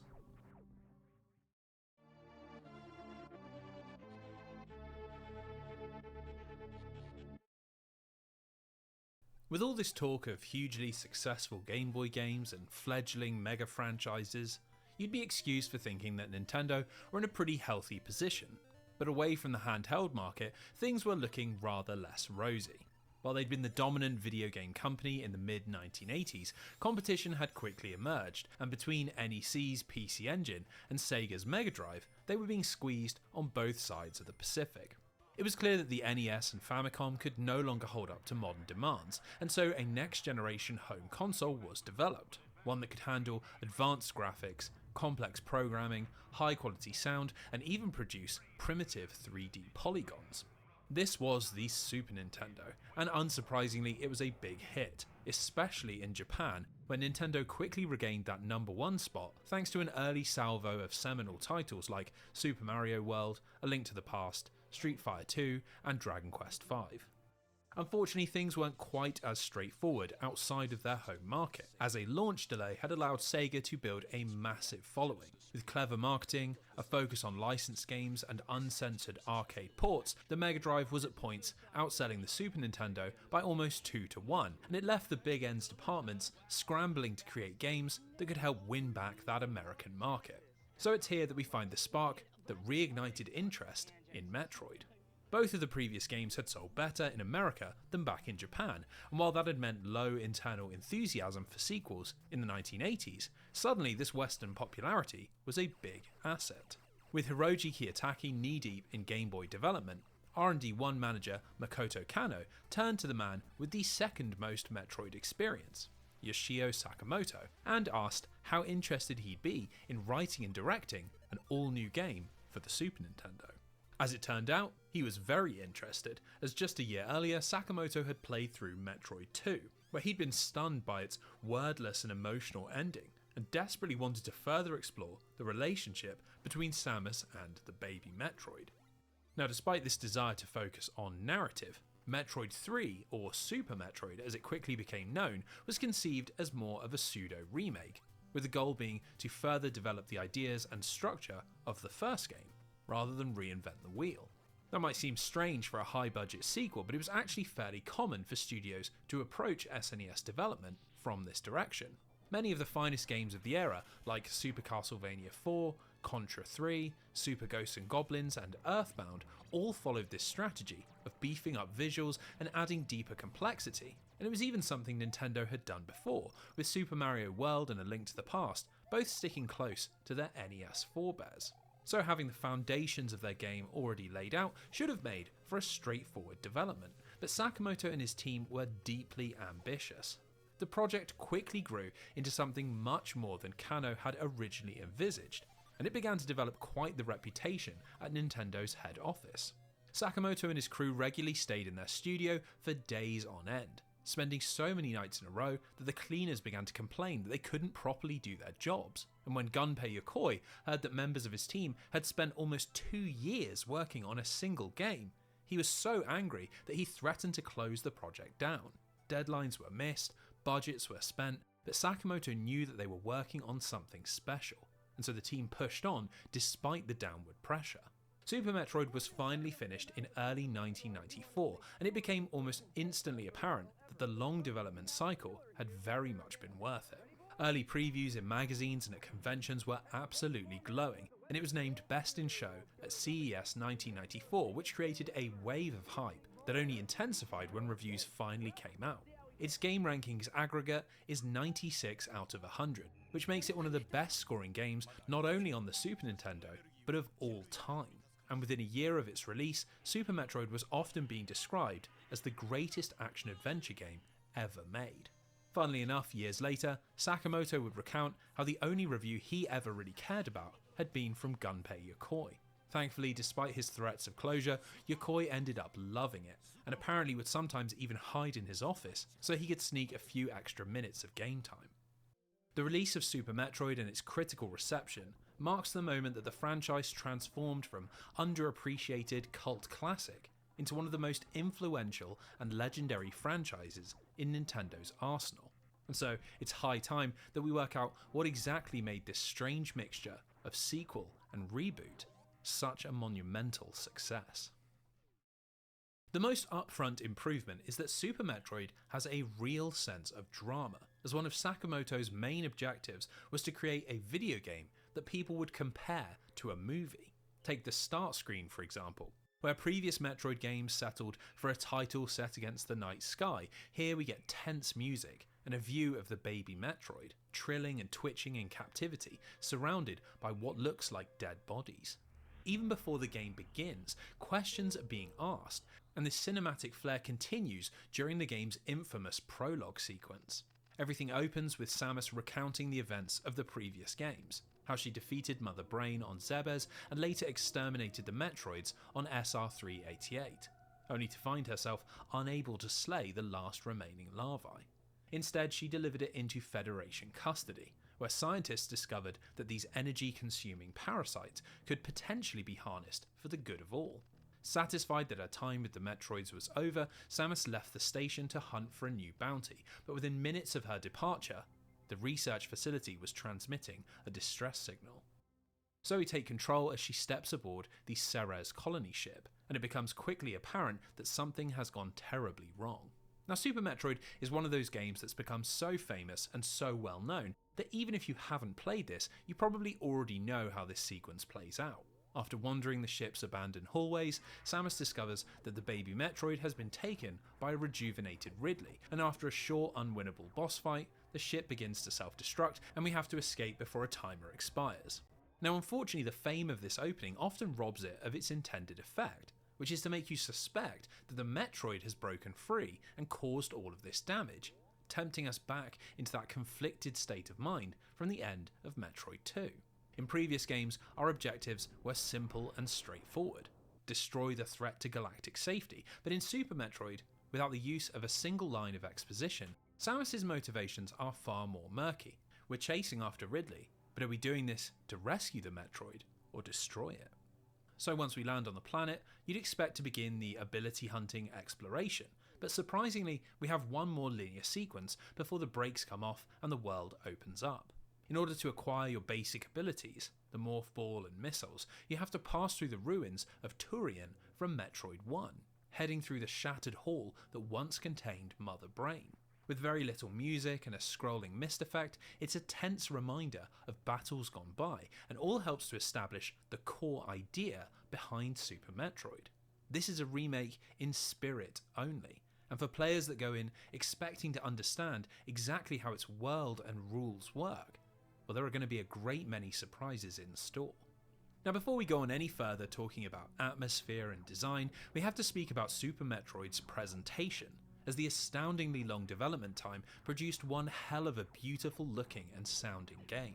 It is shipped on a whopping 24 megabit cartridge, which at the time made it the largest console game ever produced, and frankly, from just a few seconds exploring Zebes, it's clear that the team have used every inch of the hardware. Continuing the style of Metroid 2, Samus and her foes are once again rendered with large detailed sprites, but where previous games surrounded these with black backgrounds and sparse environmental tiles, Super Metroid is much more maximalist.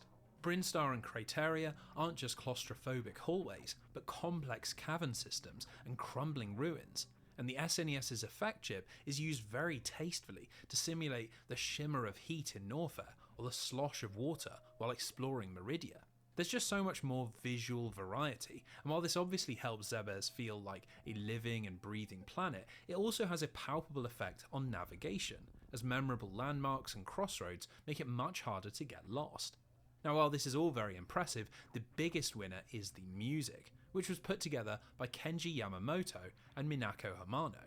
Both had been sound engineers before joining R&D 1, and this understanding of the relationship between sound and gameplay resulted in a soundtrack that is amongst the greatest ever composed. Thanks to the SNES's far more advanced sound chip, which allowed for the simultaneous playback of samples, Yamato and Hamano were able to craft multi-layered tunes full of cinematic flair, using melody to communicate the narrative and make up for the lack of dialogue. Certain songs like Brinstar Underground Depths and Crateria Surface have become as iconic as anything created by Koji Kondo or Nobuo Uematsu. And while Yamamoto is rarely mentioned as one of the industry's greatest musicians, his work on Super Metroid clearly deserves its legendary status. Now, despite all the work that had gone into updating the visuals and sound, it was in the gameplay where Sakamoto was most keen to make improvements. Samus can now aim in 8 directions, and by pressing the shoulder buttons, you can fire at a diagonal angle.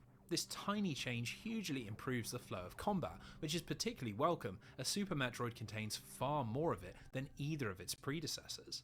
Along with constant gunfights against different ranks of space pirates and assaults by the planet's wildlife, we now have to defeat 4 bosses to access the heart of Ridley's stronghold. And this is in addition to a spate of mini-bosses, which all have unique mechanics and usually guard crucial upgrades. Now, this level of combat would have made previous games pretty intolerable, but thankfully Super Metroid incorporates traditional save rooms and adds in energy recharge rooms, which means that death only ever sets you back by a small distance, and there's no longer any need to grind back your health after a game over. The other major change is the inclusion of an in-game map, which is plotted out automatically by exploring new rooms or by finding a map station. These small but impactful changes make the experience far more accessible than its 8-bit ancestor, but the biggest improvement is its most subtle change, and that's how it's structured. In concept, Zebes is the same in both Super Metroid and Metroid 1. It's a large non-linear area that you explore to find upgrades which allow you to open new paths, but in the 16-bit version you can feel the directorial hand at play rather more often. The map now has quite a few points of no return, which lock you into a sequence of rooms and can often make Super Metroid feel more like its linear Game Boy cousin. That might sound pretty bad for those of you entranced by the series' open-ended reputation, but it's done to prevent the player from being overwhelmed before they have the tools to fully explore the world. For example, early on in the game, in the upper Brinstar area, you quickly unlock missiles, super missiles, the morph ball, and the morph ball bombs, but most of the connecting pathways require upgrades from later zones. The only direction you can head in takes you down into the halls of lower Brinstar and towards the fiery caverns of Norfair. Exploring this route nets you the Ice Beam, High Jump Boots, and the Speed Booster, which allow you to take on the game's first 2 bosses. The Crocomire, which you have to push back into a lake of lava, and a reimagined version of Kraid, which now towers multiple screen heights above Samus. This guided sequence eventually leads you to the power bombs, which open yellow doors, and with this combination of abilities, you can head back up through the map's central elevator, which dumps you back at Samus's ship, right where you started. This not only marks the halfway point in your mission, but it also marks a shift in the game's structure, as from this point on, everything runs much closer to the non-linearity of Metroid 1, allowing you to head off in whatever direction you want and explore to your heart's content. The game is effectively split into 2 acts, but it does this so subtly that most players likely won't even realise, and it makes for a game where you feel like you're constantly exploring, even if you actually aren't. Now, with all that being said, Super Metroid isn't just a more complicated and accessible version of a 1986 NES game, as it manages to throw quite a few interesting mix-ups into the equation. After gaining the grapple beam, we can head across the surface of the planet to the wrecked ship, which is a small self-contained area that functions differently to anywhere else on the map. Instead of a sprawling maze of interconnected rooms, it's a tightly designed linear sequence, which has more in common with the highly directed drama of the game's opening. The wrecked ship has clearly been abandoned for some time. Its hallways are dimly lit, wires hang disconnected from the ceilings, and most disturbingly, its save room no longer works. As we explore its rooms, strange ghost-like beings creep towards Samus, and against the backdrop of the tension-fueling soundtrack, it's hard not to view this as Metroid switching from action-adventure to something more akin to horror.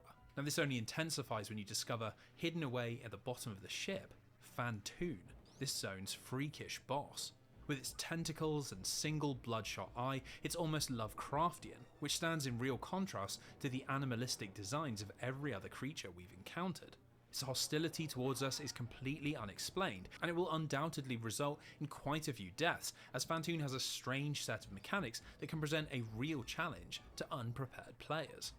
Once it's defeated, the ship's machinery springs into life, and we now have to retrace our steps amid an onslaught of activity. Electricity bursts from broken wires, robots charge through hallways, conveyor belts spin underfoot, and balls of energy bounce around newly illuminated rooms.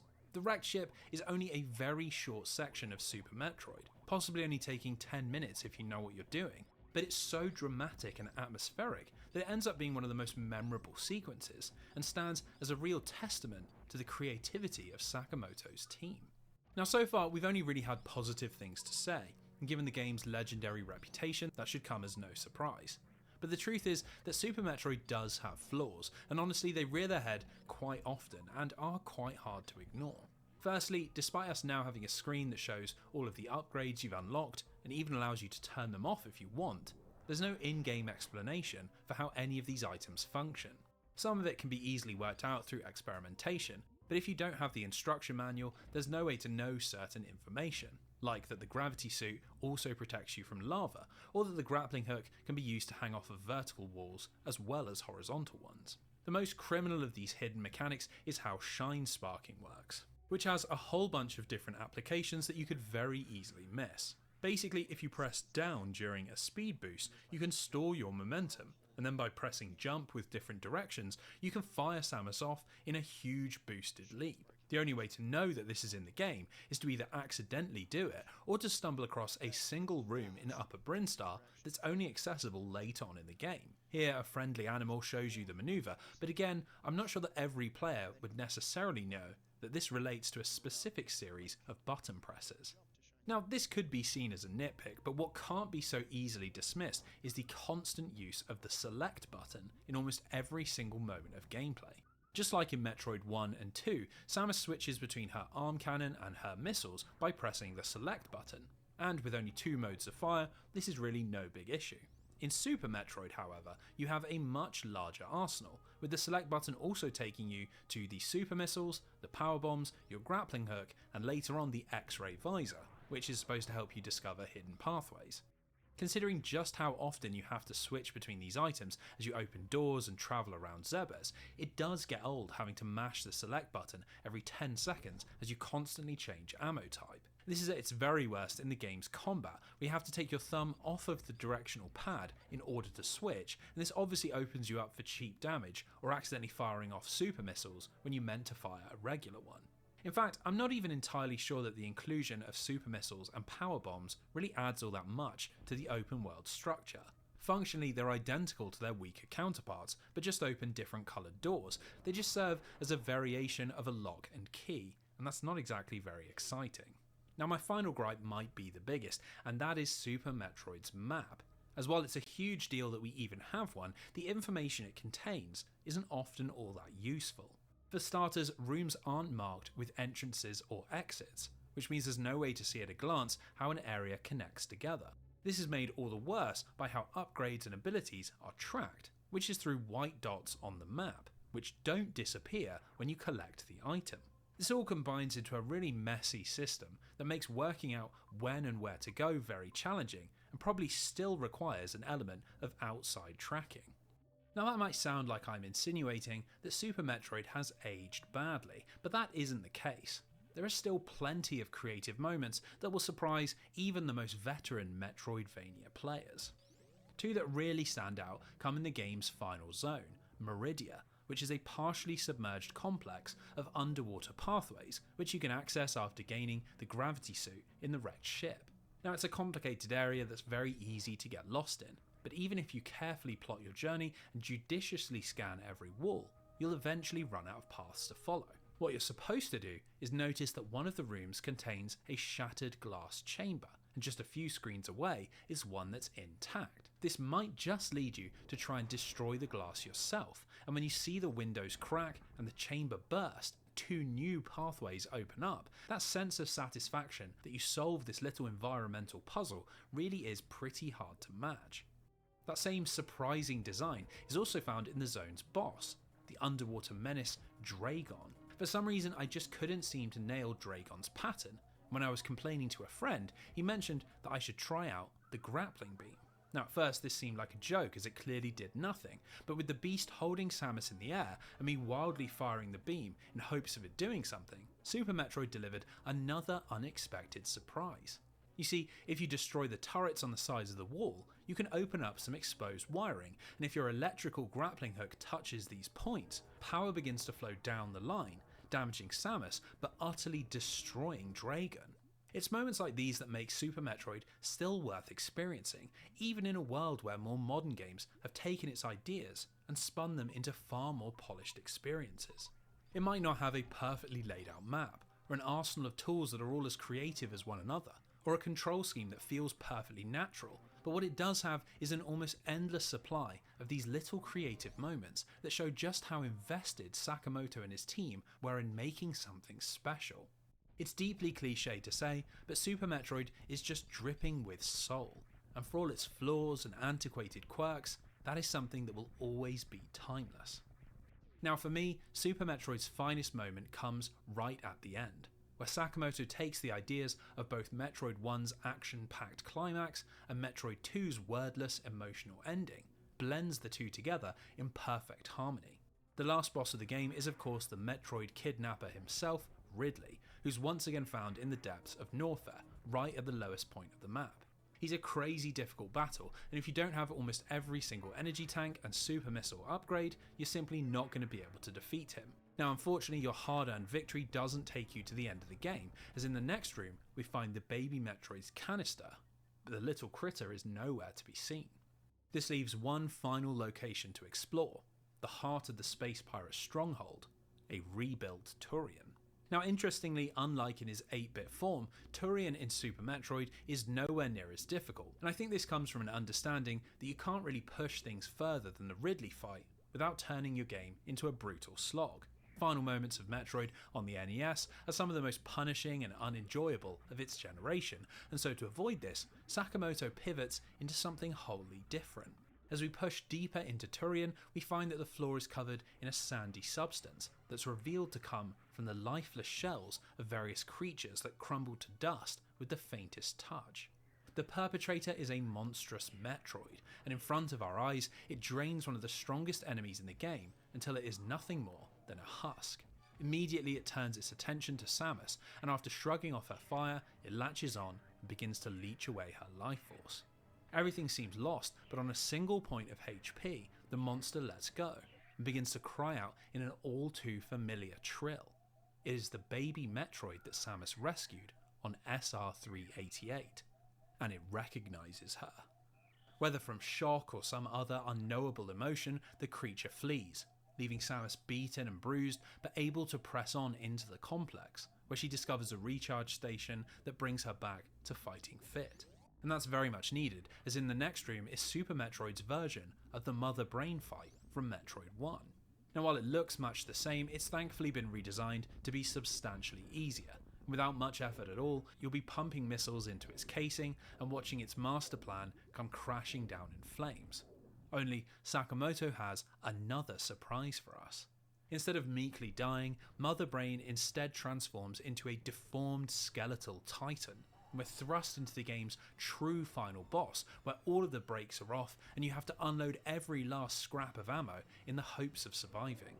Sadly, regardless of how many super missile upgrades you found, it's impossible to defeat Mother Brain, and eventually she strikes Samus with a powerful laser that leaves her incapacitated.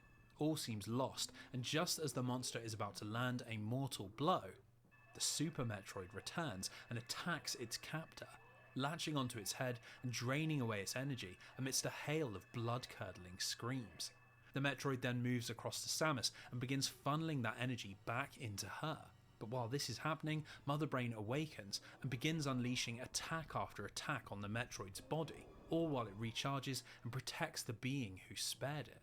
Eventually it can take no more, and as the background turns to black, the last Metroid in the galaxy dies. Now we don't get a single moment to process this, as Samus, now glowing with infused Metroid power, unleashes a hail of hyper-powerful laser attacks on Mother Brain, making short work of the terrifying monster, which once and for all disintegrates into nothing. The final task is to escape Zebes, as just like in the NES title, the Hive Mind's death triggers a self-destruct order, and we're given 3 minutes to complete a sequence of complex platforming in order to get back to the surface and the safety of our ship. If you remember, this wasn't actually all that hard in the original, but here they've really ramped up the challenge, and I actually managed to fall short on my first few attempts thanks to some really sneaky dead ends that do an excellent job of creating panic as you desperately search for the door.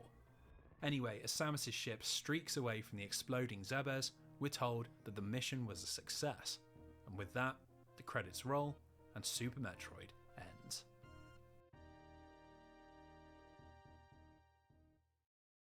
Considering that Sakamoto took on the project with 2 goals in mind, reimagining the first Metroid and building on the ending of Metroid 2, you've got to say that Super Metroid is a resounding success.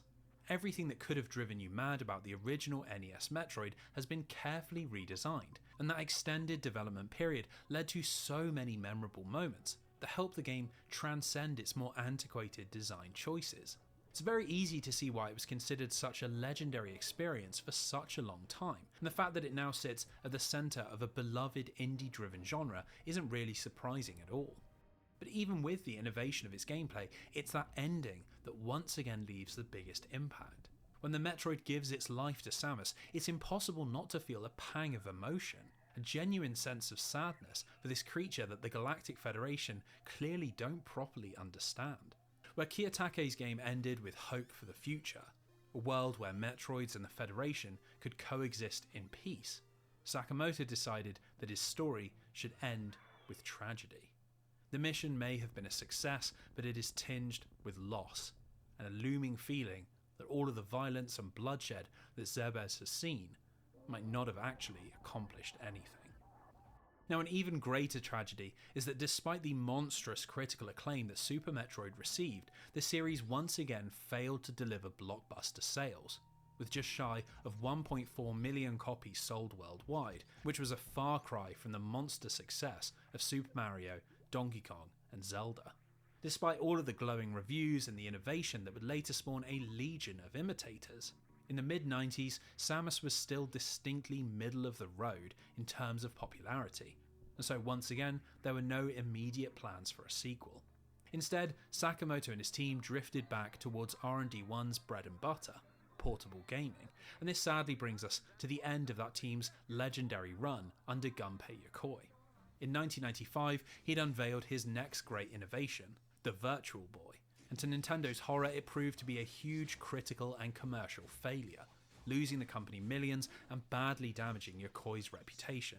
Shortly after its release, he decided to leave Nintendo, and then tragically, just 2 years later, while standing at the side of the road waiting for a repair service to arrive, he was struck by a car and died of his injuries. Sakamoto and Kiyotake might have been responsible for making the series into the critical darling that it became, but Yokoi was its patron saint, and without his guiding hand, Metroid may never have existed at all. It was a painful loss for everyone left at Nintendo, but with a new console on the horizon and the handheld market in a vice grip, there was no reason to think that this golden age would ever come to an end.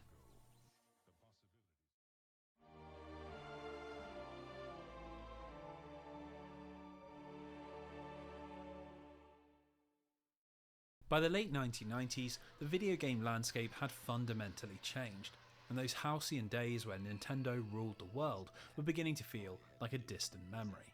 Their next home console, the Nintendo 64, had been roundly trounced by Sony's new PlayStation. And despite the release of generational titles like Super Mario 64 and Ocarina of Time, it seemed there was very little they could do to get back on top. Thanks to some rather unorthodox design choices, like the use of low storage cartridges, overly complex dev kits, and one of the strangest controllers ever made, third-party developers were abandoning Nintendo in droves, and they struggled to convince publishers to support the platform. Now, if that wasn't bad enough, that dislike of the console also existed within Nintendo's own departments, and when Yoshio Sakamoto sat down to test it out, he simply concluded that there was no way they could twist its unique quirks to suit Metroid.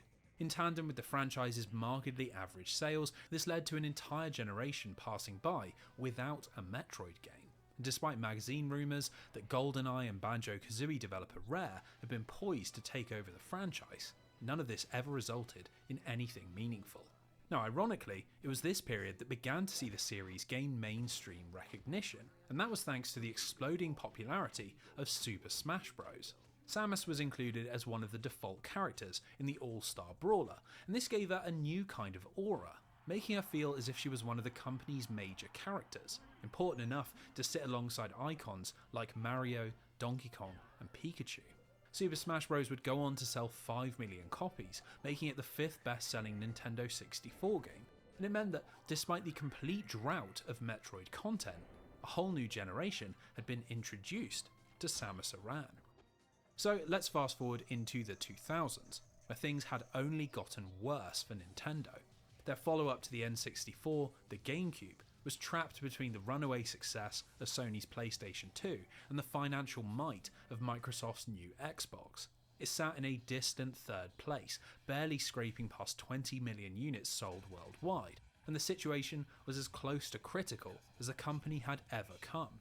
Their only hope was to create a strong catalogue of exclusives that might tempt people into picking up the console, and in order to achieve this, they turned their attention to developers outside of Japan. Based in Austin, Texas, Retro Studios had been set up in 1999 by ex-Acclaim producer Jeff Spangenberg, and with promises of American sports titles, Western RPGs and racing games, Nintendo had given him massive amounts of capital in the hope that his studio could help round out the GameCube's library. It was a reasonable idea on paper, but in practice, Spangenberg was rather more of a talker than a doer. He'd initially promised Nintendo 4 games, but as the years ticked by and Retro Studios continued to spend money and hire new staff, there was conspicuously little being produced. Eventually, the Nintendo leadership got tired of waiting, and so a delegation led by Shigeru Miyamoto was sent over to the States in order to assess what they were actually getting. And the results were not pretty. Miyamoto found that despite spending millions, Retro had almost nothing playable, and certainly nothing that Nintendo wanted to put their name to. Shockingly, it also seemed that Spangenberg rarely even came into the office, and many of his hires were friends that barely knew anything about video game production. The decision was quickly made to scrap everything and massively scale back the operation, with the leftover employees focusing on the sole thing that Miyamoto actually did approve of. One of the promised games was Meta Hunter, a first-person sci-fi title which for some reason Miyamoto decided should be repackaged as a new installment in the Metroid series. Now, to this day, there is still absolutely no explanation for why he did this, but given that he'd also asked Rare to turn their action-adventure Dinosaur Planet into a Star Fox game, my suspicion is that Miyamoto was being slightly crafty and trying to make sure that these games couldn't go cross-platform. So Spangenberg was fired, Nintendo bought out the remaining Retro Studios stock, and the team was heavily reduced, from over 200 employees to a tight-knit group of less than 40.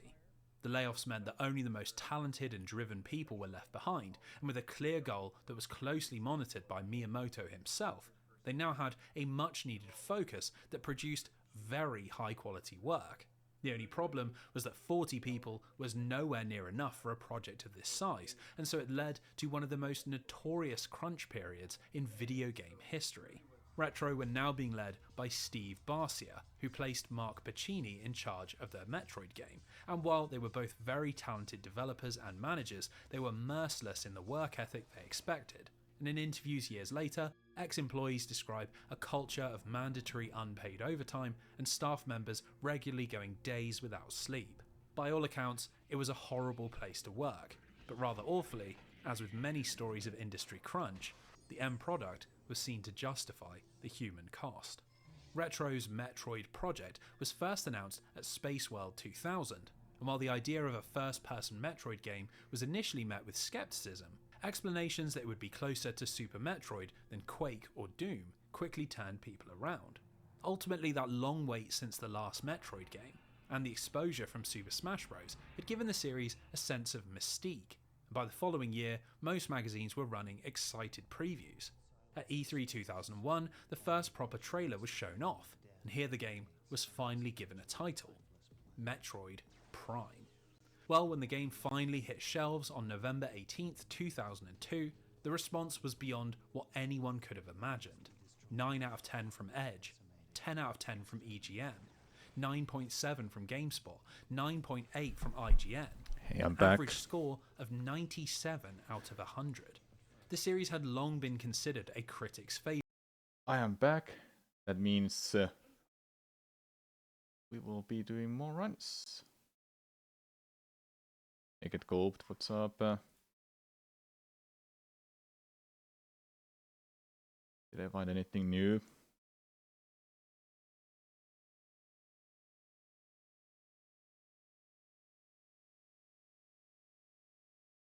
Yep. Thanks, Bob Monkey. Yeah, I'm just checking a couple things, but then I'll continue.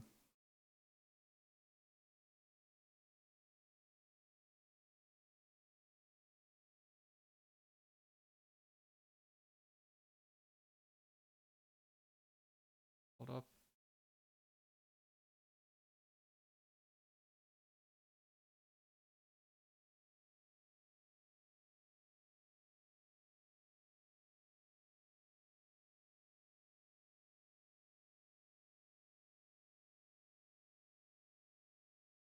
Okay.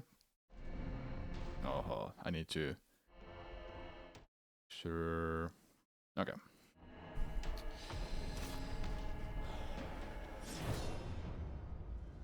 Back at it again.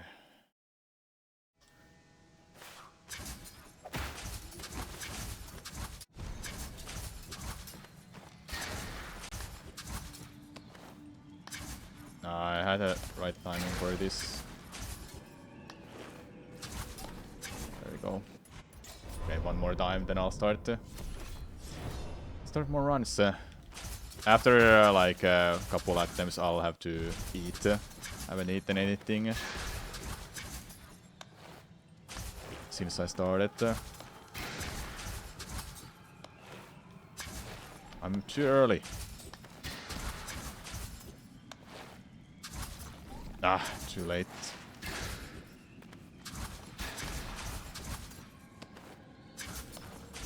There we go. Yeah, let's start runs.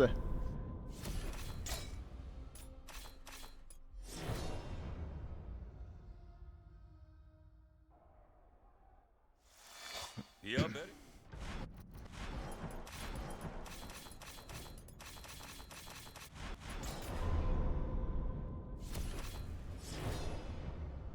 Ja, بریم سالکو.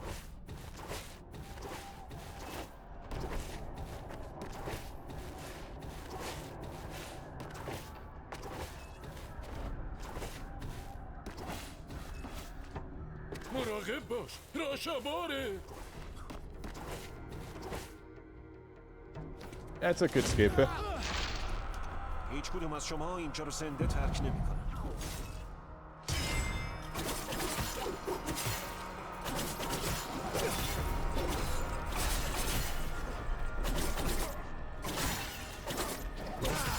Nah, kind of rough start.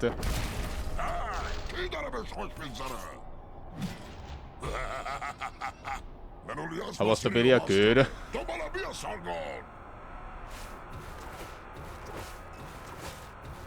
That I left you with. بهاران آتش، بدو سالگان.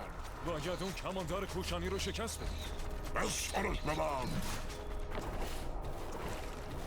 Really good. Nice.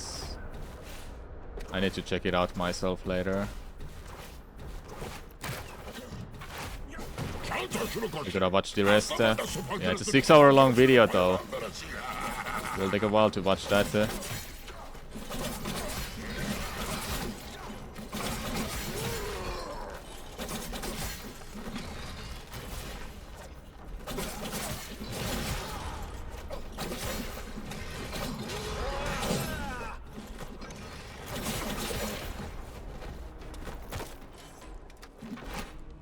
6 hours? You were really invested? Really? I'm glad you were. We have to check out the more of that.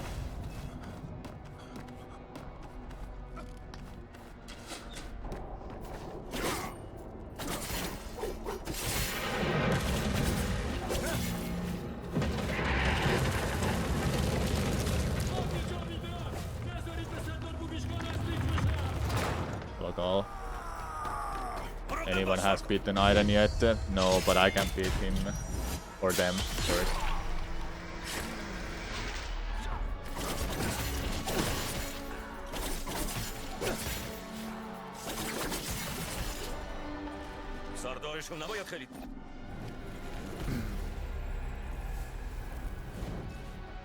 Hello, just یوویشکا نمیتونی اصلا مخفی بشی.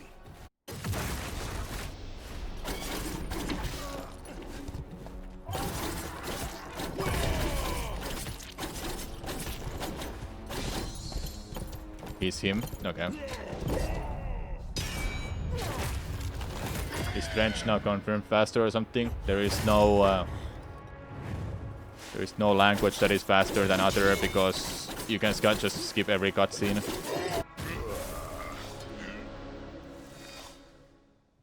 And the Xboxes are just skippable by mashing.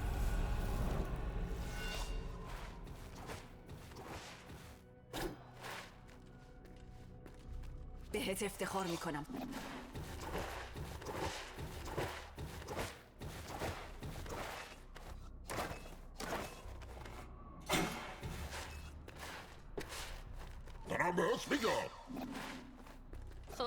Why would I pick French then? What do you mean by that? This is not French.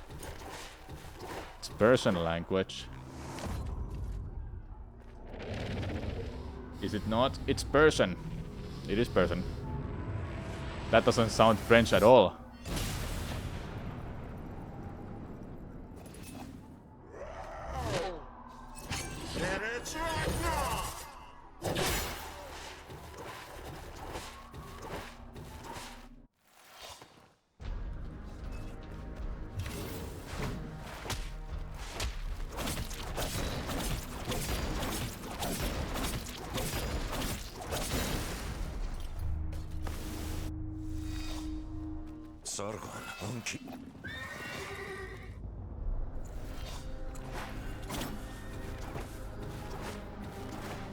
I'll try my best, Oshim. What's up, man?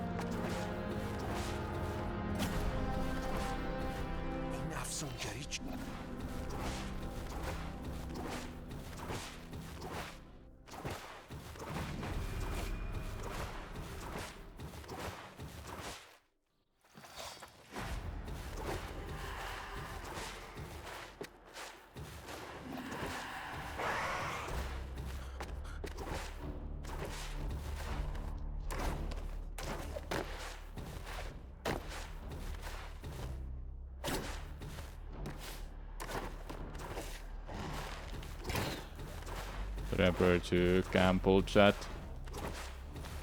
If you like gambling your points away, your wake money.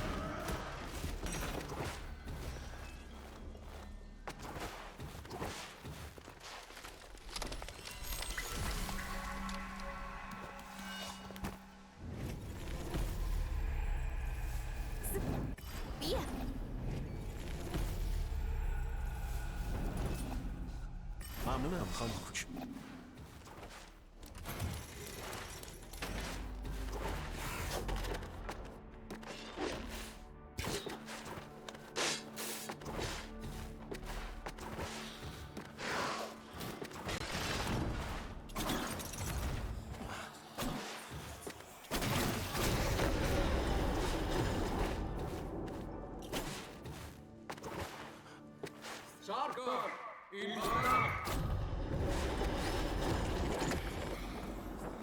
شاهزاده رو به دروازه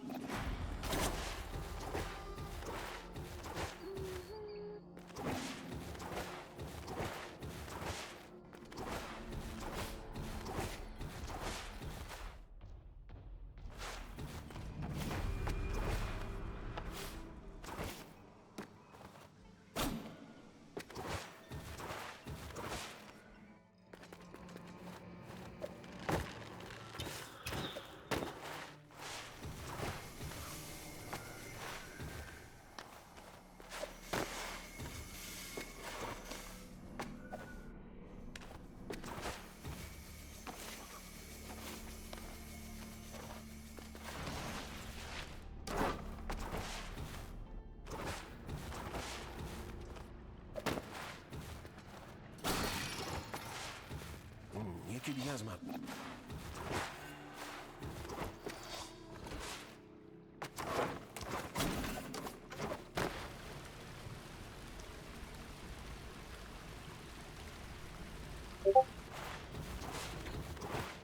Splish.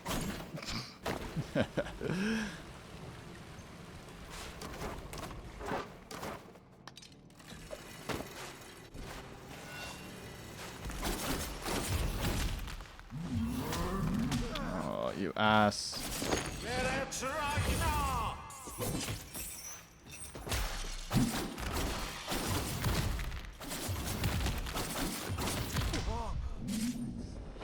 Come on.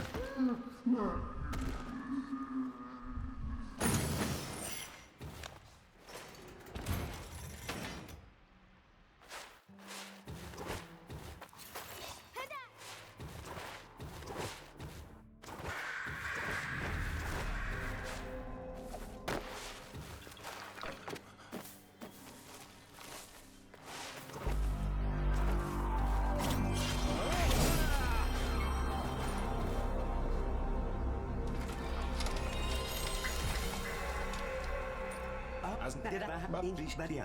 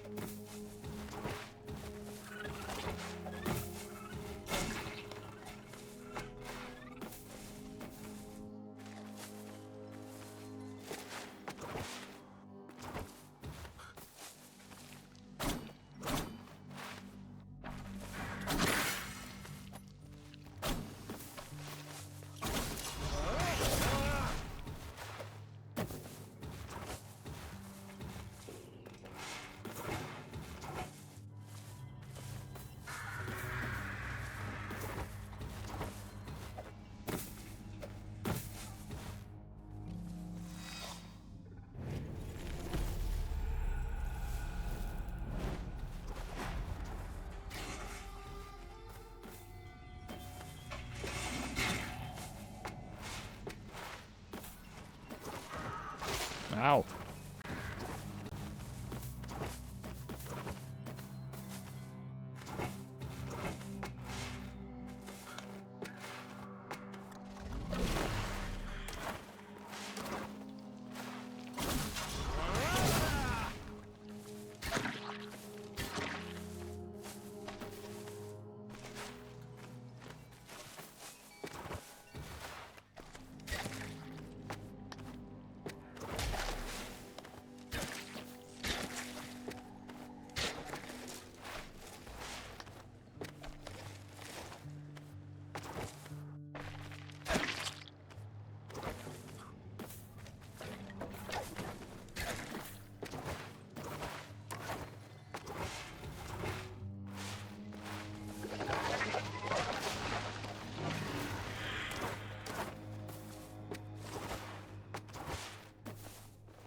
منولیاس.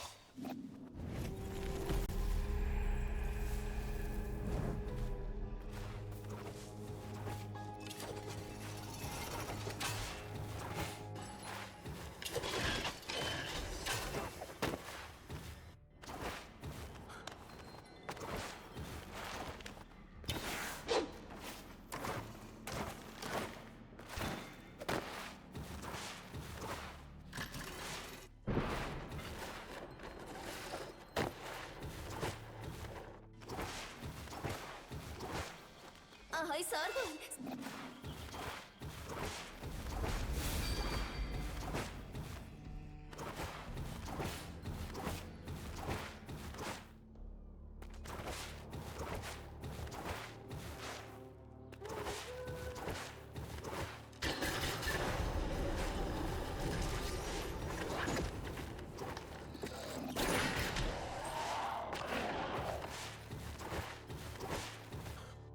It wasn't even Ubisoft that banned them.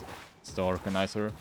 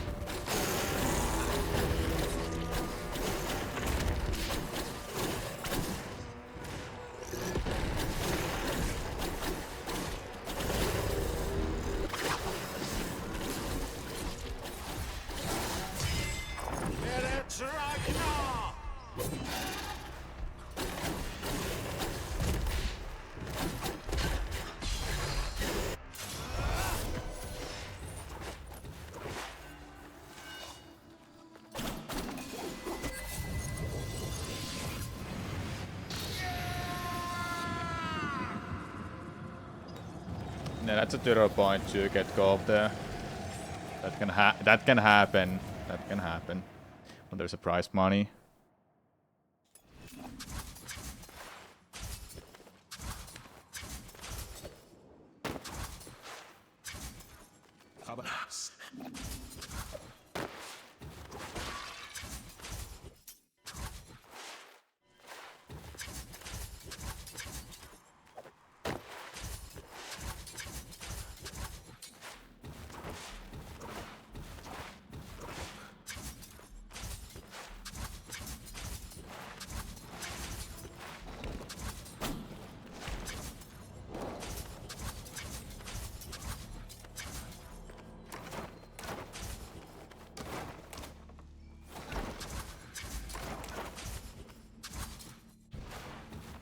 به شاهزاده سخت نگیر.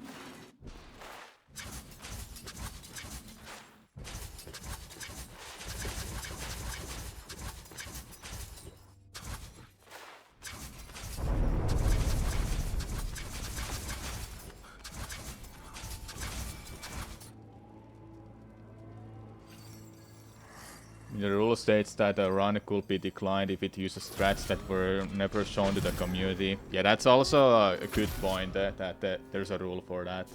I almost forgot about that.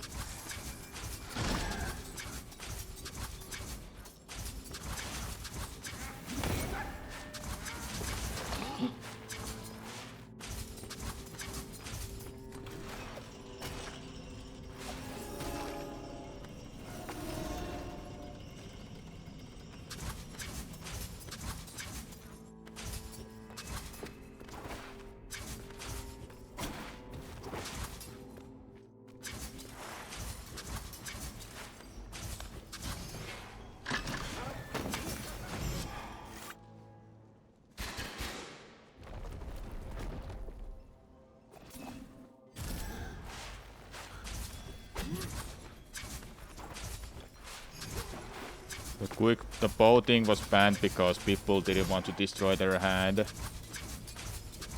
And the level of entry seems to be lower with that. People were saying that they didn't want to run this. If that's gonna be allowed.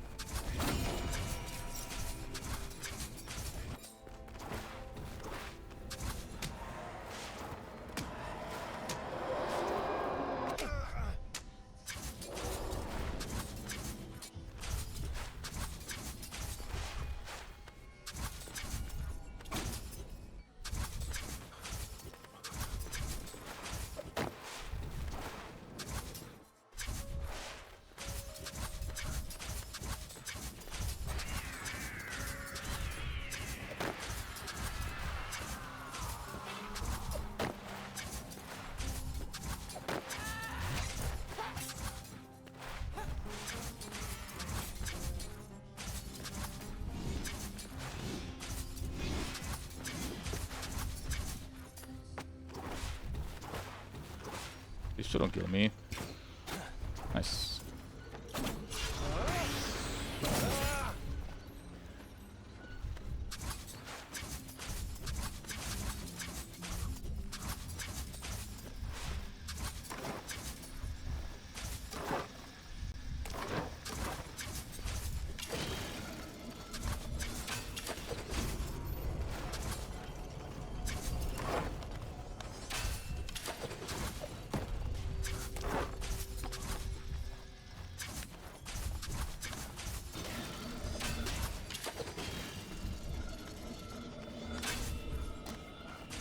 Yeah, just stay down then.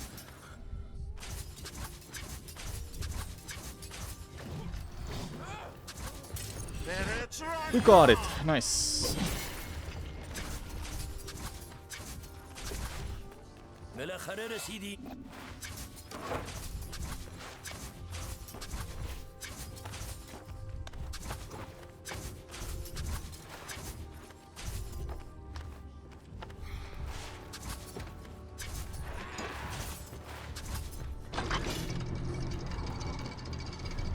Saves like 10 seconds to do that, skip.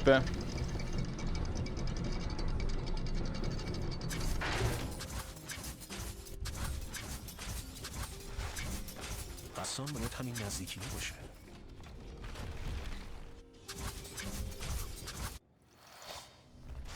تمام سعی تو بکن.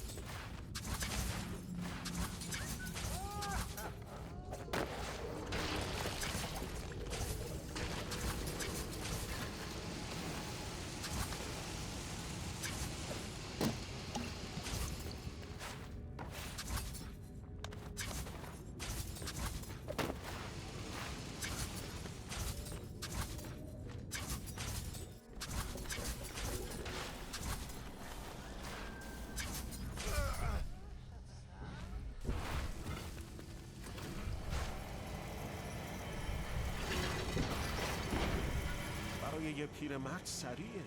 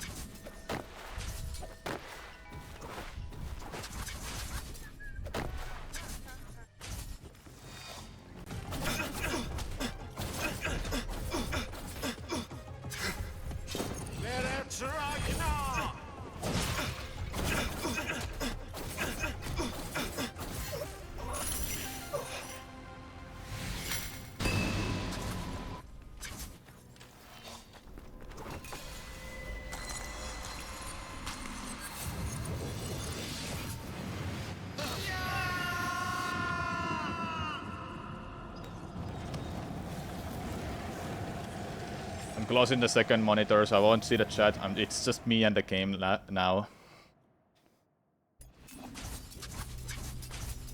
And I won't see the timer. میدونی؟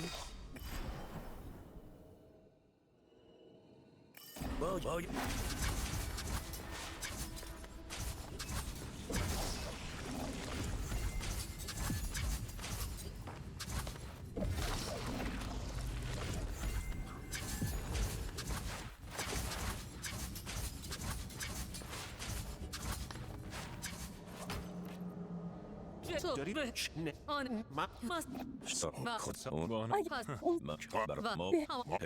معلومه که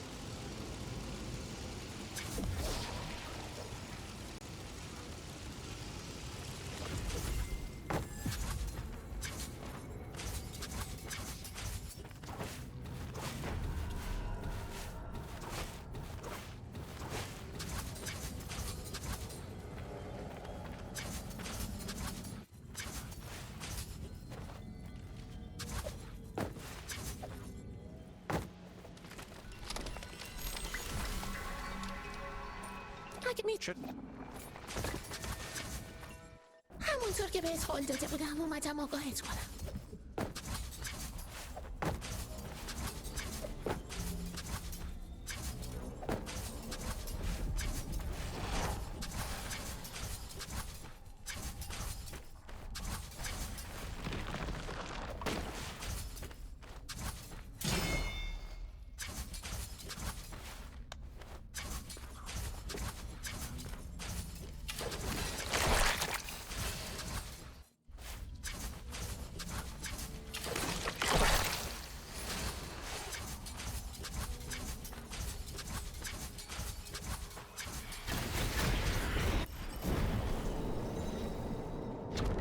حتی نور منم نمیتونه فراتر از نقطه آغازش بدرخشه. خدا نگهدار ساربان.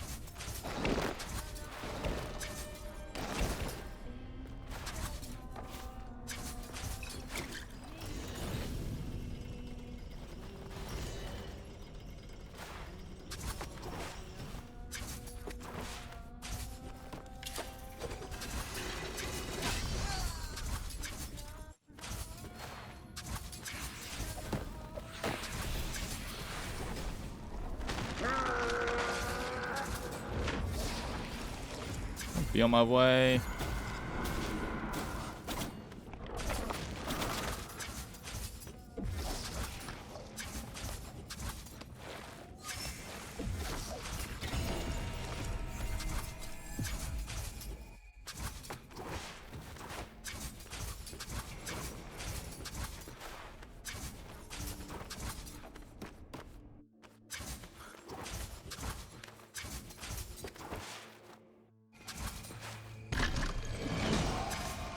Okay, just let's finish this strong. It's one hard trick left.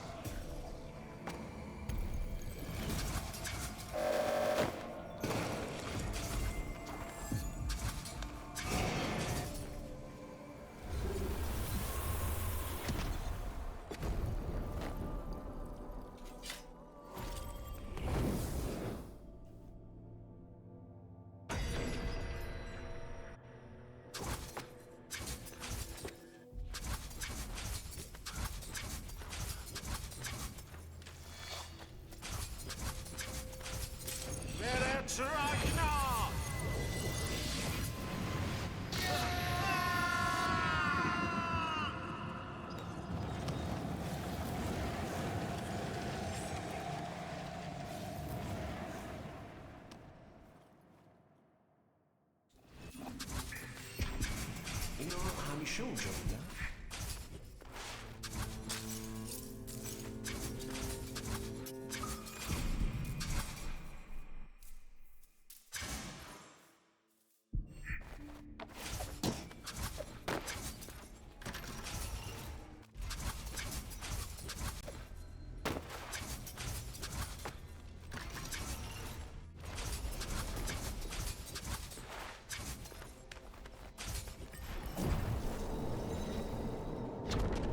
همونطور که بهت قول داده بودم اومدم آگاهت کنم.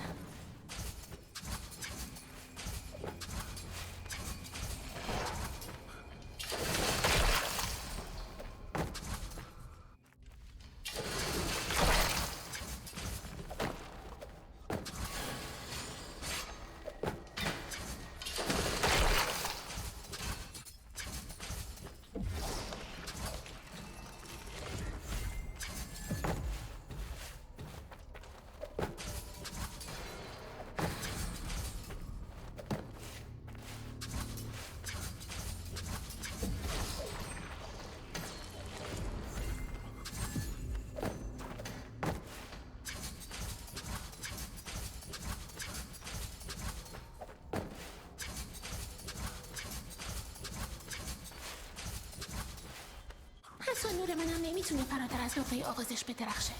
خدا نگهدار ساروا.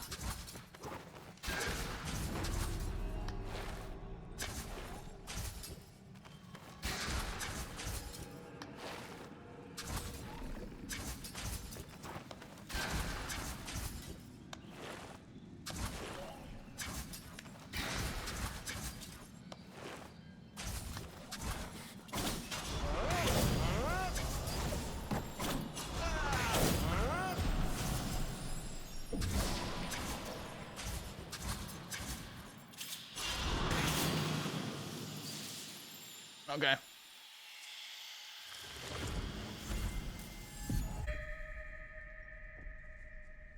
Oh, okay, I opened my screen. 3142. Nice. Okay, awesome. I even messed up that skip multiple times and I still pretty much died my cold. Damn. Let's go. Let's go. Oh, I even called it the tiger and the rat. When did I close my screen? Probably after the abducted prince. I'm so pumped, man. 30 minutes, that's definitely gonna happen. That's definitely gonna happen. Thanks for the Chichishol. That's currently the fastest time. That is currently the fastest time.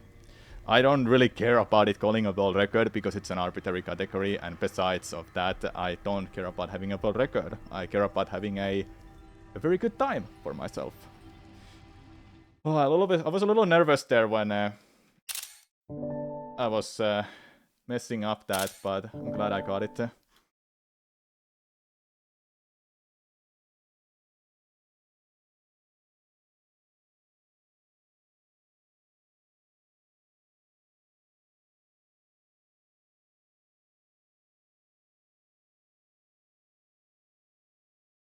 Yeah, next is 30 minutes. 31, 32. And I can still destroy a bit of Eternal Sand Split. I can like literally destroy that. Other than that, did I make like a big significant mistakes anywhere? Start, I can save 5 seconds. Lost in a mouth cuff. I think I can still beat that by like 5 seconds. More than that. The abducted prince, I think it can be a little bit faster still. And the tiger and the rat, that was pretty solid. Wow. And bit of Eternal Sands, I was still messing up some things there, and I can still get much faster. And with the corner dash, or whatever that is, how many tries was that? 4th try? I can get like 9 minutes 40 seconds perhaps. It seems really doable. 3, maybe 4. I think I failed it 3 times. I didn't pay attention too much, but I did count that it was more than 2. Crazy you missed it twice and only gained 0.2, 0.6. My late game split Sakura TV is very good. It's my best split. You need one solution in prologue queue in room with archers do this 2 seconds faster. Yeah, it's just killing the enemies in a right order. I think that's what settles that. But I'm really glad we got a new time. Prologue. Sorry, prologue. We have a... never mind. Kenkku, I'm gonna learn. Kyllä mä opin vielä. Okei, kyllä mä opin vielä. Kopin. Prologue. Prologue. Prologue. Prologue. Prologue. Wait, is it prologue? Prologue. The challenge is just to reach to this part of the game, right? Yeah, Emma knows. Unfortunately, it's not any percent. Any percent would have been amazing. It would have been so freaking good because it's broken, and it's less than 40 minutes long. That's as much as I know. I don't know anything else. I haven't seen a run because I haven't beaten the game. That sounded good. Yeah, sick. Okay. More runs. Enter prediction. Yeah, fine. I'll end it. Sub 30 minutes. Whoa. Gamba Shamba. Yeah, this will be the fastest time. Oh, nobody else has 31 besides me and Aiden. Me and Aiden are killing it. Kerem is there too, Superlink God, and so many other people too are in who are doing great in top 10.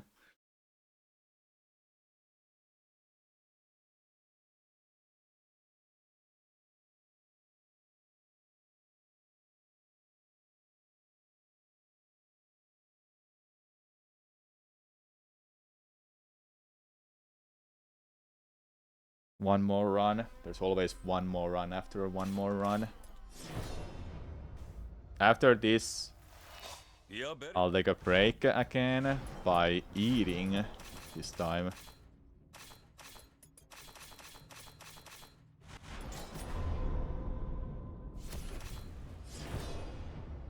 یا بریم سرکار.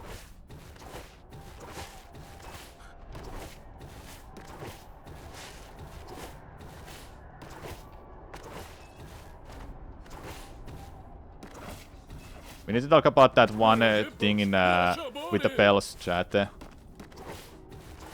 I wasn't even planning to go for that. If I win, will I buy Persian food? Yes. If there is some available.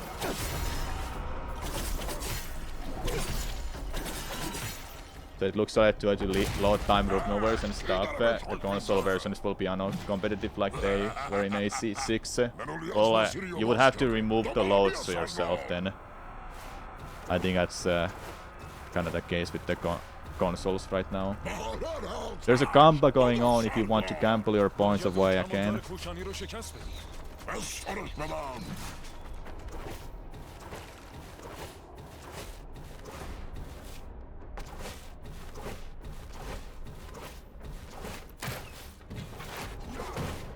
شنو کاشی؟ اصلا من دست و پا گرفته میشم هر که رسید به پای من برسی.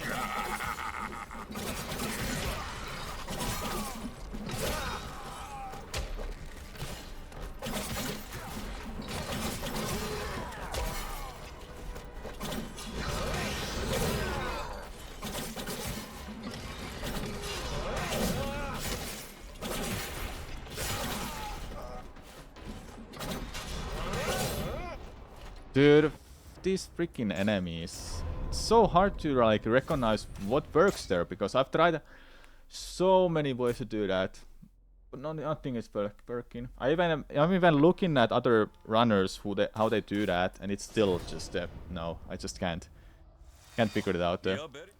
Okay, one run that I get past prologue will be the point when I take a wood break.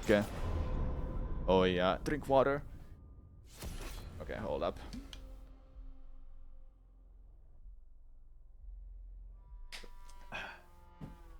I really just wanna play this casually already.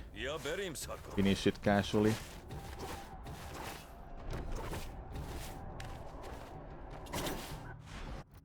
Okay, That doesn't count. That doesn't count. It will start counting when I'm past the prologue. Prologue, okay. You're doubting? Ya berim. You sure about that? What if I will get 30-minute run?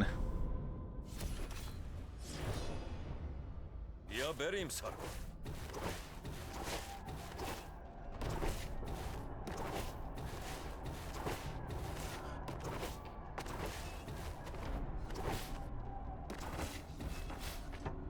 مراقب باش راشاباره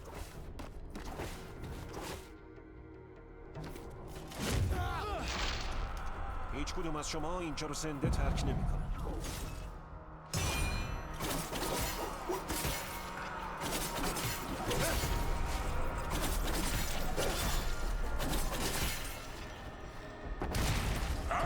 کی داره بهش خوش میگذره منولیاس مسیری رو باز کرده دوباره بیا سارگون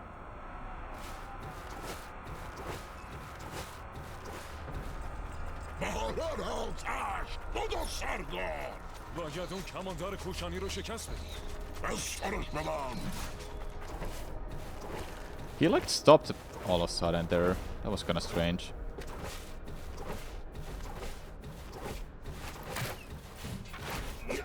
چند تاشونو کاشی اصلا من دست و پا گرفته میشم من که رسیده به پای من برسی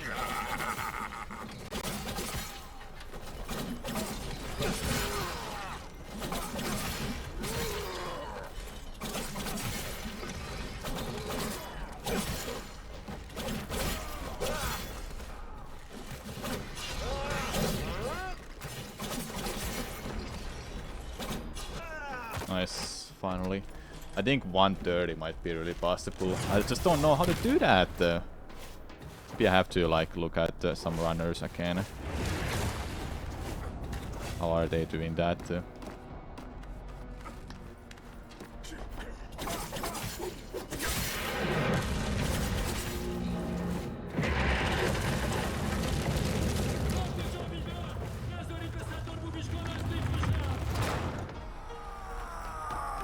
مراقب باش سارگون.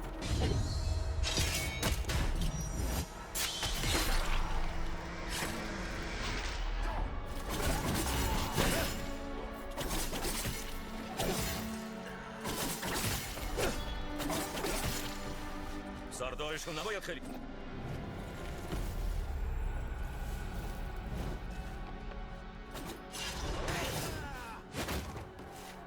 یوبیشکا نمیتونی اصلا مخفی بشی.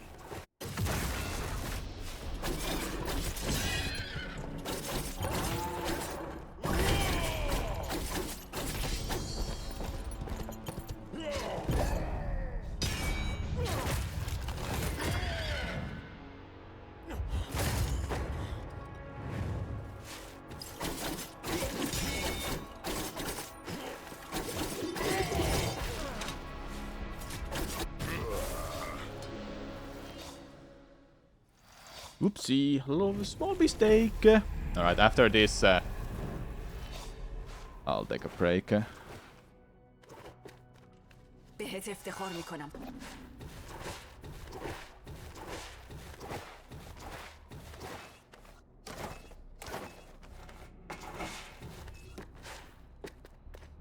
دارم بهت میگم خب نگهبانان آناهیتا.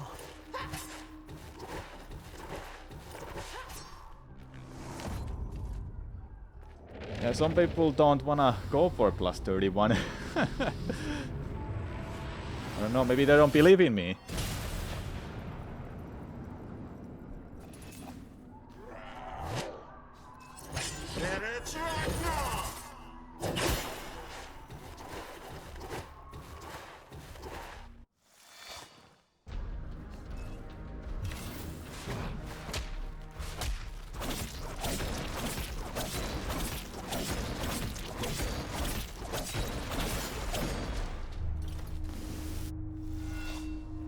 سارگون اون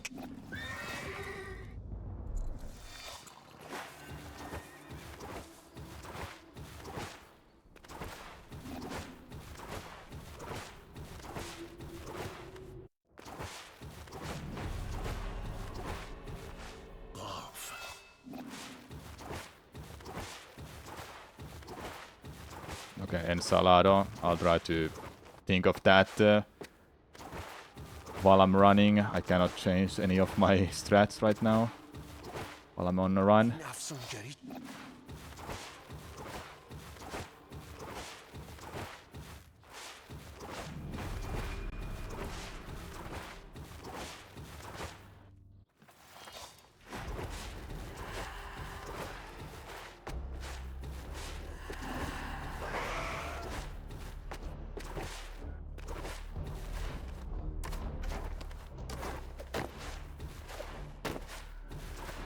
Okay.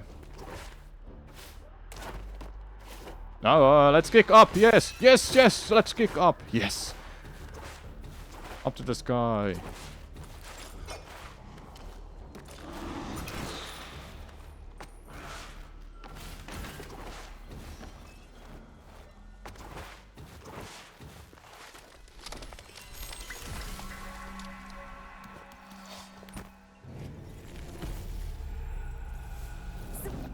بیا.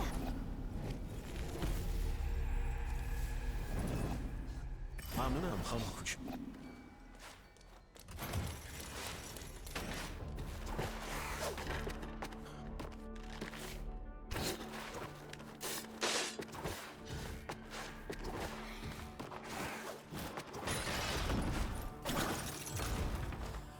Sometimes he grabs that ledge, and sometimes I don't see him doing that.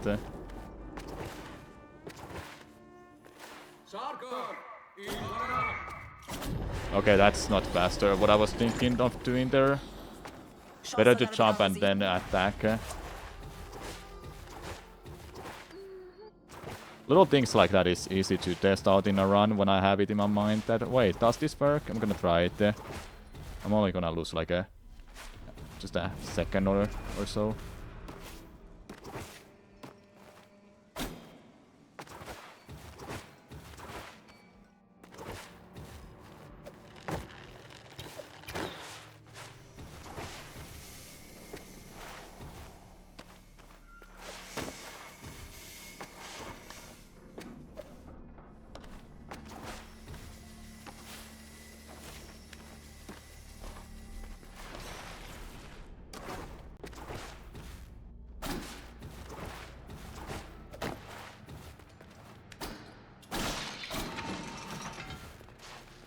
یکی دیگه از من.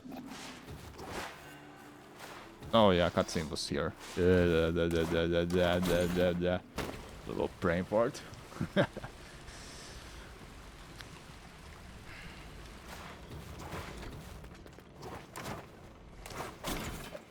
I think I can attack a little bit earlier than that. I'm not holding down right. Stupid ass game.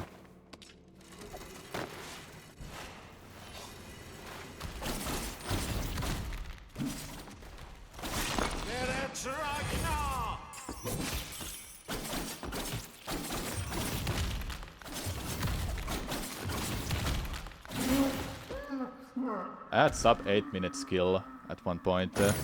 Should be able to get those consistently.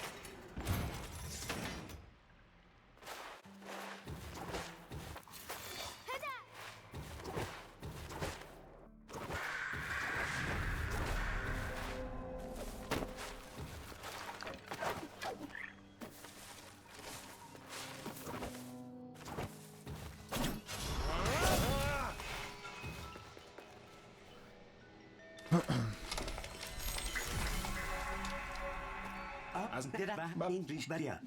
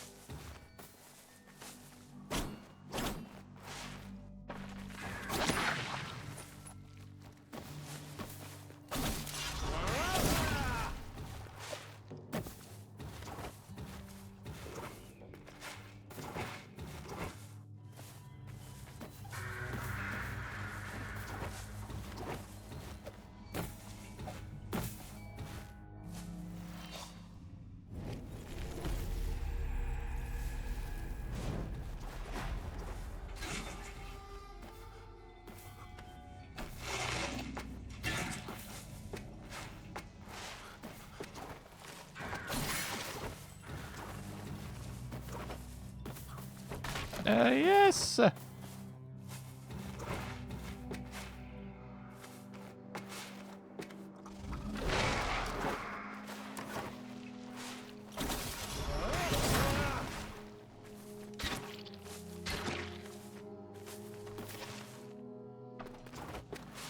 Oh, whoa, whoa, whoa.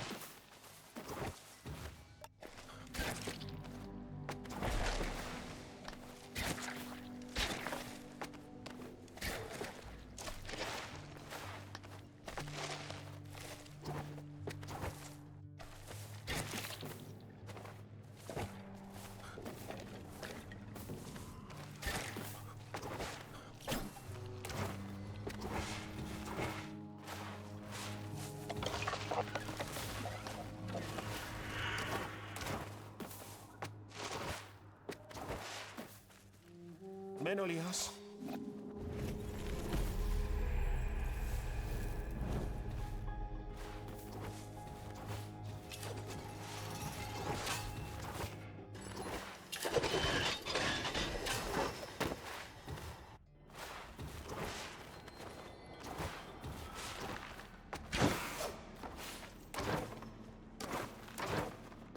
Didn't hold right there. I mean left.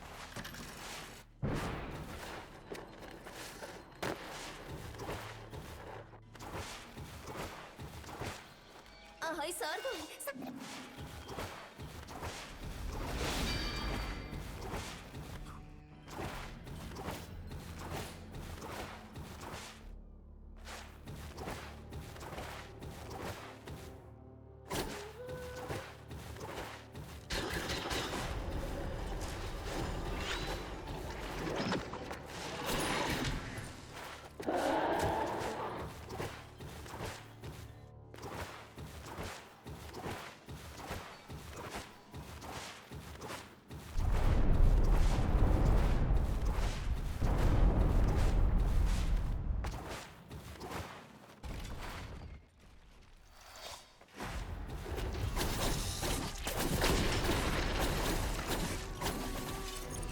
Let's run now!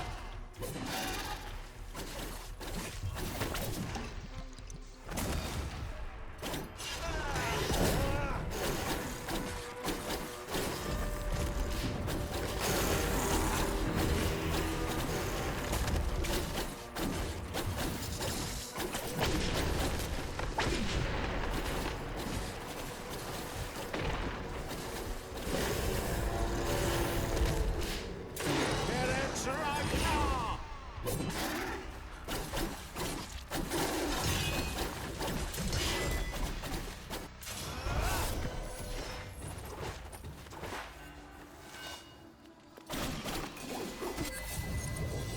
Not too bad, I would say.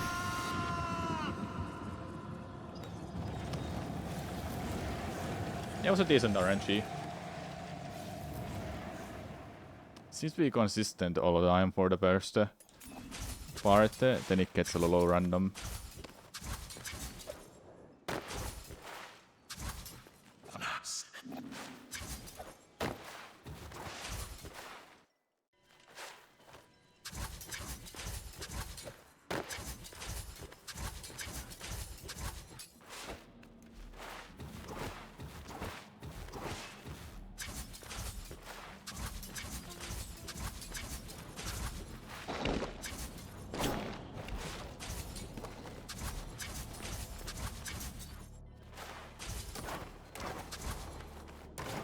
Ah, I think the last run I didn't get that too. به شاهزاده سخت نگیر.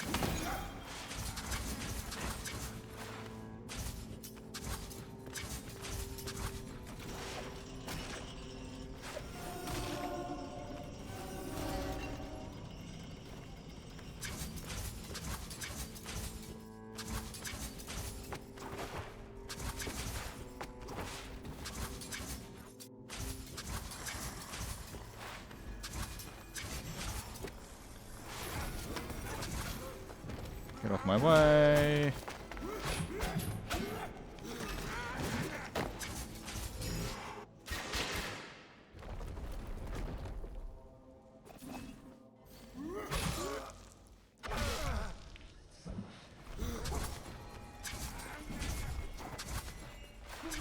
What a meme, dude.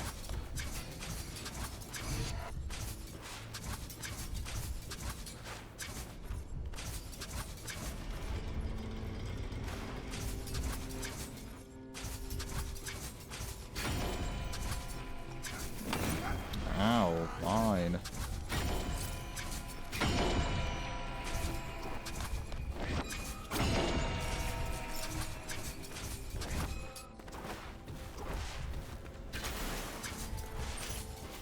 Oh my god.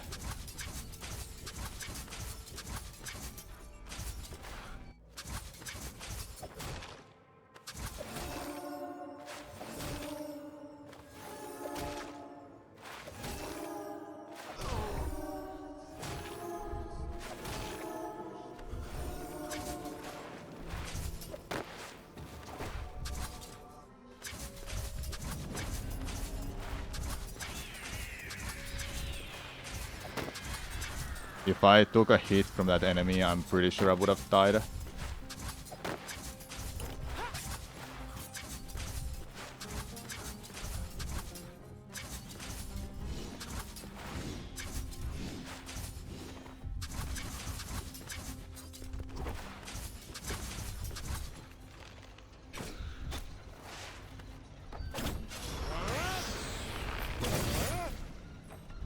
That kinda sucks ass.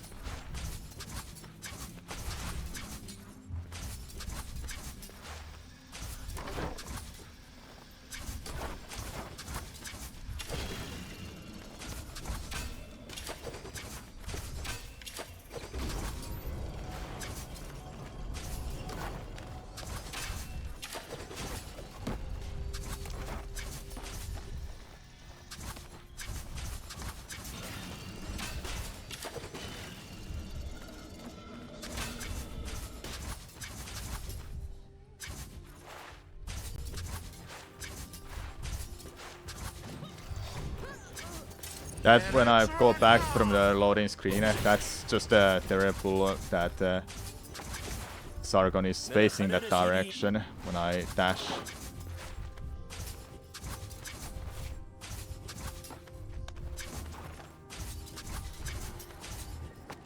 Get up there. Get up! Get the lulululu.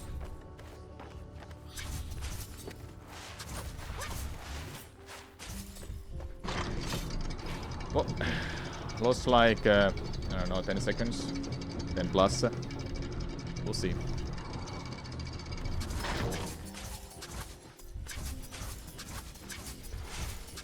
قصان باید همین نزدیکی باشه.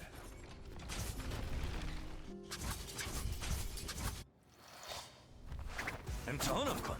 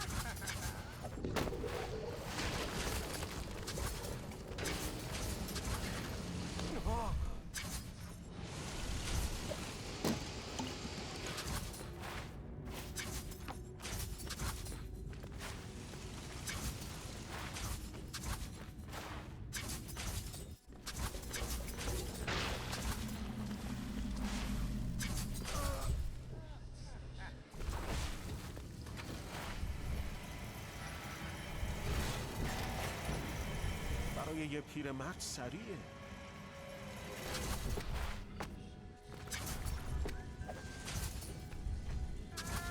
Yeah, that's that part needs some work in chat. I still have no idea how I wanna do that fast. The inputs are just so hard to do that if I wanna drop down and dash immediately, and when do I get a dash reset, stuff like that. There's so many little things.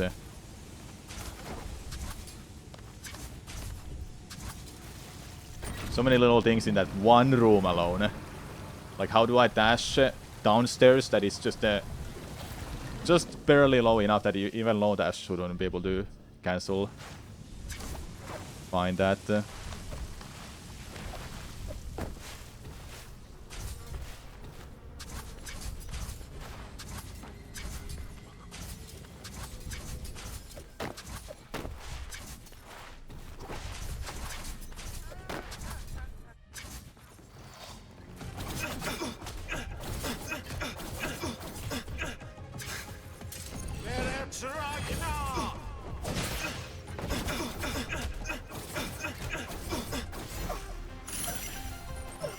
Easy.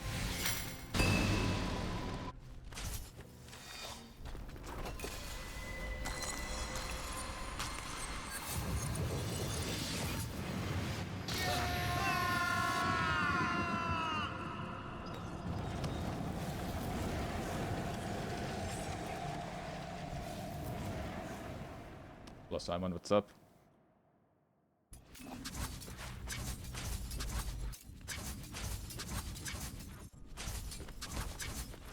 میدونی؟ Cold? بابا Well, that's rough.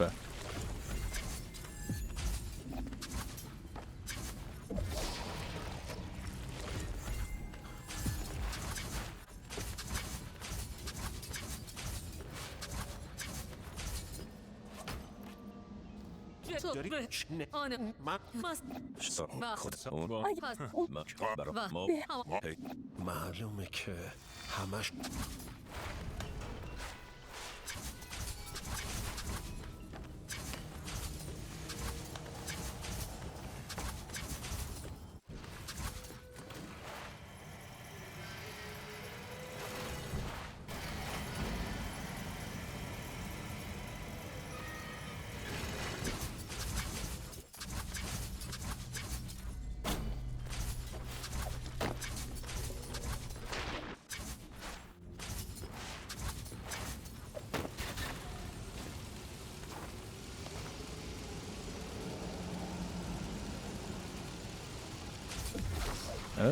That should be fine enough. Nice.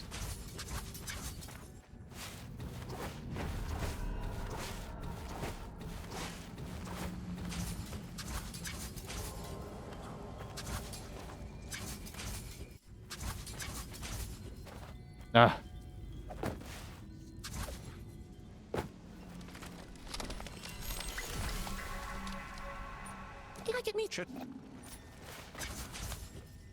همونطور که بهت قول داده بودم اومدم آگاهت کنم.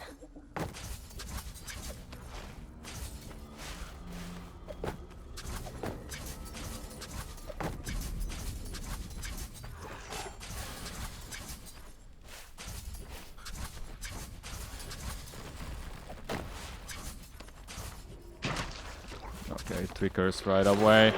Get the hell out of my way, stupid ass. Get the fuck down!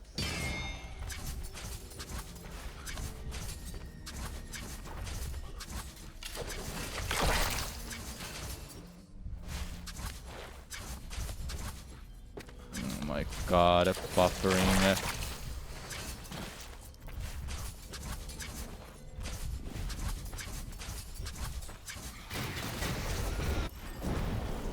Well, that sucks ass.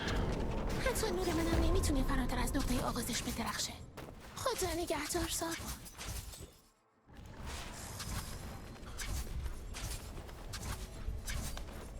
What happened to freaking... Oh my god.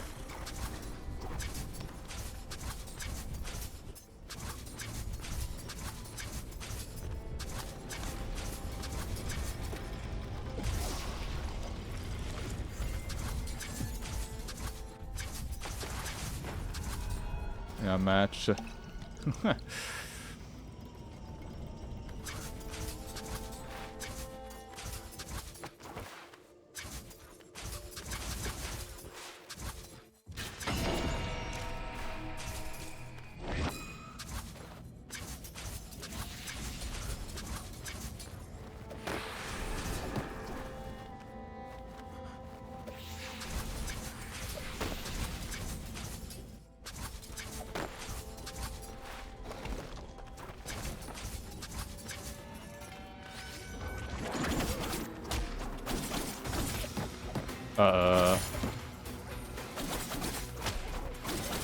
I'm not too sure what hit I missed there.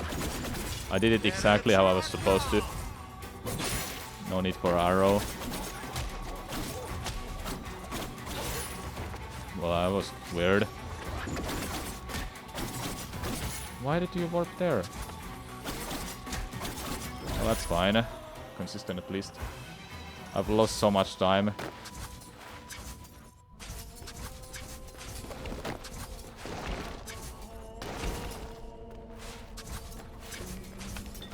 Okay, you can do it like that. That's good. It's really hard though.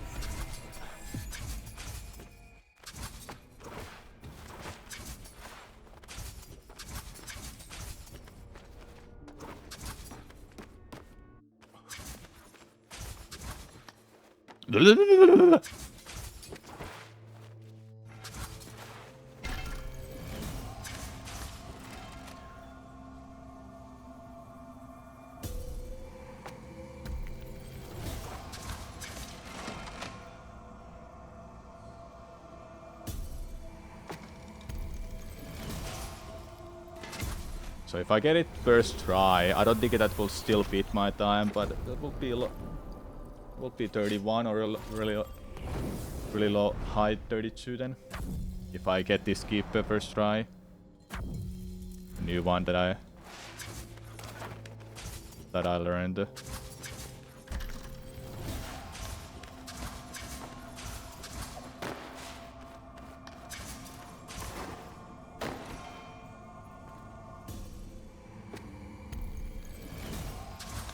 Yeah, food break is gonna be on point for me. Really need it after playing for 6 hours on stream, plus being away for an hour.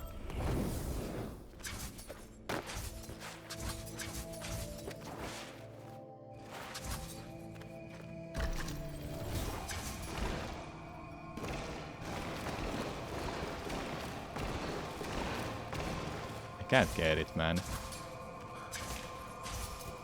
You can make the upper platform and the lower platform to be on the same height, like that, and it's just glitching the switch a little bit, but it's inconsistent. At least it doesn't mess up the lower platform, so I'm gonna go try that a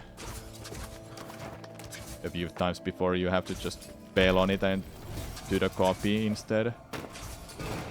The regular method.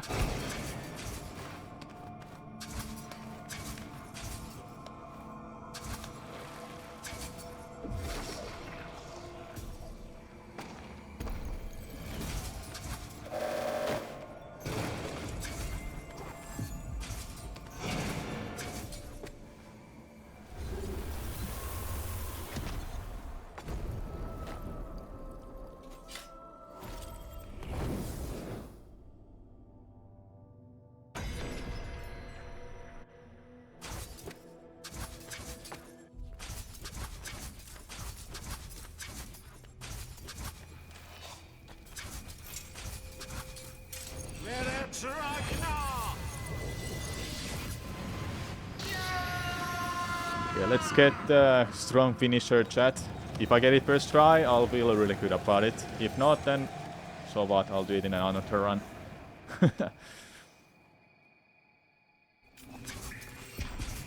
اینا همیشه اونجا بودن؟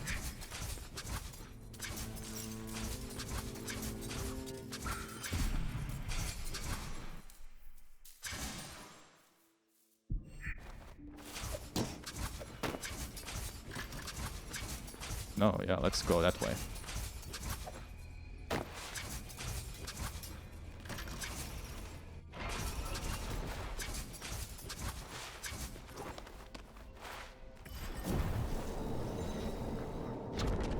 همونطور که بهت قول داده بودم اومدم آگاهت کنم.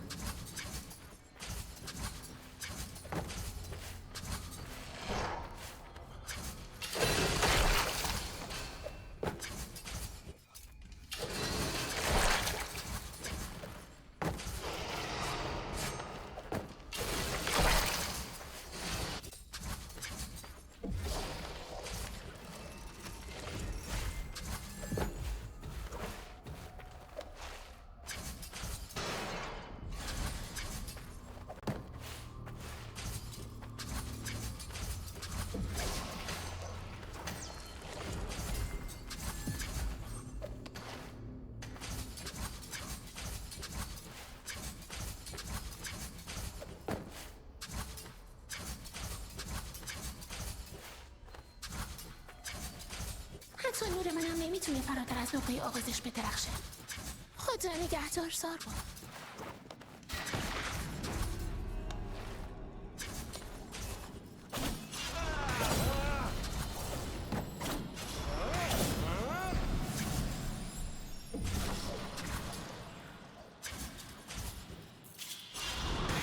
Nice.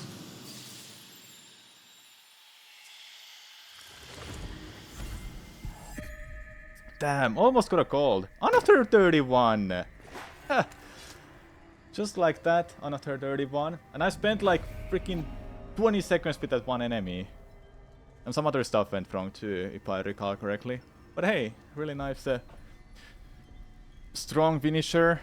And just a consistent finishing too. Let's go. Gonna check out this thing from Ensalado. Does it have an audio? No, it doesn't have an audio. That's fine.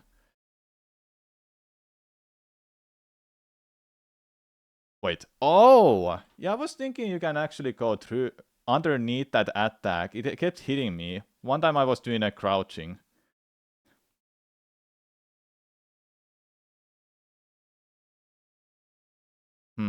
One thing is that you do less damage other than being mid-air. If you're mid-air, you deal more damage from what I've noticed.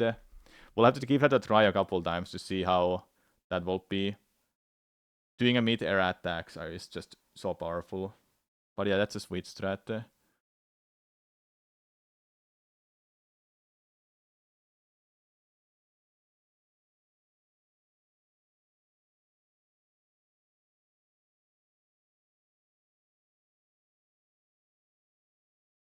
Yeah, it does a lot of damage though, but we'll have to check it out how good it is actually. Like, can I immediately follow up with the mid-air attack, for example? Okay, I'm gonna go grab some food. We'll take a break and watch a YouTube video, shall we?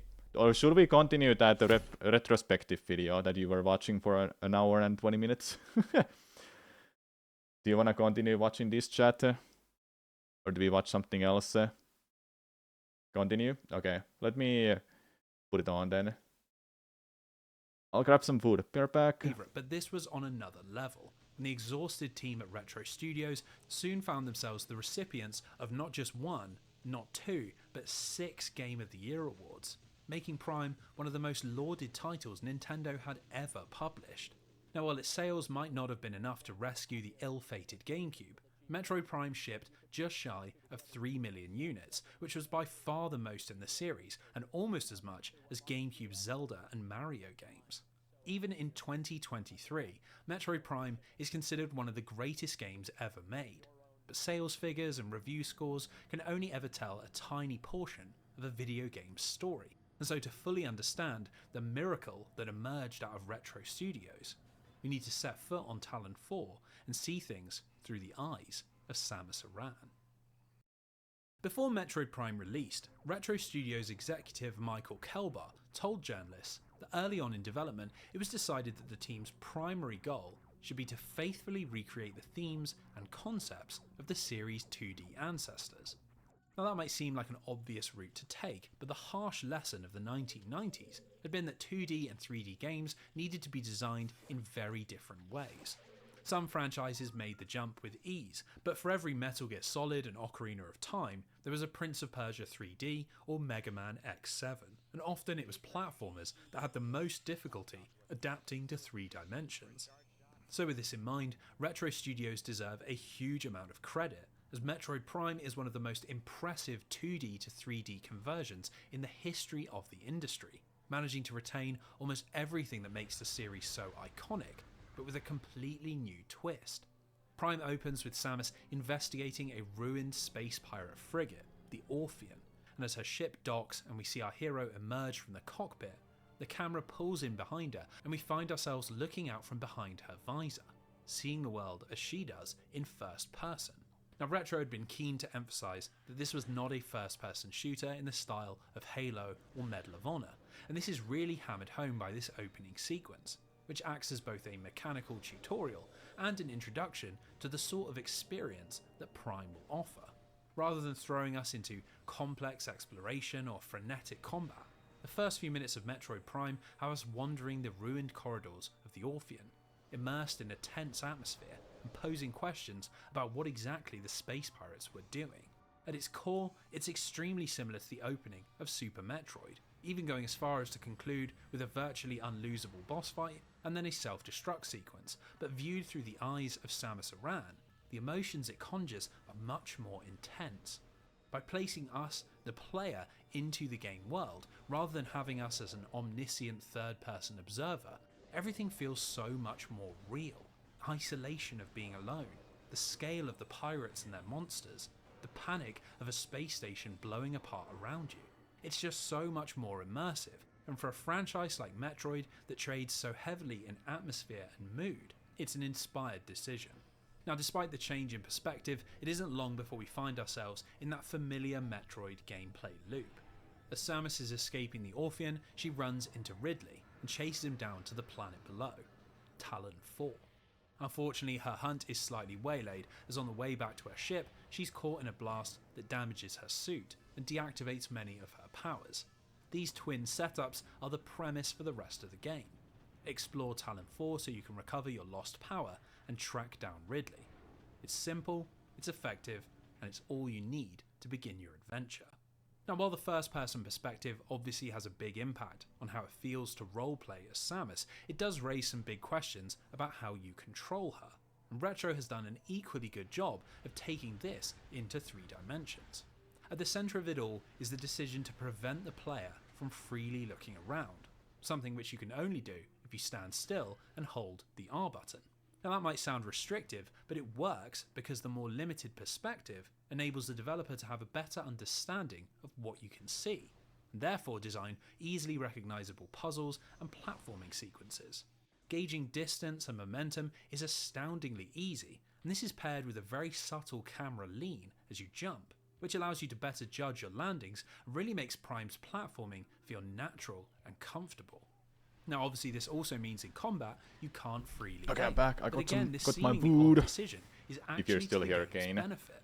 Instead of pinpoint shooting I'll and quick quickly answer your reactions, question. Does changing the dimension gets rid of enemies anywhere on the run, like in the catacombs? No, it doesn't get rid of enemies.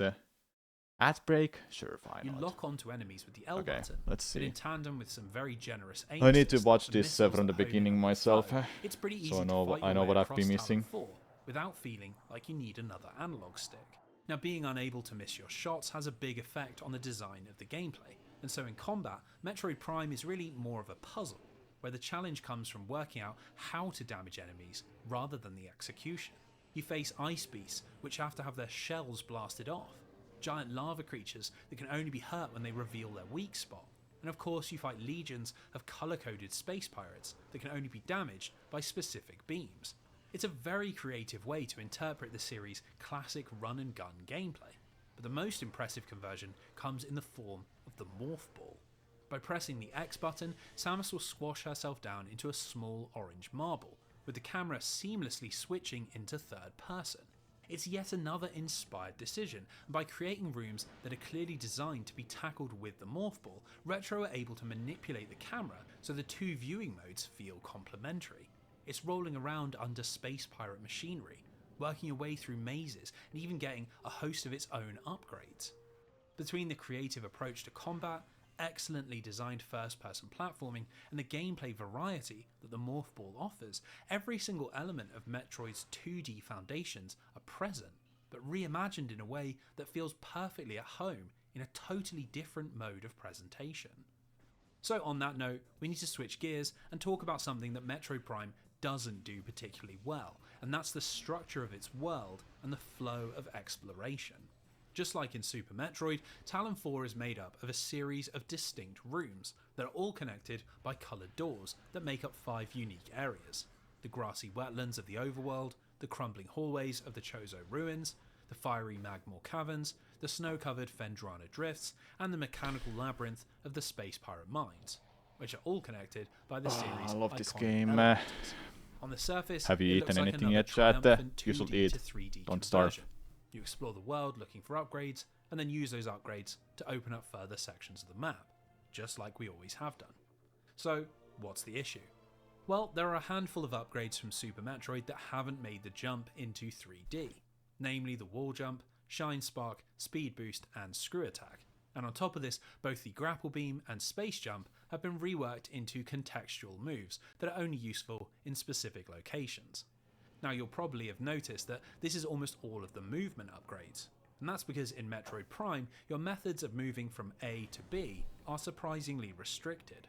As almost every room is designed around a specific mechanic, and combat functions more like a puzzle, the pace which you move through the world is rather slow, and without the movement upgrades, it never actually increases from the moment Samus lands on Talon 4. Now, in a linear game, this wouldn't matter in the slightest, but just like in its 2D ancestors, Prime involves a lot of backtracking, and this does get rather draining as you constantly pass through the same rooms at the same speed, always using the same tactics and the same solutions.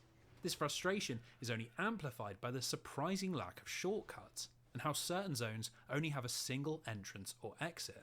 This means that a journey from the Chozo ruins to Fendrana drifts will always force you to pass through Magmore caverns. I can actually agree on that point that it's really draining to go through the same area, same stuff, it's the same jumping and solutions all the time.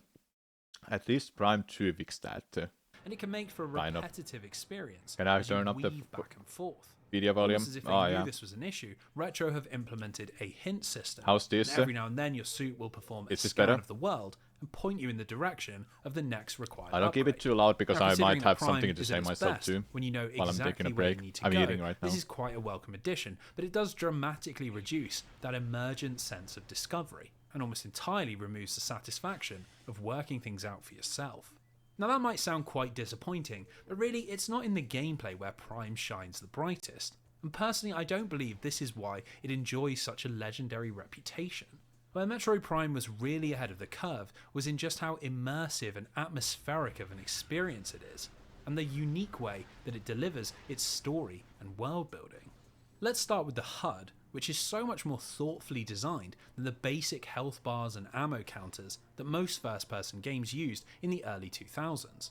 Yes, we have information like our health, our missiles, a mini-map and the weapon we have selected, but it serves a secondary and much more important role, and that's to draw us into the character of Samus Aran.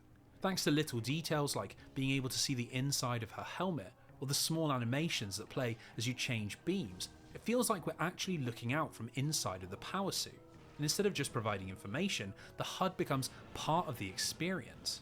Now, that on its own would be enough, but Retro have also designed a huge amount of contextual animations that make you feel like you're genuinely connected to a body. When you walk through blasts of steam, the visor will mist up. When rain pours in overhead, droplets run down the glass, and bright flashes of light let you see Samus's eyes reflected back at you. There are just so many moments like this, and each one serves to suck you deeper into the experience of being alone on a hostile alien planet.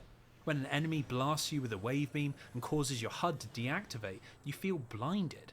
And when Samus throws up her hands after taking a particularly large blow, it makes the impact feel like so much more than just points off your health bar. Now that being said, this pursuit of immersion is found in far more than just impressive animations, and was the basis for almost all of Prime's technical design.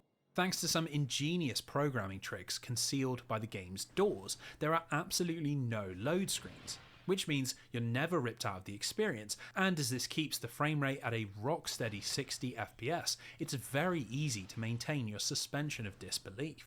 Similarly, Prime's soundtrack works overtime to complement the immersion, and might well be the greatest collection of songs in Metroid history, despite being born out of real challenge. Nintendo had asked series veteran Kenji Yamamoto to act as a musical producer, but he wasn't able to spend much time in Austin during development, so the team had to spend hours in video conferences and working via email across a big time difference. It was a chaotic process, but ultimately it produced pure magic, managing to both recreate the thematic style of Super Metroid while adding a unique spin that augmented the somber direction that Prime was headed in. While each zone has its own distinct theme, with songs like the Talon Overworld and Fendrana Drifts rivaling anything from the series' 2D heyday, Yamamoto and his team also crafted ambient versions, formed out of sparse drums and stripped-back synth work. These ethereal alternatives mean that backtracking could have a different emotional impact to your initial exploration, and in the depths of Magmore Caverns or the Chozo Ruins, it's almost as if you can hear the hum of the planet, all formed out of nothing more than clever sound design. Simply put, in 2002, there was nothing else on the market like Metroid Prime, and for Retro Studios to create such an enthralling video game experience on their very first attempt, well, it is nothing short of miraculous. Interestingly, the game's focus on immersion through sight is also the crux of one of Prime's new systems, which was born out of a particularly odd episode in the game's development. Apparently, after having looked over a prototype, Miyamoto had asked the dev team to consider what the game would look like if Samus could have the head of a bug. Now, for days they were completely baffled about what this was supposed to mean, until they realised it was a mistranslation. Miyamoto had said, "What if Samus's perception changed?" This offhand comment led to the creation of the visor system, which is a way to add more depth to the simple act of looking around. You see, in the bottom left corner of your HUD are different visors, and they're used in a variety of different ways, from gating progress to small puzzles, and even have a role in combat. The first you find is the thermal visor, and while it's primarily used to see in pitch black areas of the map, it also doubles as a way to find cloaked enemies, or trace power lines to find hidden switches. Later on you find the X-ray visor, which similarly has you scanning environments, but now for time-warped invisible platforms and secret doors. Both of these add an entirely different dimension to how you look at the world, and it's incredible that a mechanic that plays such a critical role came from such a flippant remark. Now this takes us onto Metroid Prime's second great strength, which is how it delivers its story, and this is focused around another visor type that you have from the very beginning, the scan visor. By switching to this mode, you lose the ability to attack, but in exchange, you can scan almost everything in the game, which reveals a snippet of information. Let's watch it all the way to the about what Metroid Samus Prime is end, looking at. okay? At its most basic and functional level, it's Then used Prime to views scan and enemies Metroid in order fusion to work starts. out how to defeat them, but really it is so much more than this. Through judiciously scanning all manner of computer terminals and ancient carvings that are scattered all across each zone, you can piece together the tragic story of Talon 4 and discover what exactly happened to make this planet so hostile. Samus discovers that Talon 4 was at one point a Chozo garden planet, which is particularly notable as they are the race of bird-like creatures whose ancient statues she was interacting with on the planet Zebes. While those relics were a testament to the Chozo's technical prowess, the Talon faction rejected this way of life and attempted to live in harmony with nature, creating a planet that celebrated all forms of life. Tragically, this utopia came to an end when a meteor hit the planet and brought with it a parasitic substance known as phazon. it quickly began to corrupt everything on Talon 4, turning creatures into hostile monsters, the sanctuaries into poisonous ruins, and all but confirming the destruction of the Chozo's beautiful home. While those who survived were eventually able to create a barrier around the meteor, enough Phazon had leaked into the environment that the fate of the planet was sealed. But before all hope could be lost, a Chozo with the gift of foresight received a prophecy. It foretold of a luminescent warrior who would come to the planet and deliver them from the great poison. And so, with joy in their hearts, the survivors prepared weapons for their saviour to use when they eventually came to deliver them. Now, Samus is obviously the hero, but heartbreakingly, by the time she arrives on Talon 4, it's clear that many decades, if not centuries, have passed since this prophecy was told, and instead of the welcoming arms of the surviving Chozo, she finds nothing but tombs and ghosts. Talon 4 is a dead planet, one where the battle has already been lost.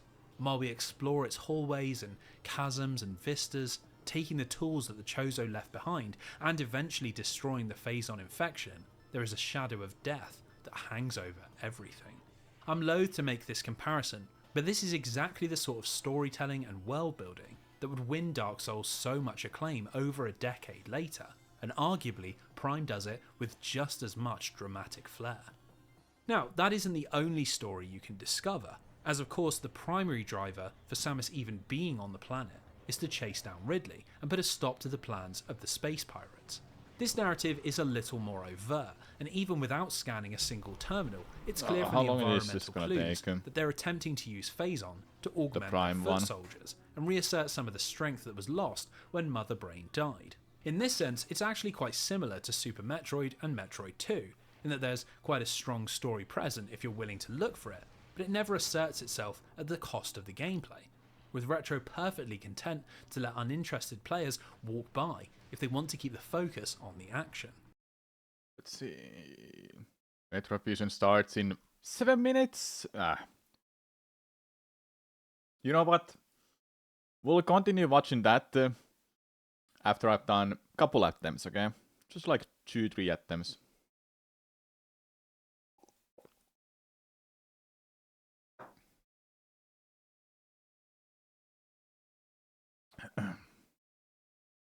Oh yeah. Prediction.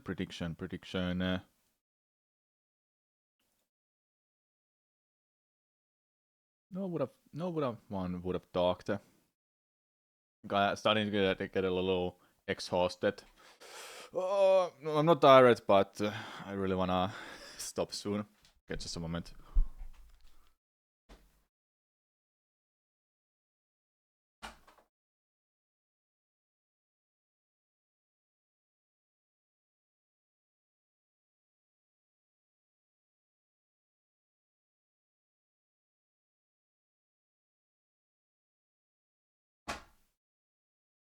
Okay. Let's do a couple more attempts. Then let's finish watching that video. And we'll do a couple more attempts after that. And I would like to be done. So like max 2 hours. That's so much, man. Oh, I just wanna end now. End the stream. Okay, I'll do like a couple attempts. See how it is. Then we might just finish watching that part of the video. That takes about 7 minutes. Then I would like to be done for today. I'm just getting tired.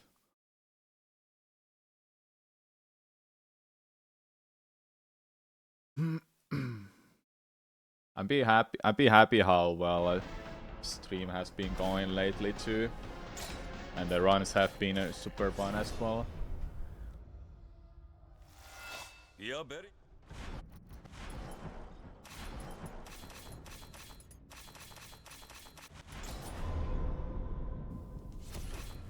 I'm gonna start a prediction for you gamble addicts.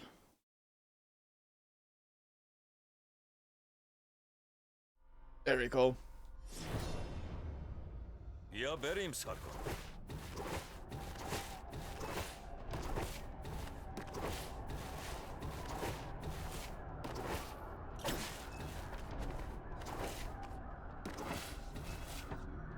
مراقب باش راشا باره Let's give that a Ensalado strat a try with the General Vishka. Ow.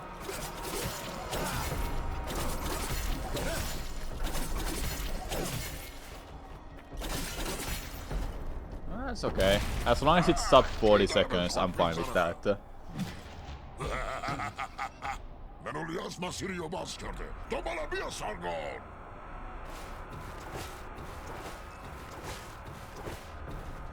Baharar altaş. O da sargon. باید اون کماندار کوشانی رو شکست بدی. Bez konuşmadan.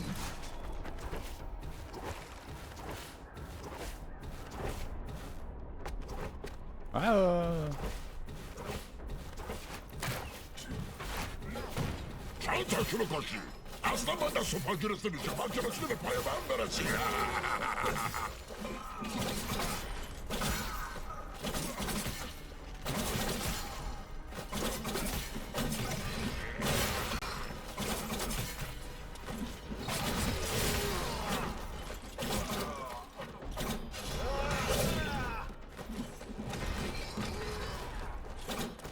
Nah, whatever, just continue.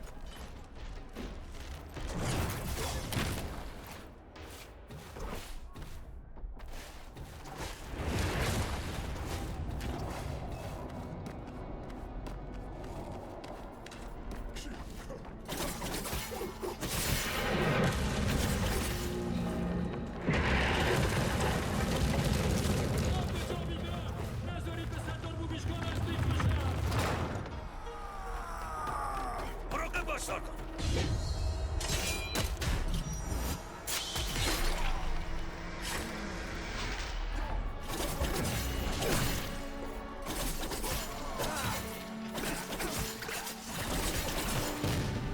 سردارشون نباید خیلی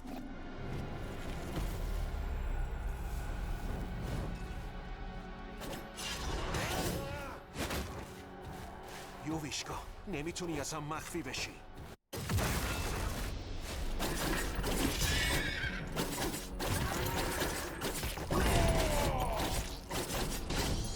Let's see how this goes.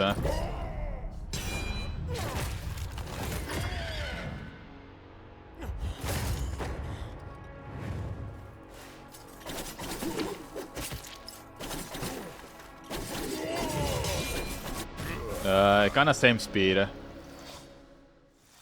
Feels like kinda same speed, honestly.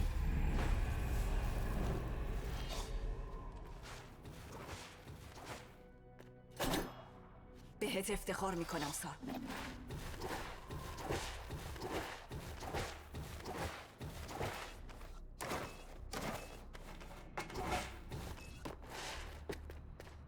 دارم بهت میگم. خب حالا نگهبانان آناهیتا.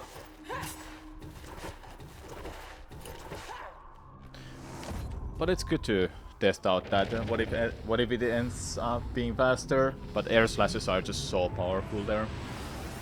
Better to use those.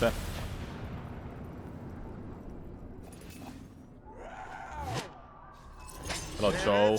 Thanks for the good luck.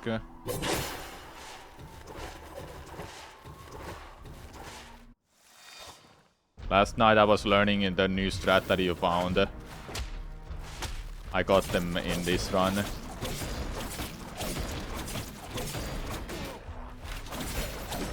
Well, I did a half bell instead. I think. سارگون اون کی؟ But I went for that puzzle skip in Upper City and the funnel section. I did those. But the bell skip is a little rough still. Easy to fail that. So I think I just wanna do the half bell strat instead by doing only the first bell, but not the second one.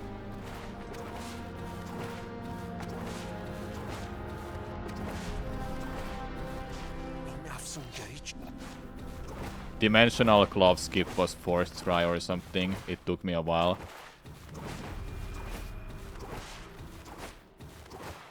I do like that strat though. It's sweet.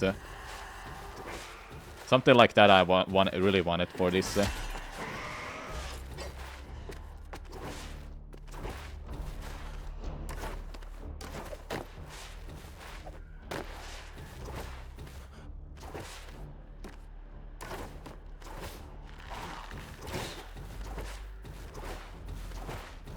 Yeah, if you set up the shadow there, but you also have to be aware of that. Oh yeah, if you get through that, what then? If you get through that, then you have to remove the shadow quickly and use the shadow for the second part then as a backup. You know what I mean? Yeah. That is just assuming you get it or not get it. ممنونم خانم خوش. Yeah, it's a little rough. So many inputs to do in a quick session.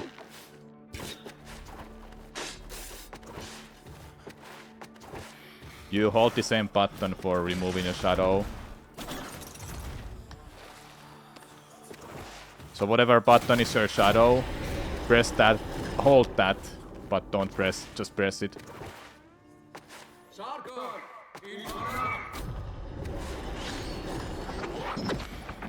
شاهزاده رو به دروازه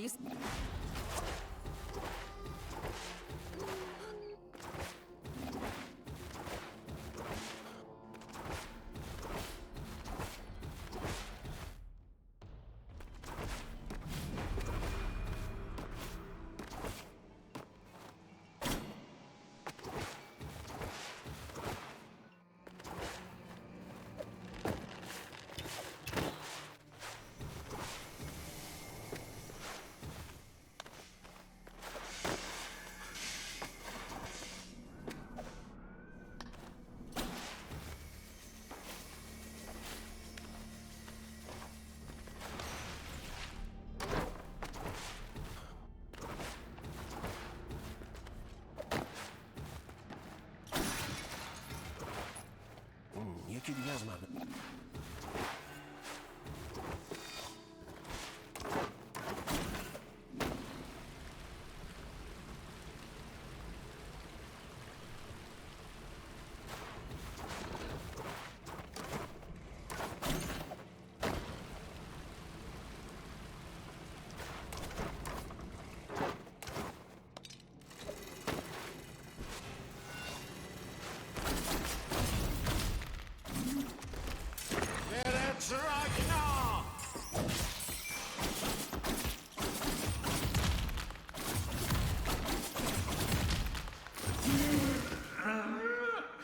You want the bell backwards, wall jumps to be easiest ones. Yeah, they felt the easiest as well when I was practicing. Yeah, the camera angle does it too. They're still all really hard to time consistently. Though I did get the puzzle skip, the lever skip in Upper City like 15 times in a row.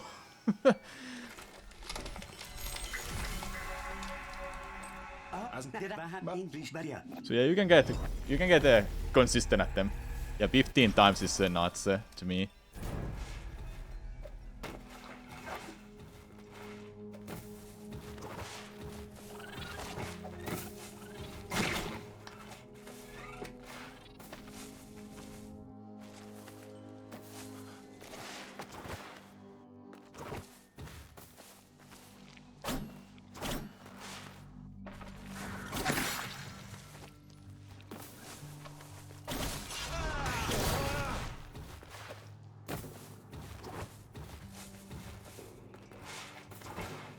I don't know, have you run other games before, Joe? But I think the experience really helped me, and being able to pull off like really precise tricks like that.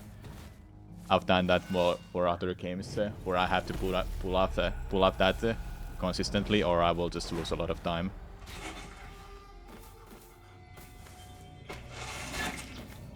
That just reminds me of some other trick, but I can't recognize what game. In some other game, it's the same. Yes, let's kick up. Yes, I love doing that.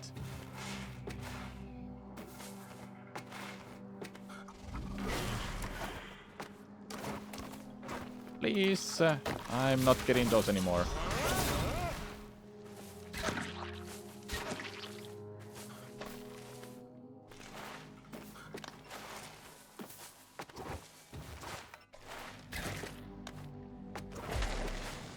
No!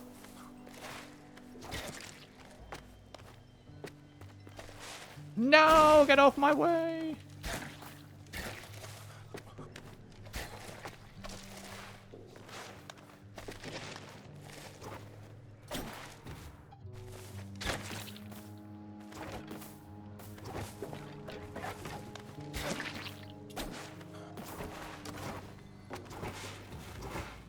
You've done 2D platformers. Yeah, that definitely helps then. Should I reset? Don't tell me what to do. I reset when I want to. But yeah, I should, but I don't want to. I'm gonna keep the consistency up.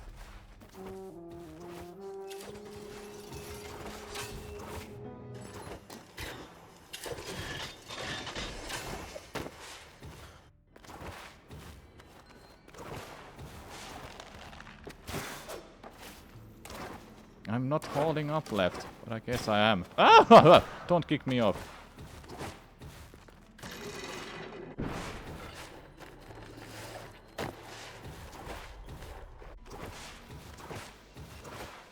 آهای سارگون.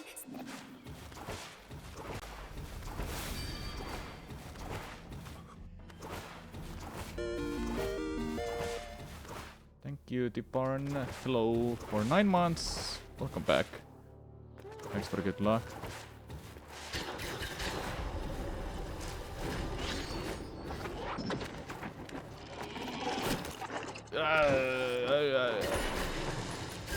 Kill that freaking enemy.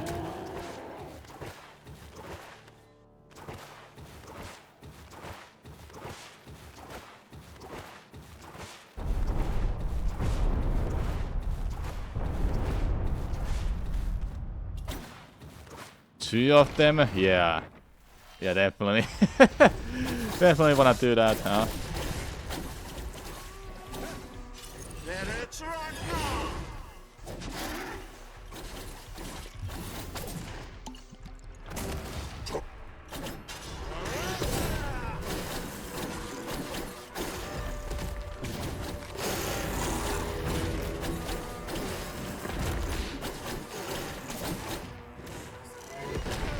Ow.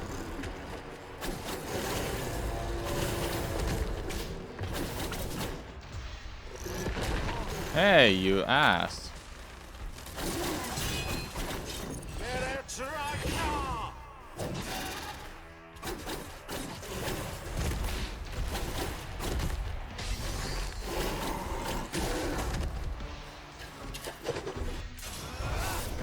Using a chakram to kill him, yes. Do that, by the way, Joe. Walk a little bit, attack twice, then hold the attack button for the second time to just dash through that walking animation. It's so easy. Just walk a little bit after bait out.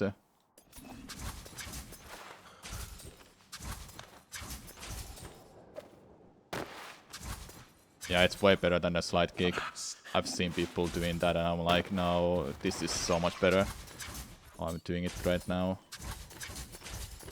But many people don't know about it if they don't check out other runners. But I might be the only one who's been doing that. Besides Kerem too. Ow.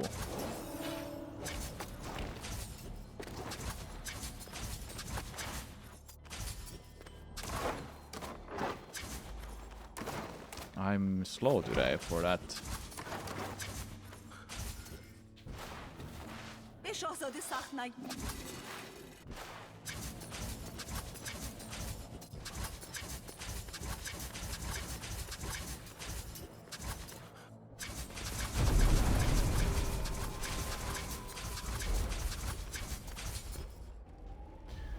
Oh.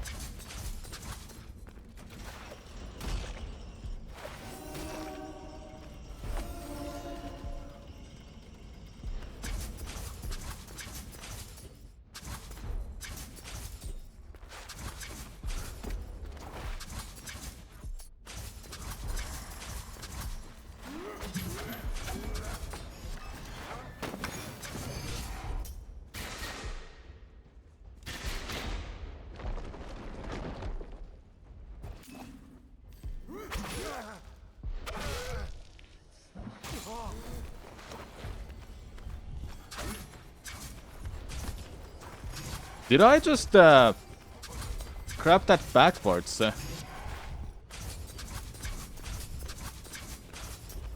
That looks so sketchy. Did anyone else notice that?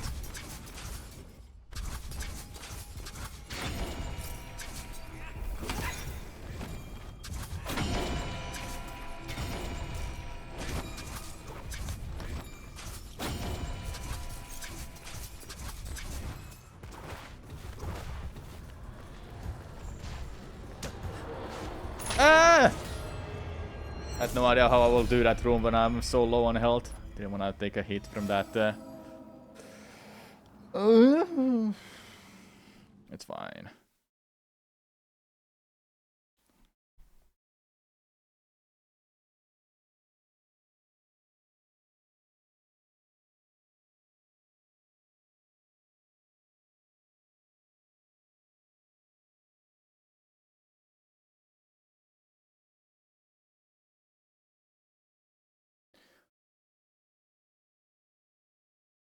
Mm-hmm.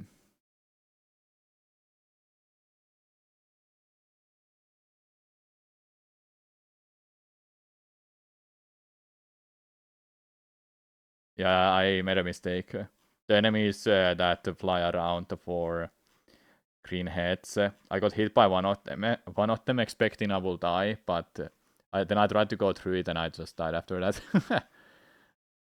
I was slow health that I didn't expect to survive through that. That's why I made a mistake. Well, I wasn't the greatest run anyway, so it's fine.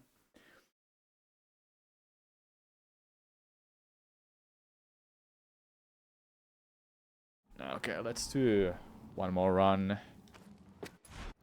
See how I'll feel after that. I've been streaming 7 hours and I don't want to overdo myself.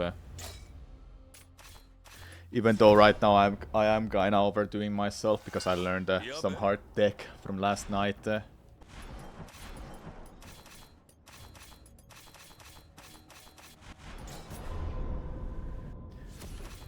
hey, this is good practice still, even if I reset.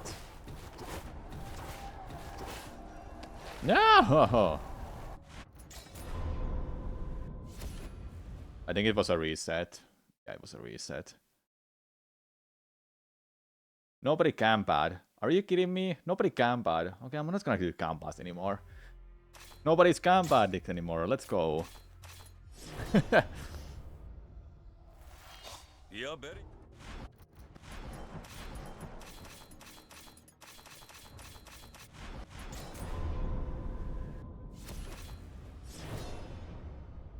یا بریم سرکن.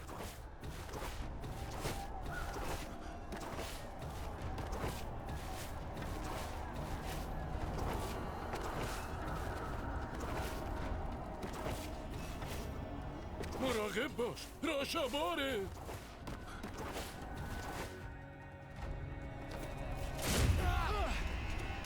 هیچ کدوم از شما اینجا رو زنده ترک نمی‌کنن.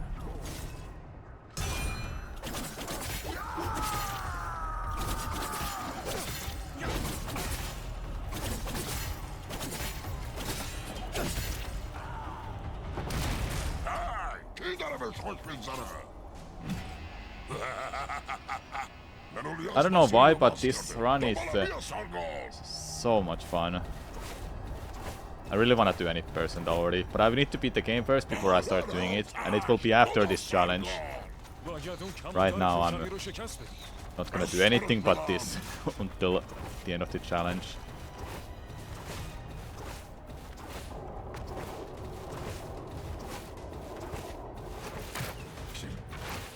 چند تاشونو کشی؟ اصلا من دست و پا گرفته میشم. من که رسیده به پای من برسی.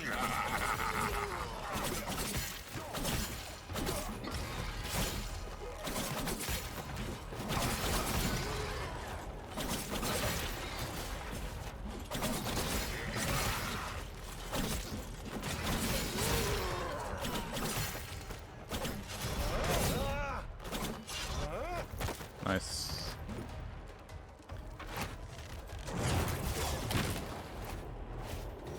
No, the language is Persian, if that's what you're wondering.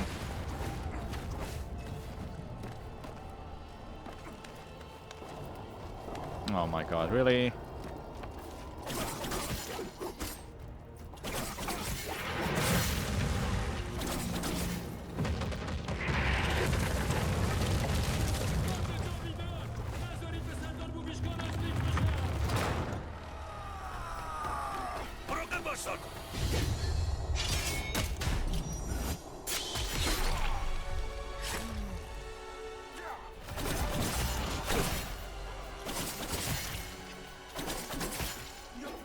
Where are you running?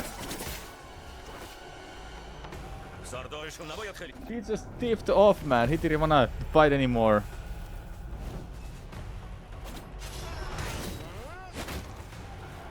یوویشکا نمیتونی اصلا مخفی بشی.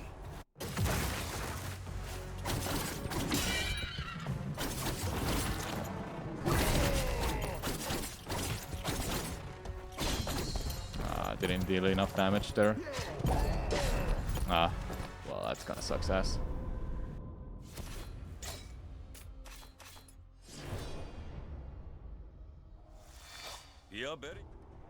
Yes, it is clear that you are playing in easy mode. Yeah, because that's a low difficulty. My playthrough is on hero mode. And speedruns are generally done on easy modes. Unless you want to go and route on a harder difficulty, because you deal less damage to enemies.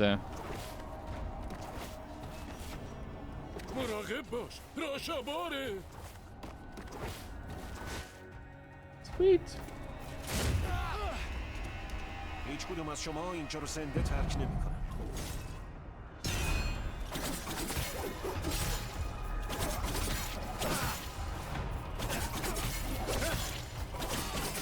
Nice.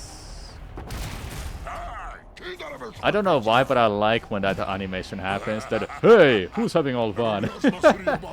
Or are these like, hey, don't take all the fun away from me.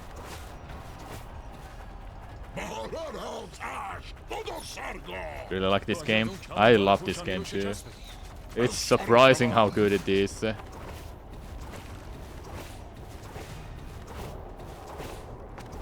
Quality Metroidvania in years. It's so good.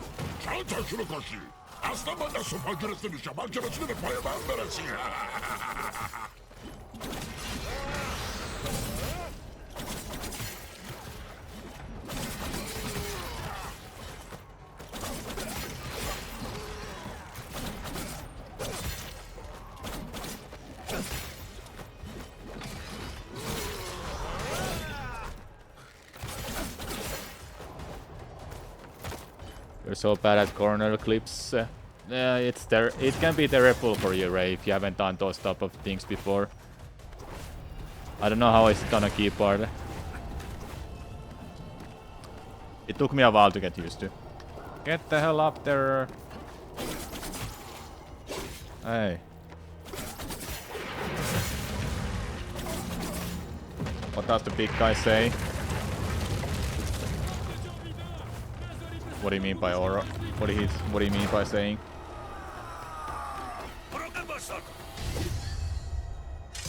Ah, yeah, again. Probably, yeah.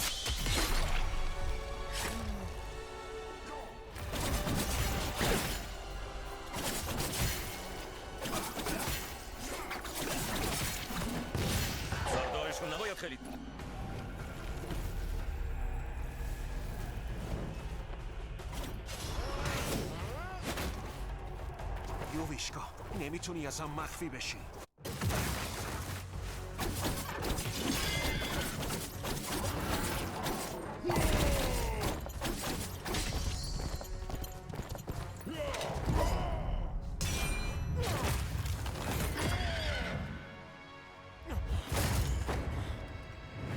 What?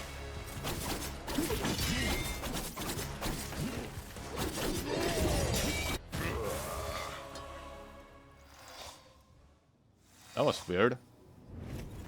How that cutscene.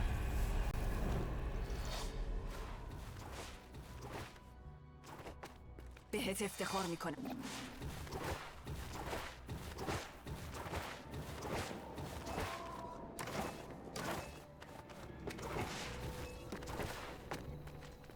بهت میگم. خب حالا نگهبانان آناهیتا.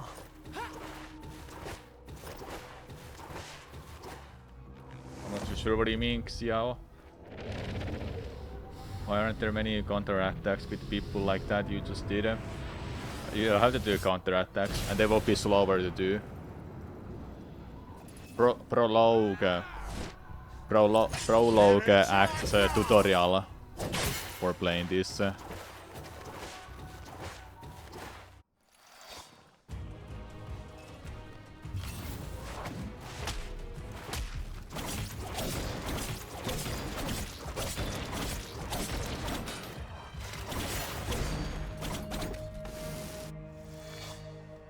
Sargon, اون کی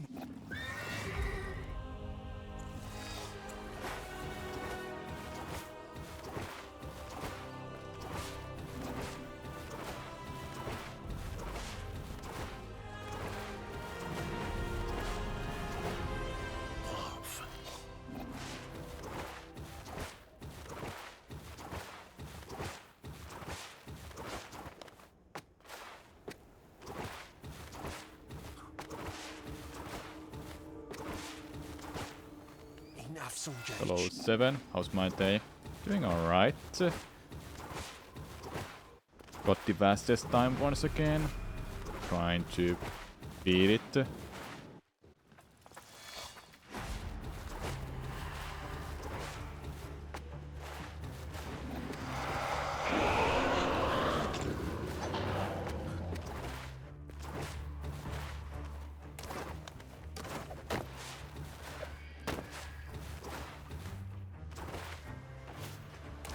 And new stuff was found too.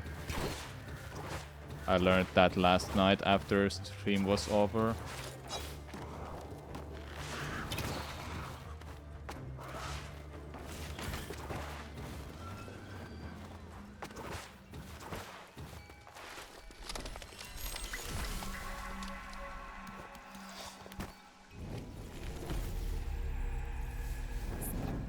بیا.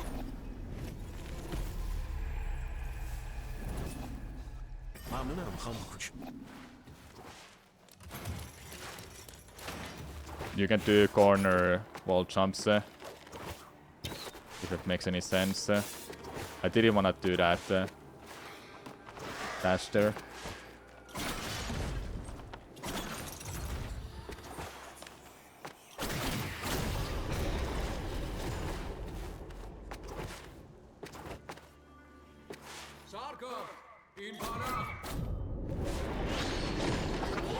You might see me do them if I get that far. It's in a third split, the first one. Then the last two are in a final split.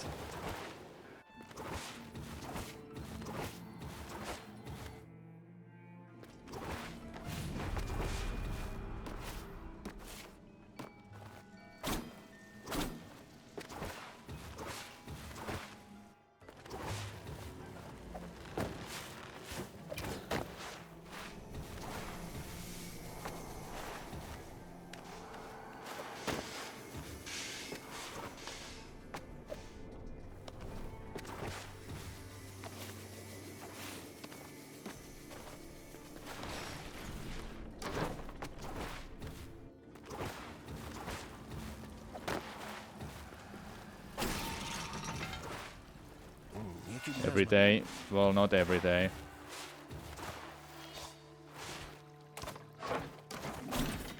I take days off too. But now, right now, when this challenge is going on, I've been practicing and playing this every day.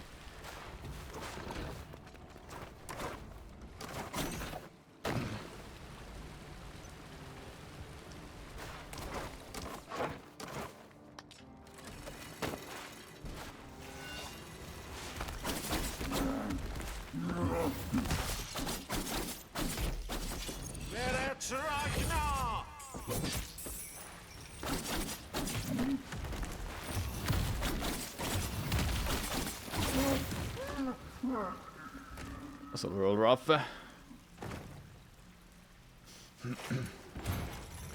Or is that what you meant, Xiao?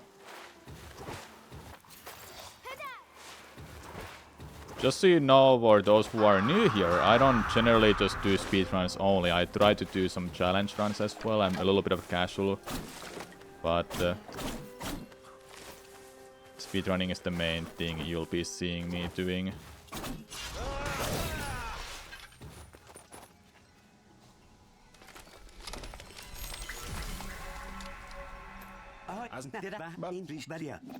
When I played Overwatch, did I play Genji? Yeah, I did. But not anymore.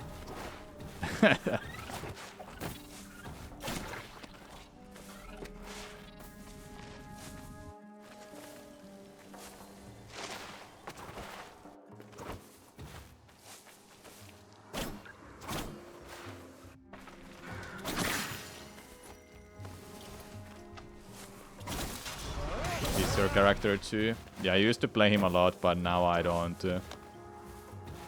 I play other characters. If I play a tank, I wanna play with Maunga or Roadhog.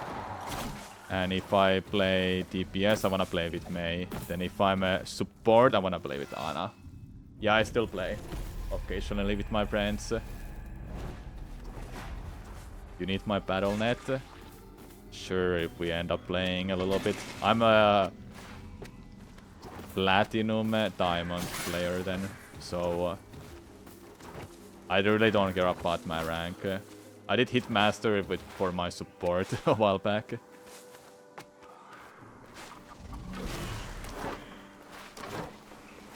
That's not bronze. I know.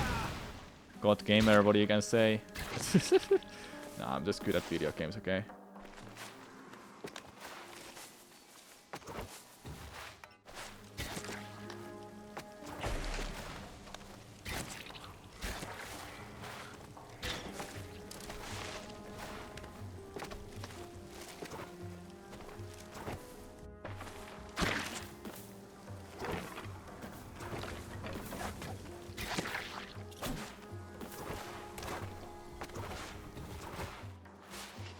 Yeah, nobody should care about their rank at all.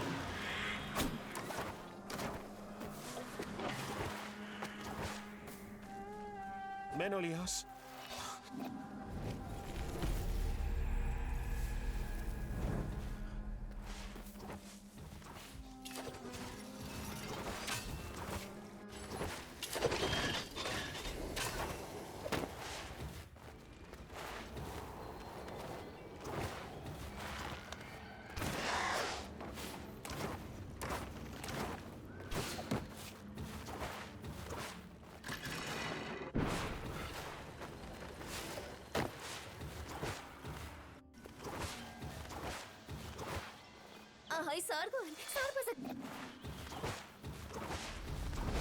It's a Persian language.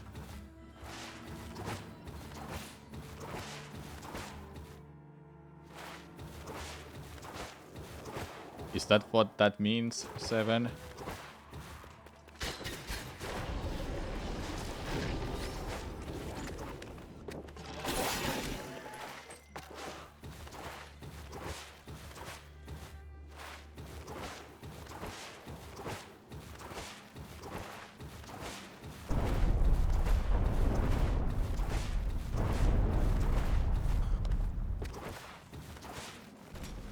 I like this Shari.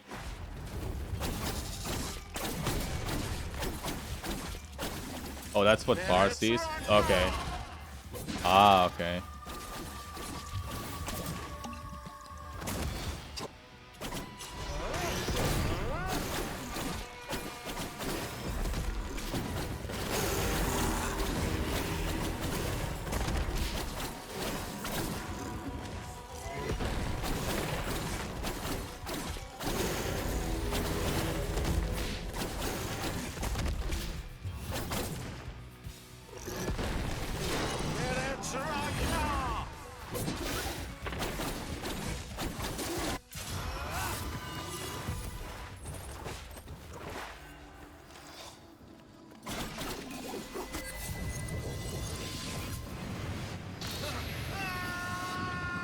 You would only run versus splits. I do like this part, but I enjoy the late game the most. I always have enjoyed the late game the most in many games.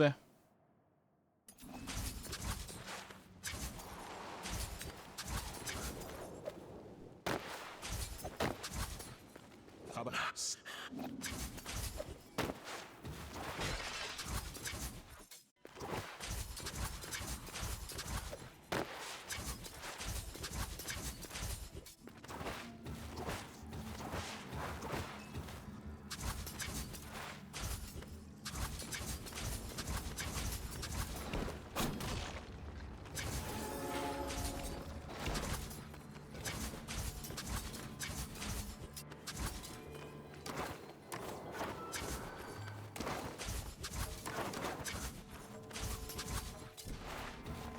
به شاهزاده سخت نگیر.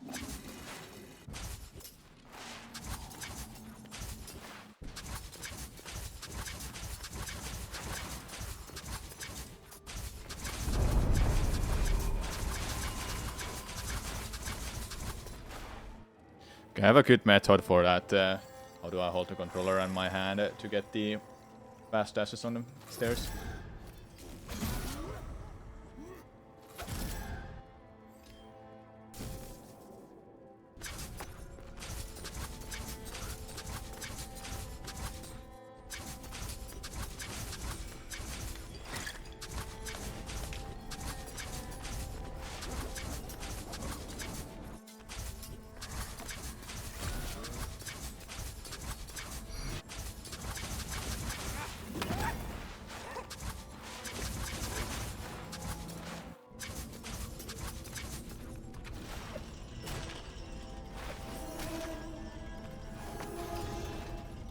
No, I still haven't done my first playthrough. But I'm using Persia all the time. I really like it.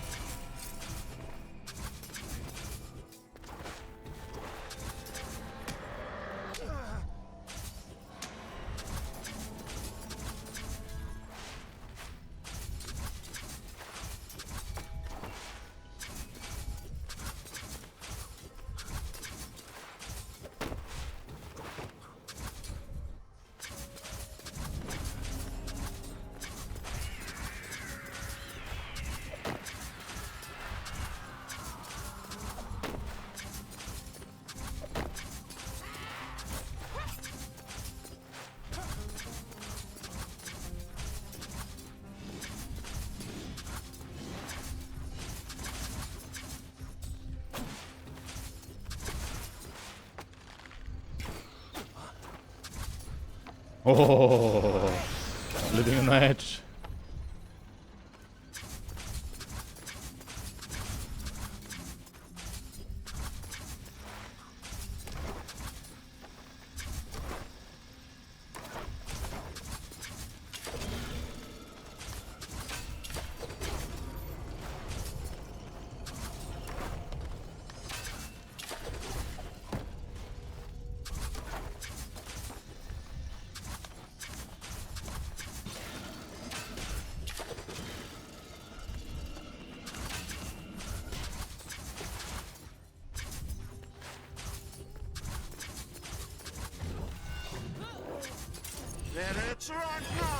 Very good.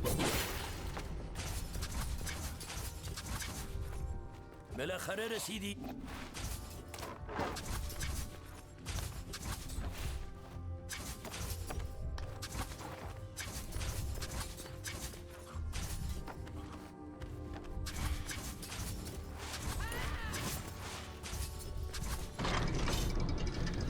Is that a gold? Sweet. How can I play this fast? By playing a lot and being good and practicing a lot. قسام باید همین نزدیکی باشه.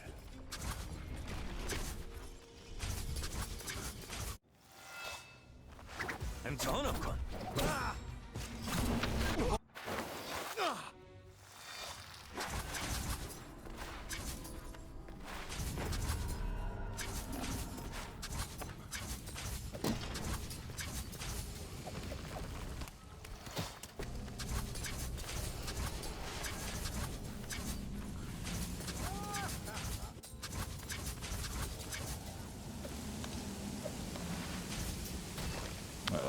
What?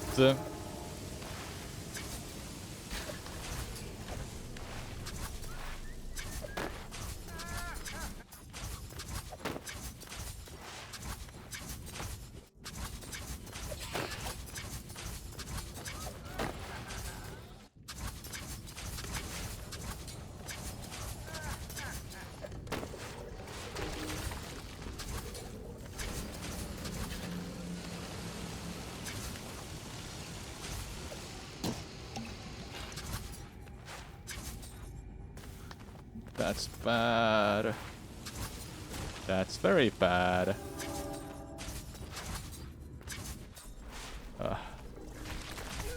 Yeah, that's very bad. Damn it.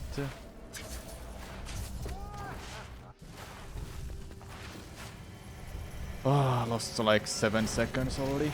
But the final split still has a lot of time save. I'm just playing really out of my mind.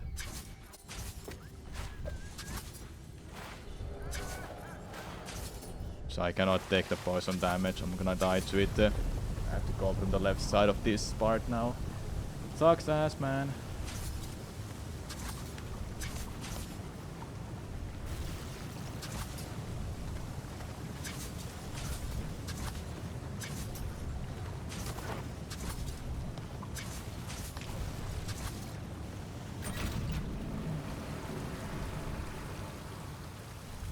I have like 100 items so far for this game. I have like way less compared to others probably.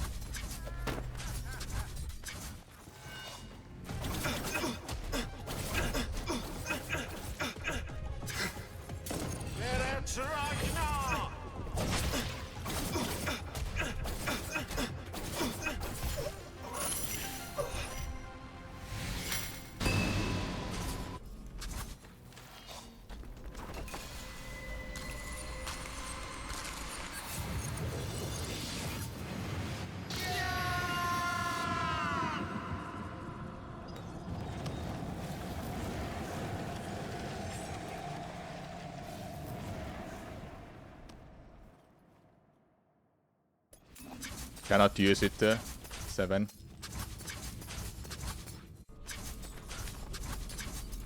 میدونی؟ Because I used it in a fight, so I cannot use it.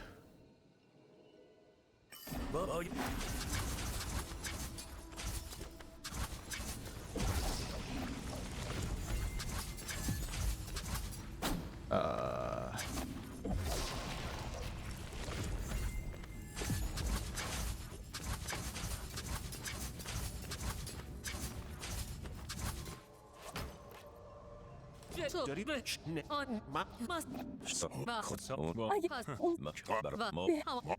معلومه که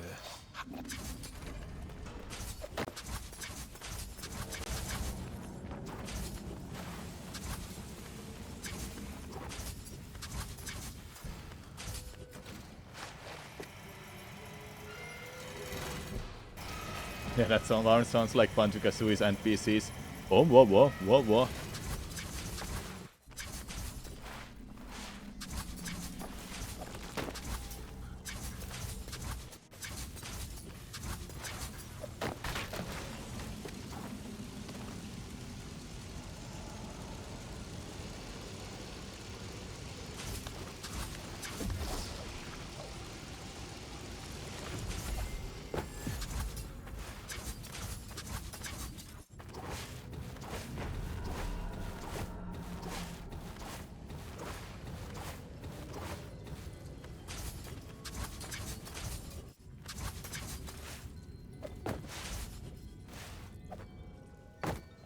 Then what do I have to do with that 7?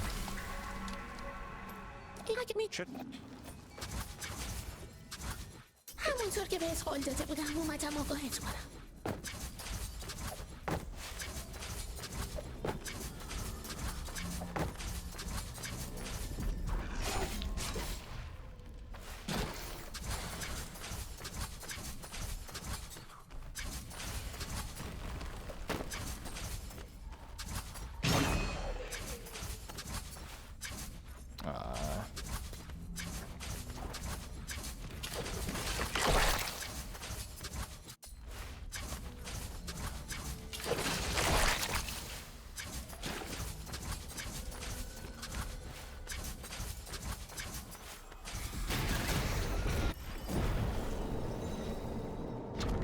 حتی نور منم نمیتونه فراتر از نقطه آغازش بدرخشه.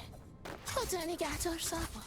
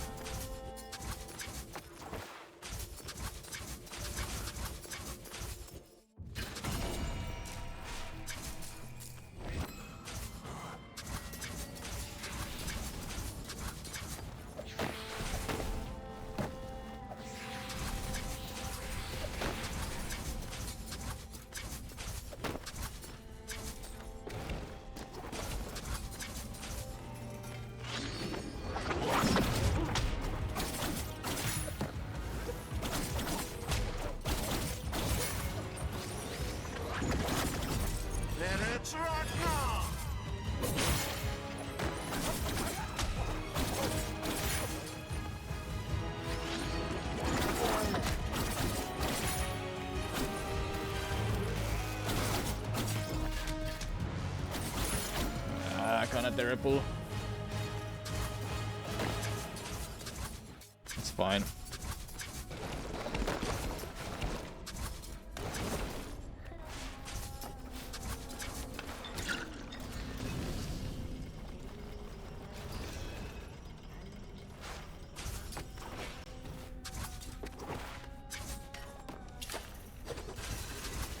I'll remember that 7.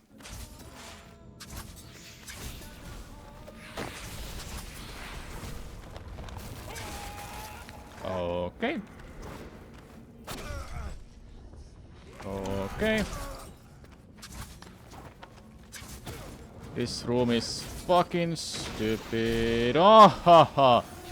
Get the fuck out of my way, stupid ass wizard. Making me lose like 30 seconds.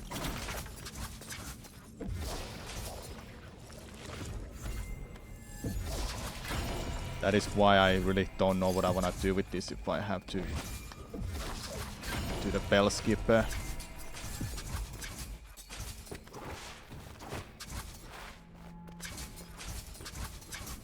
Thanks, Kixerius.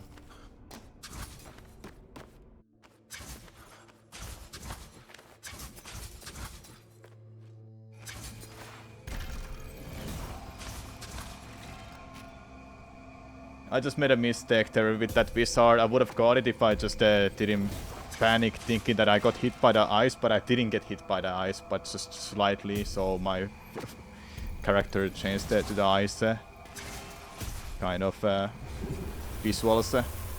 That screws me over so much. That's why I was like, oh, I failed it. Oh, what happened? What's happening? That's why I lost like 20 seconds there, maybe. I don't know.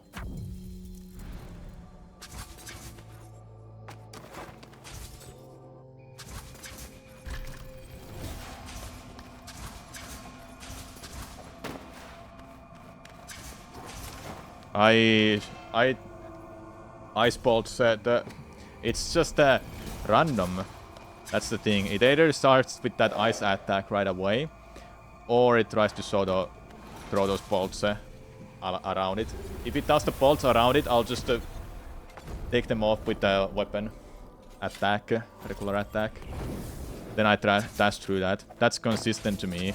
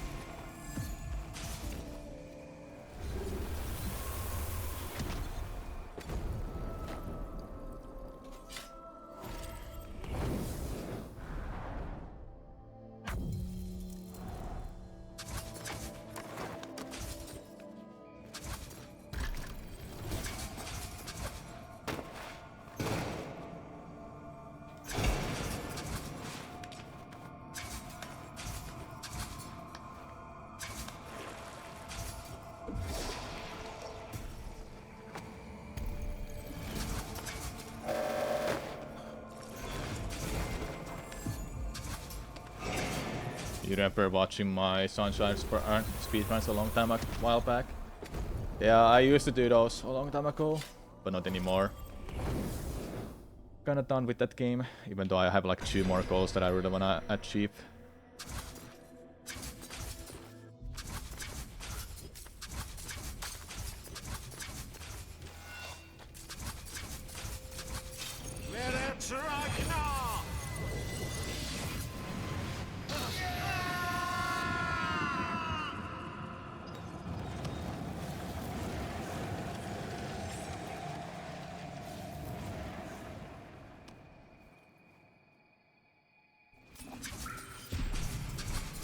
همیشه اونجا بوده.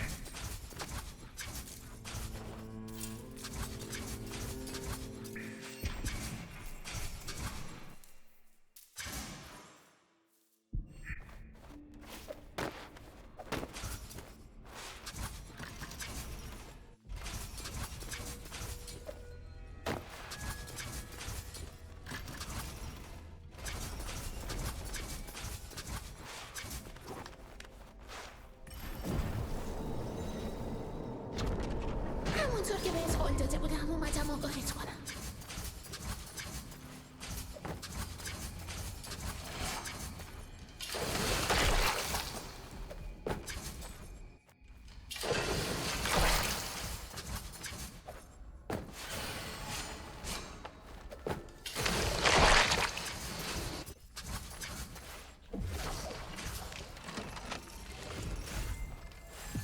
Really? Okay, sliding is bad.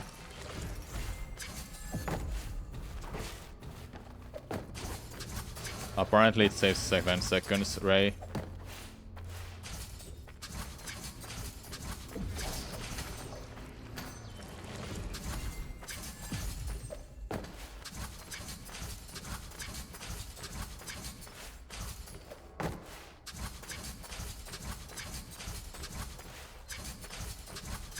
حتی نور منم نمیتونه فراتر از نقطه آغازش بدرخشه. خدا نگهدار ساروا.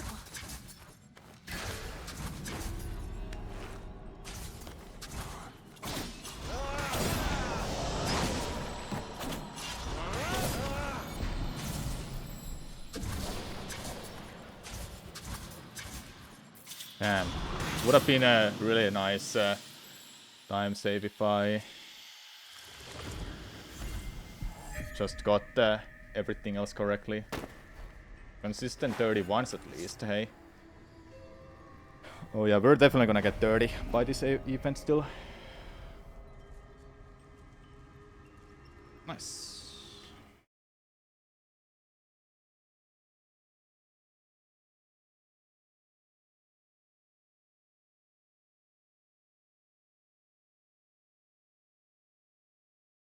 Quick puzzle optimizations right now, you mean, Seven? Oh yeah, you wanted to tell me about the thing. Let me go and do that then. I'm just gonna reset the splits. I don't know if will I do another run. What was the time for 5:25? I can get like 5:20 or something for Yapduct Prince. It was a solid run.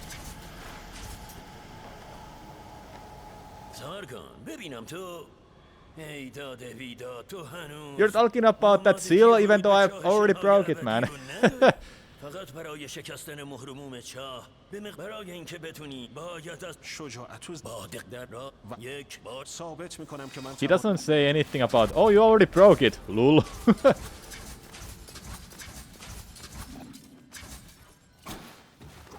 Oh, you already broke it? What?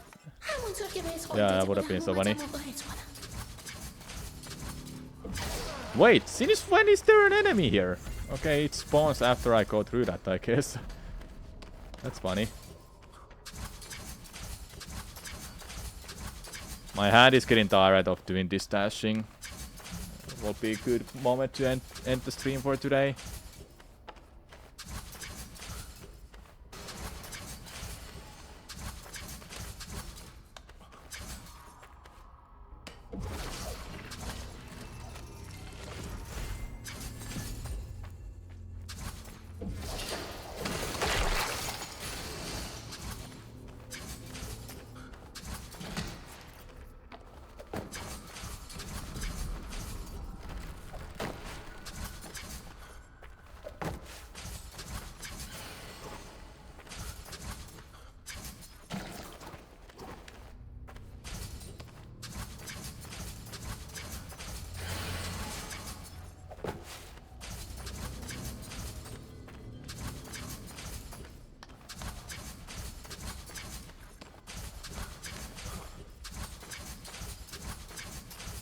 حتی نور منم نمیتونه فراتر از نقطه آغازش بدرخشه. خدا نگهدار ساروا.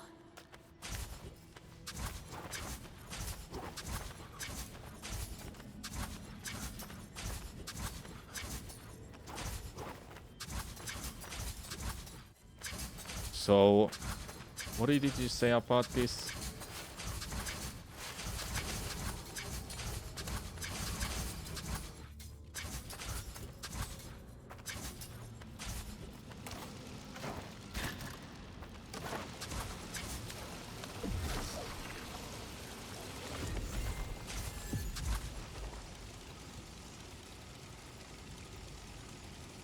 Hit switch wall and place recoil below the very initial position of the spikes, then jump and...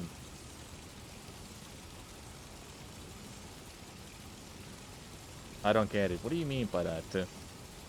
You hit the switch wall, place recoil below the very initial position of the spikes, then jump up and hit the switch with the bow. Ah, you mean... I think I get it. Hold up. So like this.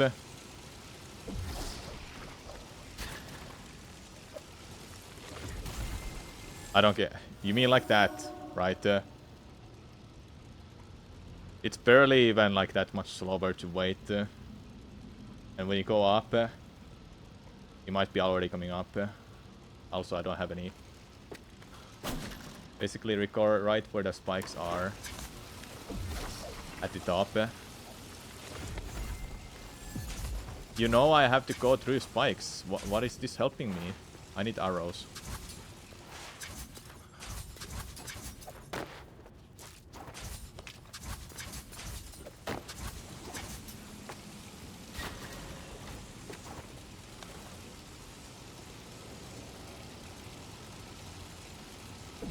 Now I put it there. Like, what is the difference? But after you place recoil, you press the switch above you to make it move back. Like, what's the difference still? I don't see the difference here. Like, it's like barely any faster, but yeah, I can maybe do that. So leaving the shadow almost all the way to the top, slightly below the original position of spikes.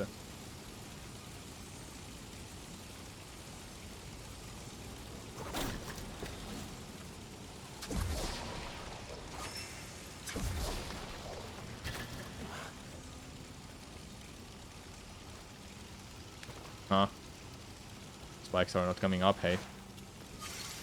So are you saying hit the switch?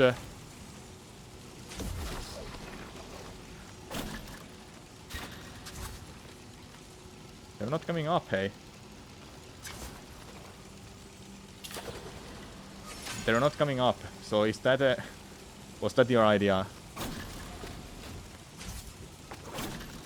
Didn't the switches do the same thing? They don't move up immediately. One of them reserved.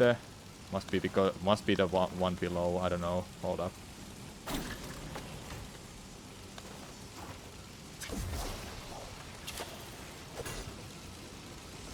You cannot even shoot through them. No, it's not working. You know, one of them reserved. Well, it's not reserving. Nothing is happening. Nothing is happening, man. How did yours go up? It goes up after waiting. I'm not too sure.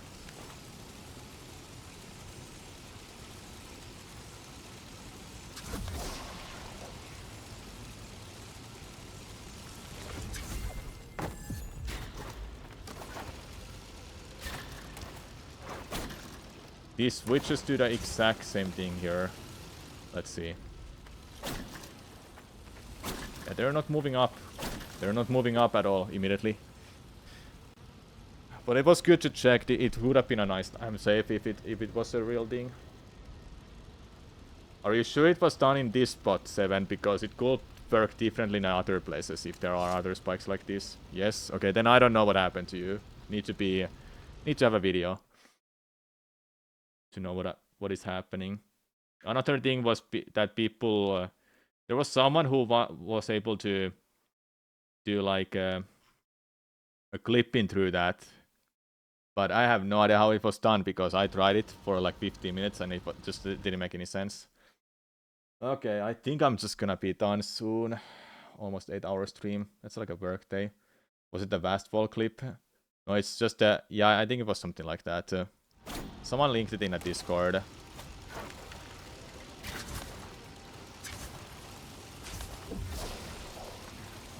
It was so weird. Just gonna go and check it out. It was shooting with arrows. I don't want to do any more runs. My hand is actually getting tired. It's been more than enough for me for today. Oh yeah, don't go down. Damn it. It's arrow taking a screenshot thingy. Yeah, I have no idea how it was done. It didn't make any sense because I tried to literally replicate it. If it's frame perfect, it's gonna terrible.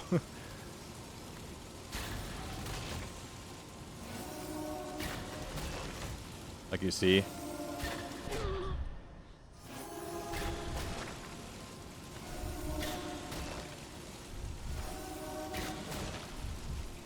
Yeah, it doesn't make any sense, man.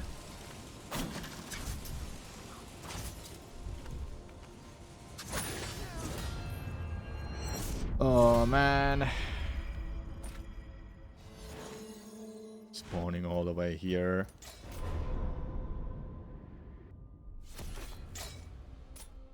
Oh, man. Yeah, I'm just gonna... Let's finish watching the stream by watching that video.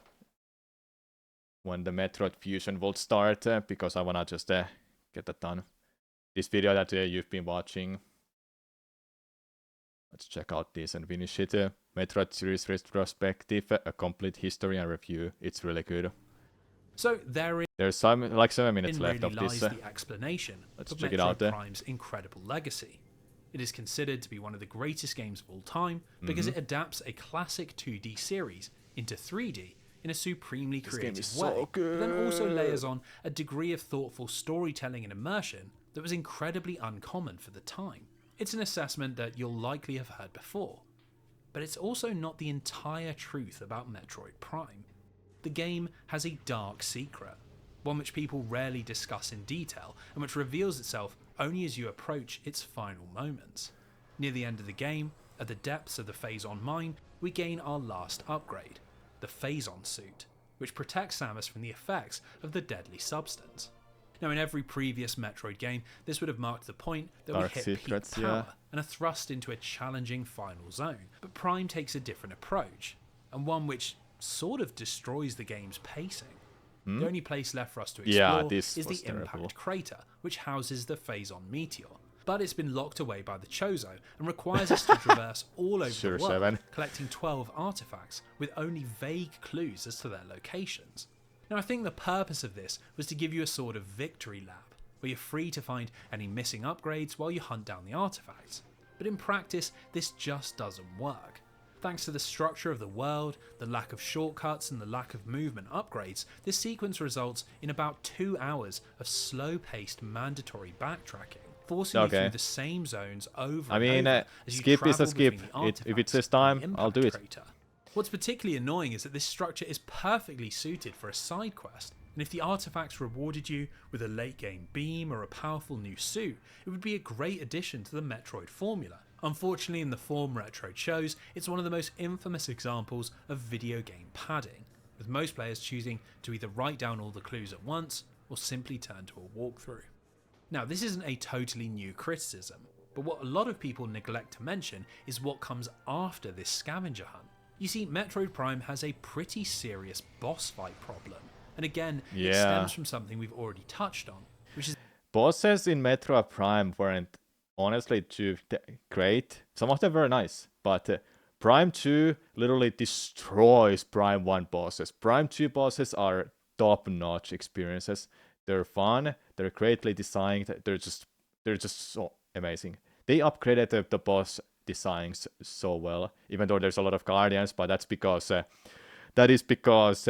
you lose your abilities, and those enemies, so-called bosses now, are taking your abilities and using them for their advantage. Bosses are insanely good in Metroid Prime 2. Yeah, they are so highly good. directed way that its combat functions. What Rax is Each enemy has to be amazing. dispatched in a particular way, usually after being scanned for weak points, and this same formula is writ large in the climactic end zone brawls. Yeah, no Take problem the with boss of the Guardians in Chozo Metroid Prime Ruins, 2. the malevolent plant Flagra, who I mean, the bosses in Prime 2, there's so many, there's like a couple of more of them, maybe triple even, because they have health bar, most of them have. But Prime 1 doesn't have like a boss per area, you know. Then in 2, you would have a multiple in the same area with the health bar. And the Guardians are fun, like they're cool. You even got a little excited when you walked into a room and it went dark. requires you to deactivate a set of solar panels It while keeping puts the boss atmosphere stunned, on and test. then rolling up into certain pipes and damaging it with a morph ball bomb. You follow this pattern 4 times, always having to deactivate the panels and plant the bombs, and there's no way to do additional damage or skip any section of the fight. You just execute the mechanics in the way the developers intended. Now, against Flagra, this is really of no issue, but this early fight marks the high point of the game's boss design. And from this point onwards, they decrease in creativity to a very surprising degree. Yeah, Thardus, the living that is rock true. formation, Sheegoth, the ice mutant, and the Omega Pirate are just Omega Pirate monstrous is so walking good. health balls that wander slowly around the arena, only able to be damaged during certain windows, and functioning more like a test of patience than skill. Unfortunately, the 2 worst fights come right after you've found the artifacts. First against Meta Ridley, and then against the titular Metroid Prime. I don't know which if is the Metroid source Prime of the that Phazon terrible. infection found within the meteor. Both just take so long, with Yeah. health balls that feel multiple times larger than they need to be. Mechanics that really are nowhere near complex. Thank you or to Vavo engaging for enough. 3 months. Welcome Against back. Ridley, you Less have to than shoot 3. at him a few It times, says 3 doing months a for tiny you. amount of damage, You're and lying. then he flies off, and you have to stand around waiting for him to come back to the fight. The second phase is just as tepid, as you can only damage him when he opens his mouth, but this happens randomly, so you can spend literally minutes dodging in place, waiting for an opening. The Metroid Prime is thankfully a little more involved, as you have to match your beam to the colour of its carapace, but this relief quickly evaporates once you realise that unless you land perfectly chained super missile combos, this maybe. fight can last anywhere from 10 to 20 minutes. Once that's finally done, you're thrust into a second phase against its ghostly form, and here you can only damage it by channeling Phazon into a hyper beam. That's what It you looks mean, extremely Devil. cool, but frustratingly, No, I you get can it. only do this when the boss drops a Phazon pool on the floor, and once again, this is totally random, and can lead to long sections of the fight where you're just standing around, waiting for a chance to actually do something. It is a very rough back end. So rough, in fact, that I think it genuinely does detract from the total experience of playing through Metroid Prime. Yes, it's an incredible achievement of 2D to 3D conversion, And yes, it's astoundingly immersive for a game from Alright, 7. 2002, but it's really hard to escape from the cold hard reality that as a video game, Metroid Prime does have quite a few issues. The question of if these problems prevent Prime from living up to its reputation is something I'll leave you to ponder. But I think Retro already knew that they could do better, which is why Prime has a secret ending that hints at a future sequel. When you defeat Metroid Prime, we're treated to a cutscene where in its death throes it attempts to absorb Samus, but ends up simply stripping away the Phazon that had fused with her suit, dissolving the creature into a puddle and leaving our hero to race back to her ship. Now if you finish the game with 100% completion, which means finding every single item in the game, after the credits we cut back to the impact crater, and out of the remains of the Great Poison, a Phazon encrusted power suit arm reaches towards the sky, and from an eye embedded on the back of its hand, it begins to look around. Oh. Clearly the folks at Retro dreamt of the opportunity to make a sequel, and given the rapturous critical reception and the biggest sales numbers in the franchise's history, what might have at one point been wishful thinking became a very concrete reality. In 2001, before the game's release, there were rumours that Nintendo had only purchased Retro in order to get something out of their investment, and regardless of how Metroid Prime performed, they were planning to shut down the studio. Nobody could have foreseen that this ragtag bunch of survivors, a team drained from over a year of crunch, working on a title that originally had nothing to do with Metroid, would become the custodians of the franchise for the next decade. There we go. Alright, let's end it here. I am getting tired. Gotta stand up and do a little bit of stuff so I don't lose my muscles or I lose my something. I don't know. I'm gonna invite you someone to raid. Thank you so much for being here, everyone. I appreciate it. Anyone doing Prince of Persia? Let's check it out. Any speedruns? I appreciate you took your time watching me. We'll be back tomorrow. I don't know will I be back tomorrow, but we'll see if I wanna be back on... I'll definitely be back on Thursday.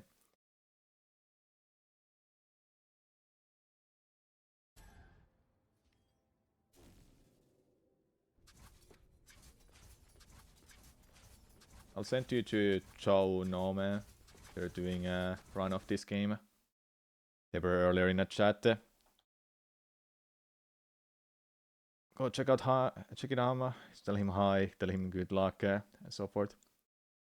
Thanks for the GGs again, Pop Monkey. Thanks for watching, everyone. I appreciate you were here, like I said. And I'll see you for sure on Thursday. Tomorrow I don't make promise because Wednesdays I usually don't stream. But who knows, maybe I will do some items. But yeah, bye bye everyone on Twitch and YouTube.